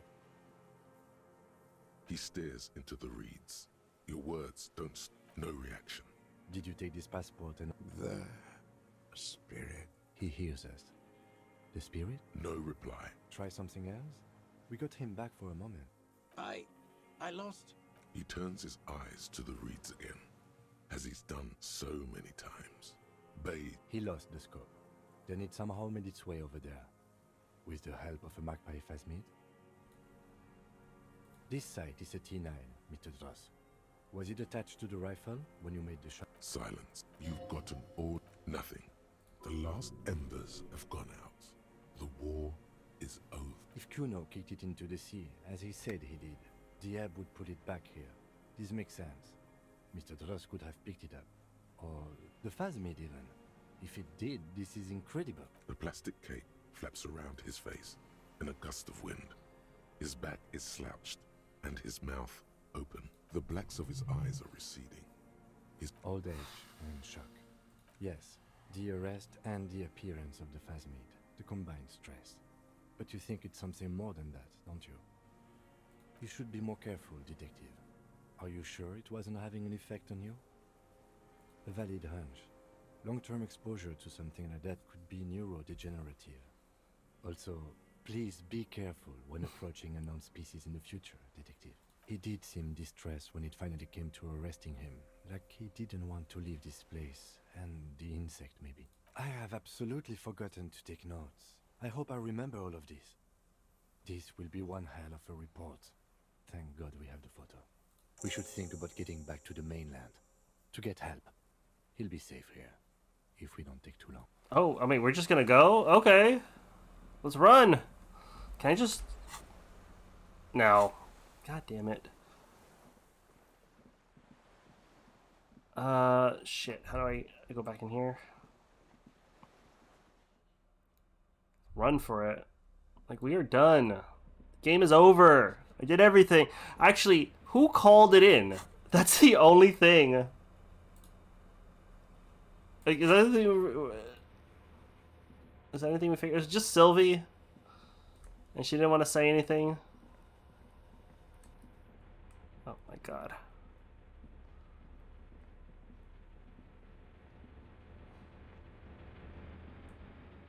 Oh my god.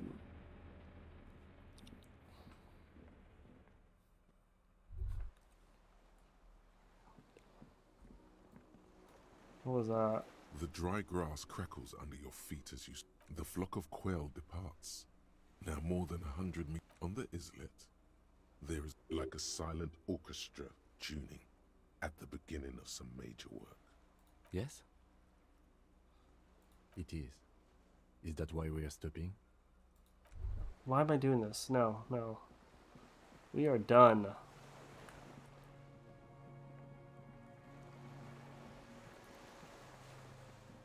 The skiff is swaying. Let's. We are done here. Okay.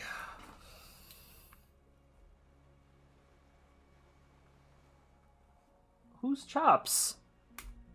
The skiff rocks gently under your weight as you get in. The ride back is uneventful and quiet. But for the sound of... So it's just Claudia called it in eventually. I guess I didn't touch. She already skipped town. 2 men and a woman stand on the concrete square of a nameless village, looking at a small yellow boat as it draws closer. The sea is calm.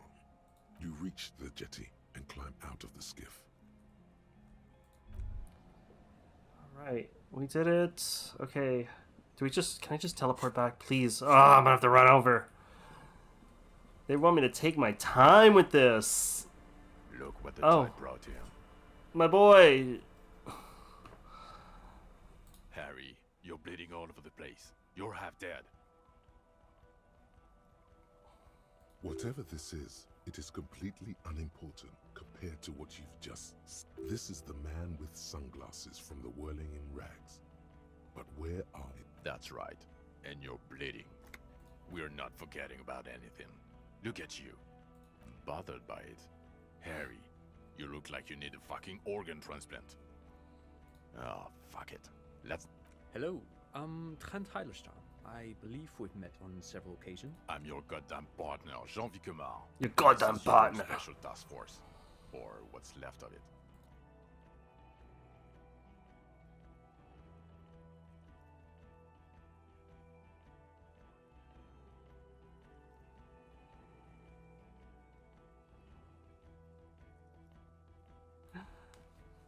Be right back.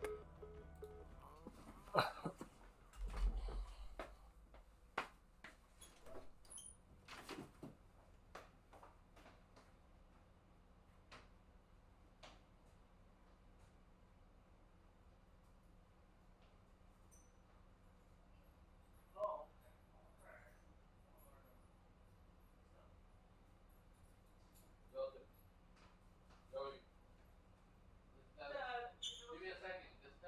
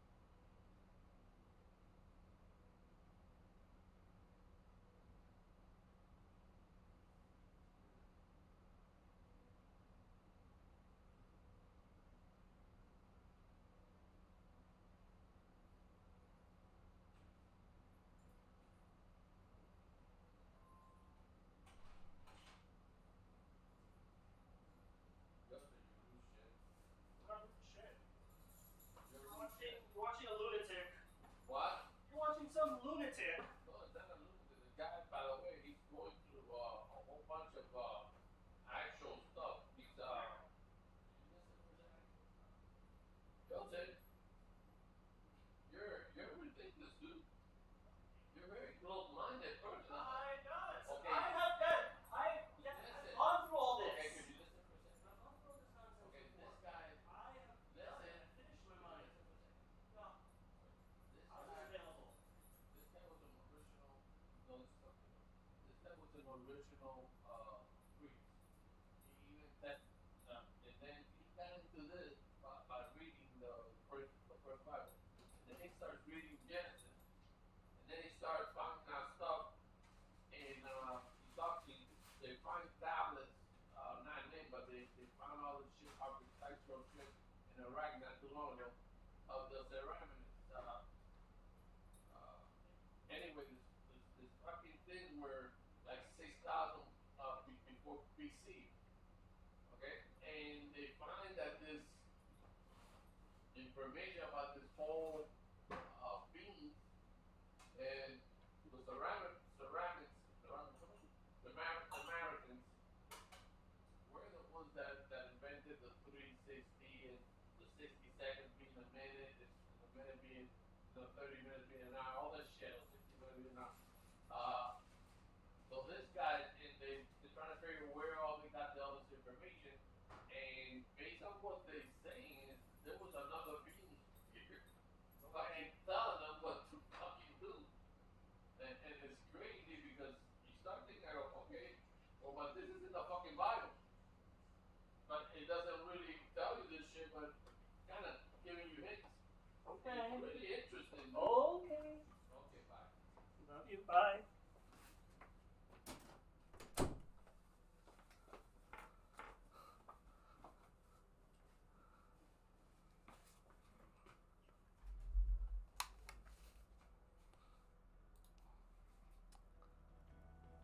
All right, I'm back. We are gonna wrap this up. Goddamn partner. Special Consultant Trond Heidelstam, Battle Officer Judith Minot. Hi.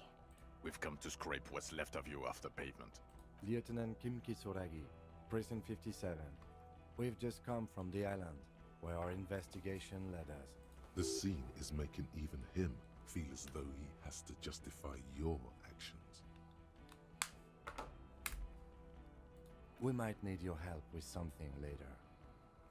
But this is clearly a departmental matter, so I'm going to leave you to discuss it among yourselves. It's good to meet you, Lieutenant Kitsuhagi. No. Letting the lieutenant know he shouldn't feel embarrassed over the shitstorm that's about to perform. Ari, we want to help you. Trant, I believe this is where you come in?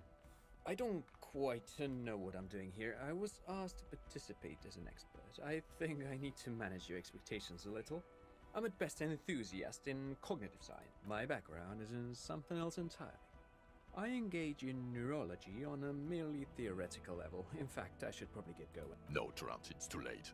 You're part of this shit now. What have you got to say for yourself, shit kid?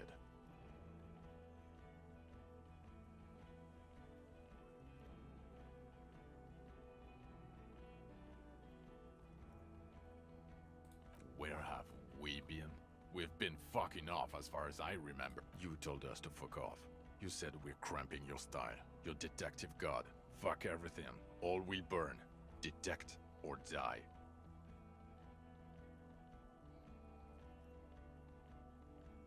Oh, you think it was cool you saying that? Aesthetic somehow? You were crying when we got here. Breaking things. You said we were going into the abyss.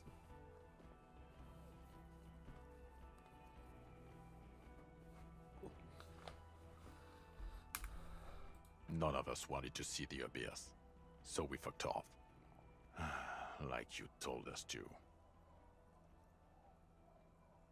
Yeah, Major Crimes Unit. And all you... He doesn't remember. See? He really doesn't remember. It wasn't a sick joke. At least that's good. Yeah, that's very good. The cafeteria manager you fucked over told us where you went. And people on the street helped us too, with your whereabouts. You're a legend among the drunks, Harry. A legendary local drunk.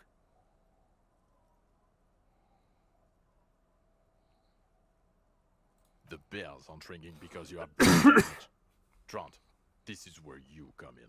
How bad is it? Well, he doesn't have visible tremors, he talks without slurring, he can drive a boat, he's standing, reasoning. All good signs, but complete retrograde amnesia, episodic and semantic. Meaning, you forgot both who you are and the definitions of money, Isola, Pell, and so on. As displayed in the station call, our interactions with him, and I don't want to be a snitch, but also mine with him before when Harry did not seem to know who I was. It's all very interesting. Interesting? Yes, interesting. I have my theories, but I would like to hear Harry's thoughts first. Harry, what do you think happened to you? Neurologically, psychologically, and why not socioeconomically?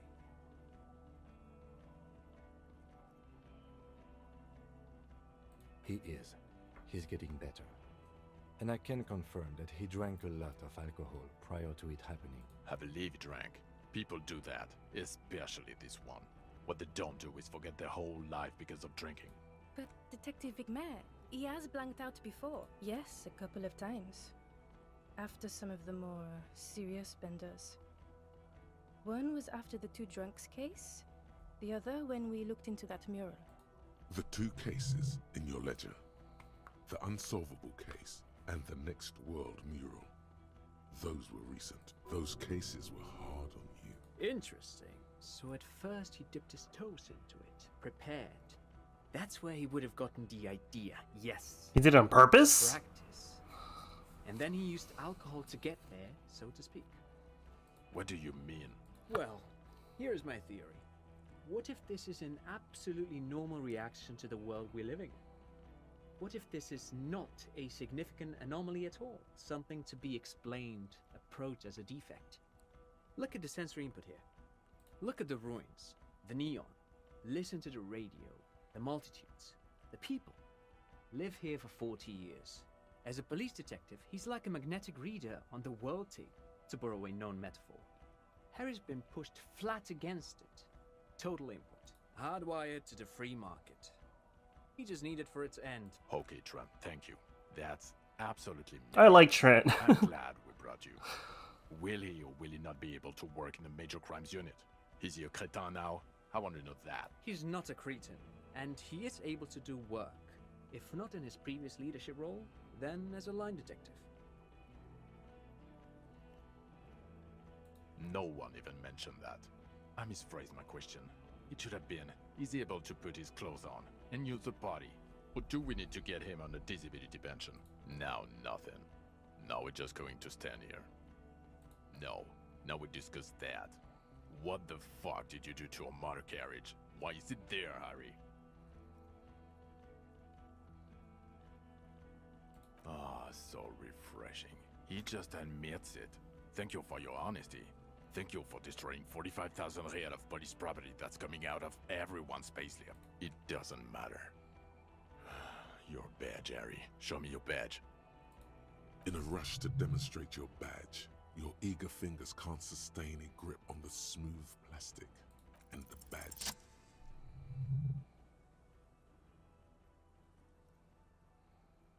Not today, badge. And your gun? As if having your badge and gun are natural states, not achievements. He has it. And he didn't drop it. You're drunk like a bum, Harry. Put that thing away before you kill someone. So you forgot to drink?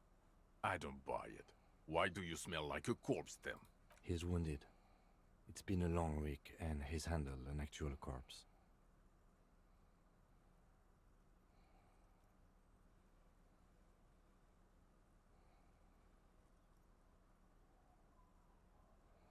A bit of a week? You're drunk, and you let a suspect escape, a certain Clasier, because you were too drunk to assess a flight. We've read the reports, Harry. Lieutenant Kitsuragis. We know.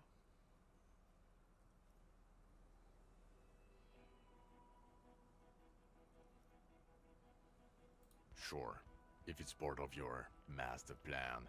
Let's not even get into the other suspect who also escaped. Another detail, or the fact that you're Everclear's little peony now, doing I don't know what for him. That's small-time stuff. That's nothing. That's a humorous anecdote compared to the 8 people who were gunned down. The streets are literally red with blood, Harry. It was fucking mass murder. He did everything he could. We did everything we could. The company hired and vetted mercenaries. Lieutenant Dubois got between them and the locals. He did so at considerable risk to his person. Remember, he was shot. We stopped an execution, not a negotiation. The loss of life was minimal compared to what it could have been. Detective, it's better if I do that. It's so much better if he does this. 1,000,000 times. Thank you for the input, Lieutenant Kitsuragi. I didn't mean to suggest you didn't handle the situation. You've spent the week with him on this case.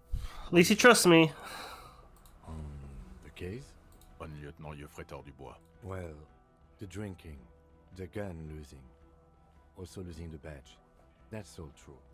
Although he has not been drinking on the job this week. See? 1 week. Then there's the self-flagellation issue. He likes to apologize, profusely, making it sound like he's guilty of at least first-degree murder. It's not a good communication strategy for an officer. It's worrying, especially considering his political views. Detective Dubois is, as you may know, Whoops! a socio-economist. He wants to liquidate the ruling class, which, again, for a police officer, is a little odd. You should yell something. Yes, let's let the big boys talk. Other still, he is also an ultra. No, I'm not. Hold on. Who is always on the grind. How he reconciles these 2 points of view, I do not know. But he is vocal about both. And then there's the motor carriage in the sea, something I was not present for. But despite all this, he is a great detective, one of the best I have seen, in fact. He can talk human beings into telling him everything, and he doesn't stop. In all the time I've spent with him, he has not once stopped pursuing leads, however far-fetched and tangential. He is tireless, madly driven. Well, except that one time when he stopped to sing karaoke, which by the way was a valiant effort. He really sang his heart out. Yeah, it was what it was. Other than that one time, he has tirelessly worked on the case, and he solved it. We have a confession, a murder weapon, and the perpetrator, locked on the island right now, awaiting transportation. He apprehended a straggler who stayed hidden for 50 years, ever since the revolution, who's probably committed other murders over those years. Oh, and he also discovered a new species. A new species? A colossal stick insect. It was on the island, camouflaged as the reeds. It unfolded from the reeds. I think we may be dealing with the Insulindian phasmid. He takes out the photo of the phasmid and shows it to the officers across the yard. The wind blows, flapping the glossy rectangle in his hand. You hear gasps beneath the howling of the wind. As you can see, it's about 3 meters tall. In fact, we think it may be the largest land invertebrate ever discovered. Fucking hell is that? Is this somehow connected? It is! It actually is connected to the case! Detective? The old man was not aware of the phasmid's presence. Exhibiting a strange, atypical dementia, he fell into a stupor after its appearance. He became near catatonic.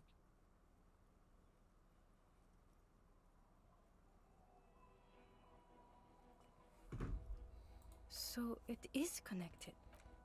I must say, this is absolutely extraordinary. I don't even have words for it. Yes, it really does make it hard to fire the drunk.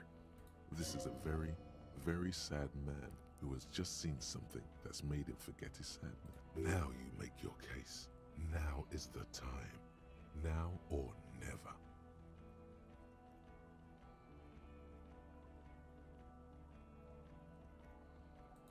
Lilianovich, a revolutionary matronym. Of course, excuse me, I just thought it was noteworthy.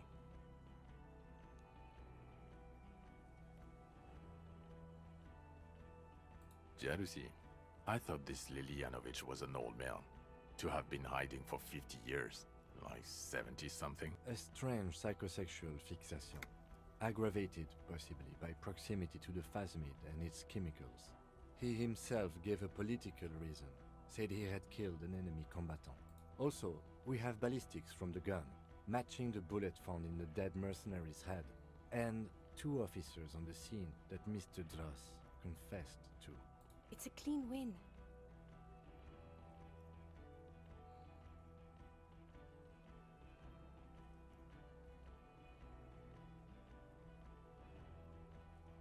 Get over yourself. You're not a perfectionist. You're a cop and you did a good job, with a lot of help from Lieutenant Kitsuragi.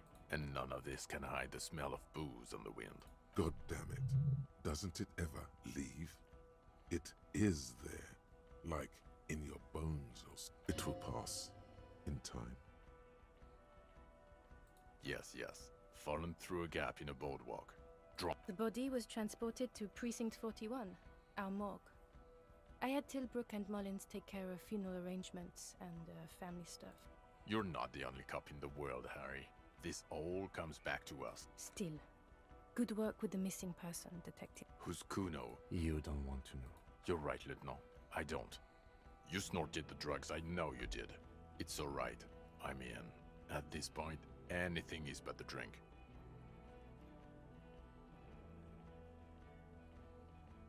I don't want to, but you discovered a new species and solved the murder.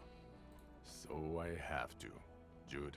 Anything that ends the trial is okay with me. Oh, this is a trial? Agreed. The public relations potential of this is too valuable to let go. Okay. We have vehicles in the square, and the perpetrator needs to be taken into custody. Let's go. The man looks westward, jingling his car keys in his pocket. Who are you? You're a gym teacher, Harry. Well, obviously you're not a gym teacher anymore, but... Before you were a cop, you were a gym teacher in Coron. It's getting really cold outside. Harry, it explains everything. The running around, the jumping, the bicep girth, your inexplicable facial hair. The fact that you don't seem to know what homosexuality is, and how you're able to perform a 360-degree spin kick too. Also, this guy. Just everything about this guy. And this guy too. God, even this javelin throwing freak here. The regular. You found some chick. She inspired you to fight the big fight. Be more than you are. All that. You, every morning, walking from Voyager Road to teach gym.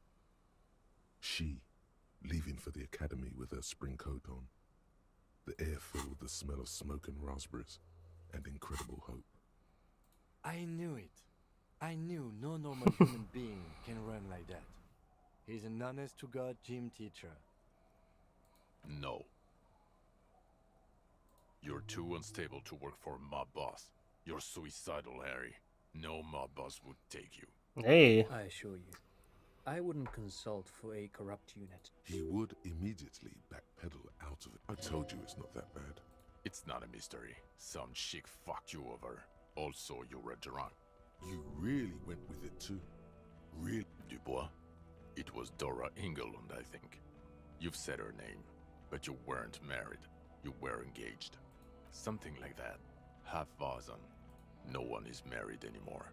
This is Revachol. God, I don't know. 6 years ago, she was way before my time. 6 years and you haven't gotten over it? What the hell is wrong with you? Yeah. Or 7. You're not doing too good there. It's an old man thing. 2 old years equals 1 normal year. That and Dora Engelund really tore you a new one. A big one. So have I. You bitterly dropped Dearest Dora and really tore me a new one. Twice a week, I think. It comes up. The special consultant glances at his wristwatch. Who is... She lives at 1113 Tabernacle Road in Jamrock, remember? Tabernacle? It's on the way over. Near where you live on Perdition. Fine, if we're gonna drop you off anyway. She and her husband were conducting the search for the Phasmid. It's their discovery, in part. They should know as soon as possible. It would do you good to deliver some positive news for a change. Well, first I will go back to my station and write the most detailed report anyone has ever seen. It will have to be good to cover all these. Then I will have a serious talk with my captain. Detective, we just stopped a small-scale war. Something is happening to Revachol. I don't know what yet, but it's going to be a hard spring for the RCM. We need to get ready, infiltrate, investigate. Talk to Captain Price? I'd rather not ruffle the feathers of two captains with my doom-mongering. Work with Price? I'm flattered, but I don't know if I... Would fit him. And crazy enough. Can take the stress. He doesn't know how to finish the sentence. This truly came as a surprise to him. Not a bad one, but he's at a loss. Flattered? You're Lieutenant Kitsuragi. We would be flattered if you even considered. I would have to tie things up in GRIH first. But, I mean, whatever is coming, Jamrock will be more central to it than the harbor. And we also have a huge caseload, Lieutenant. Piles that we need to get back to. Mountains, even. I do like the sound of that. Yes! Kim has joined! He's really considering it. Good. Fuck it, let's go. Trump brought his motor carriage. It's a 20-minute drive to Jamrock. Under the afternoon sky, the great district hums. A chessboard of wooden houses, 80,000 living souls, and chimney stacks. Fire traps as far as the eye can see. From Main Street to Precinct 41, to Boogie Street, forking into the snow-swept horizon. You close your eyes and hear the dogs bark. A lone woman sits by a factory window, dreaming of meteorite strikes. On Rue de Saint-Jérôme, a square bullet slides into a square-shaped chamber. In Old South, a man without eyelids smiles. Spring has come. It's time. Torsen? Yes. McLean? Yes.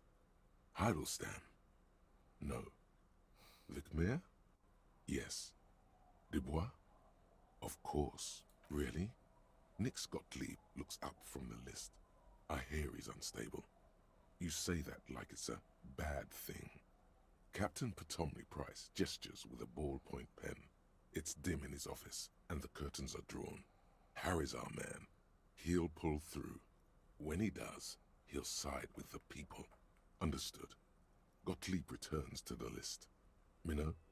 Of course. What?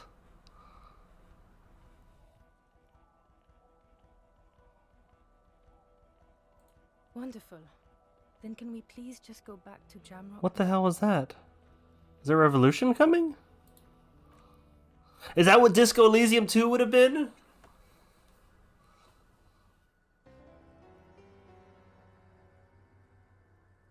I know that the book... that book, Sacred and Terrible Air, it's like something like 10 or so years after this, or quite a while after this.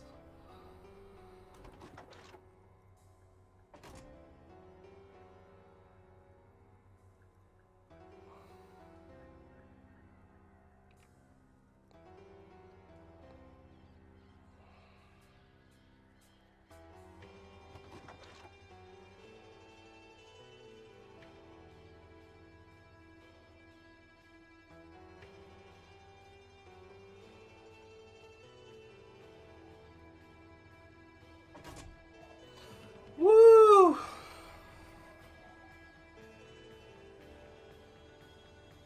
That's it.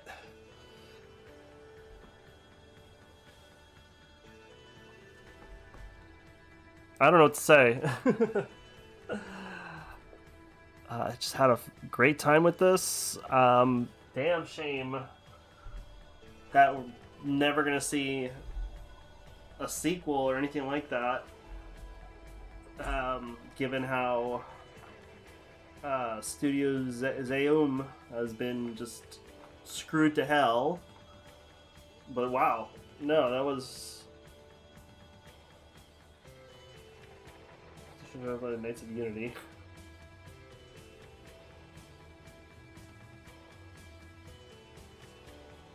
Finally done. I'll be back in a little bit, a few days, maybe a couple days from now. Maybe something a little lighter, or might get back into Baldur's Gate with my brother.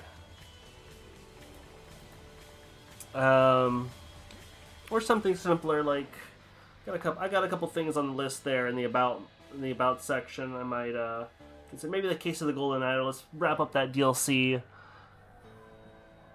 Something a little more engaging. Well, not engaging, but like more like, you know, you actually have to do puzzles and stuff. No, but like my thoughts here, I have a lot. But fantastic fucking game, like modern masterpiece. I'm all over the place. I've been streaming for 5 hours, so I'm a little all over the place right now. So I will see you all later. Thanks for watching. Have a good one. See you in a couple days.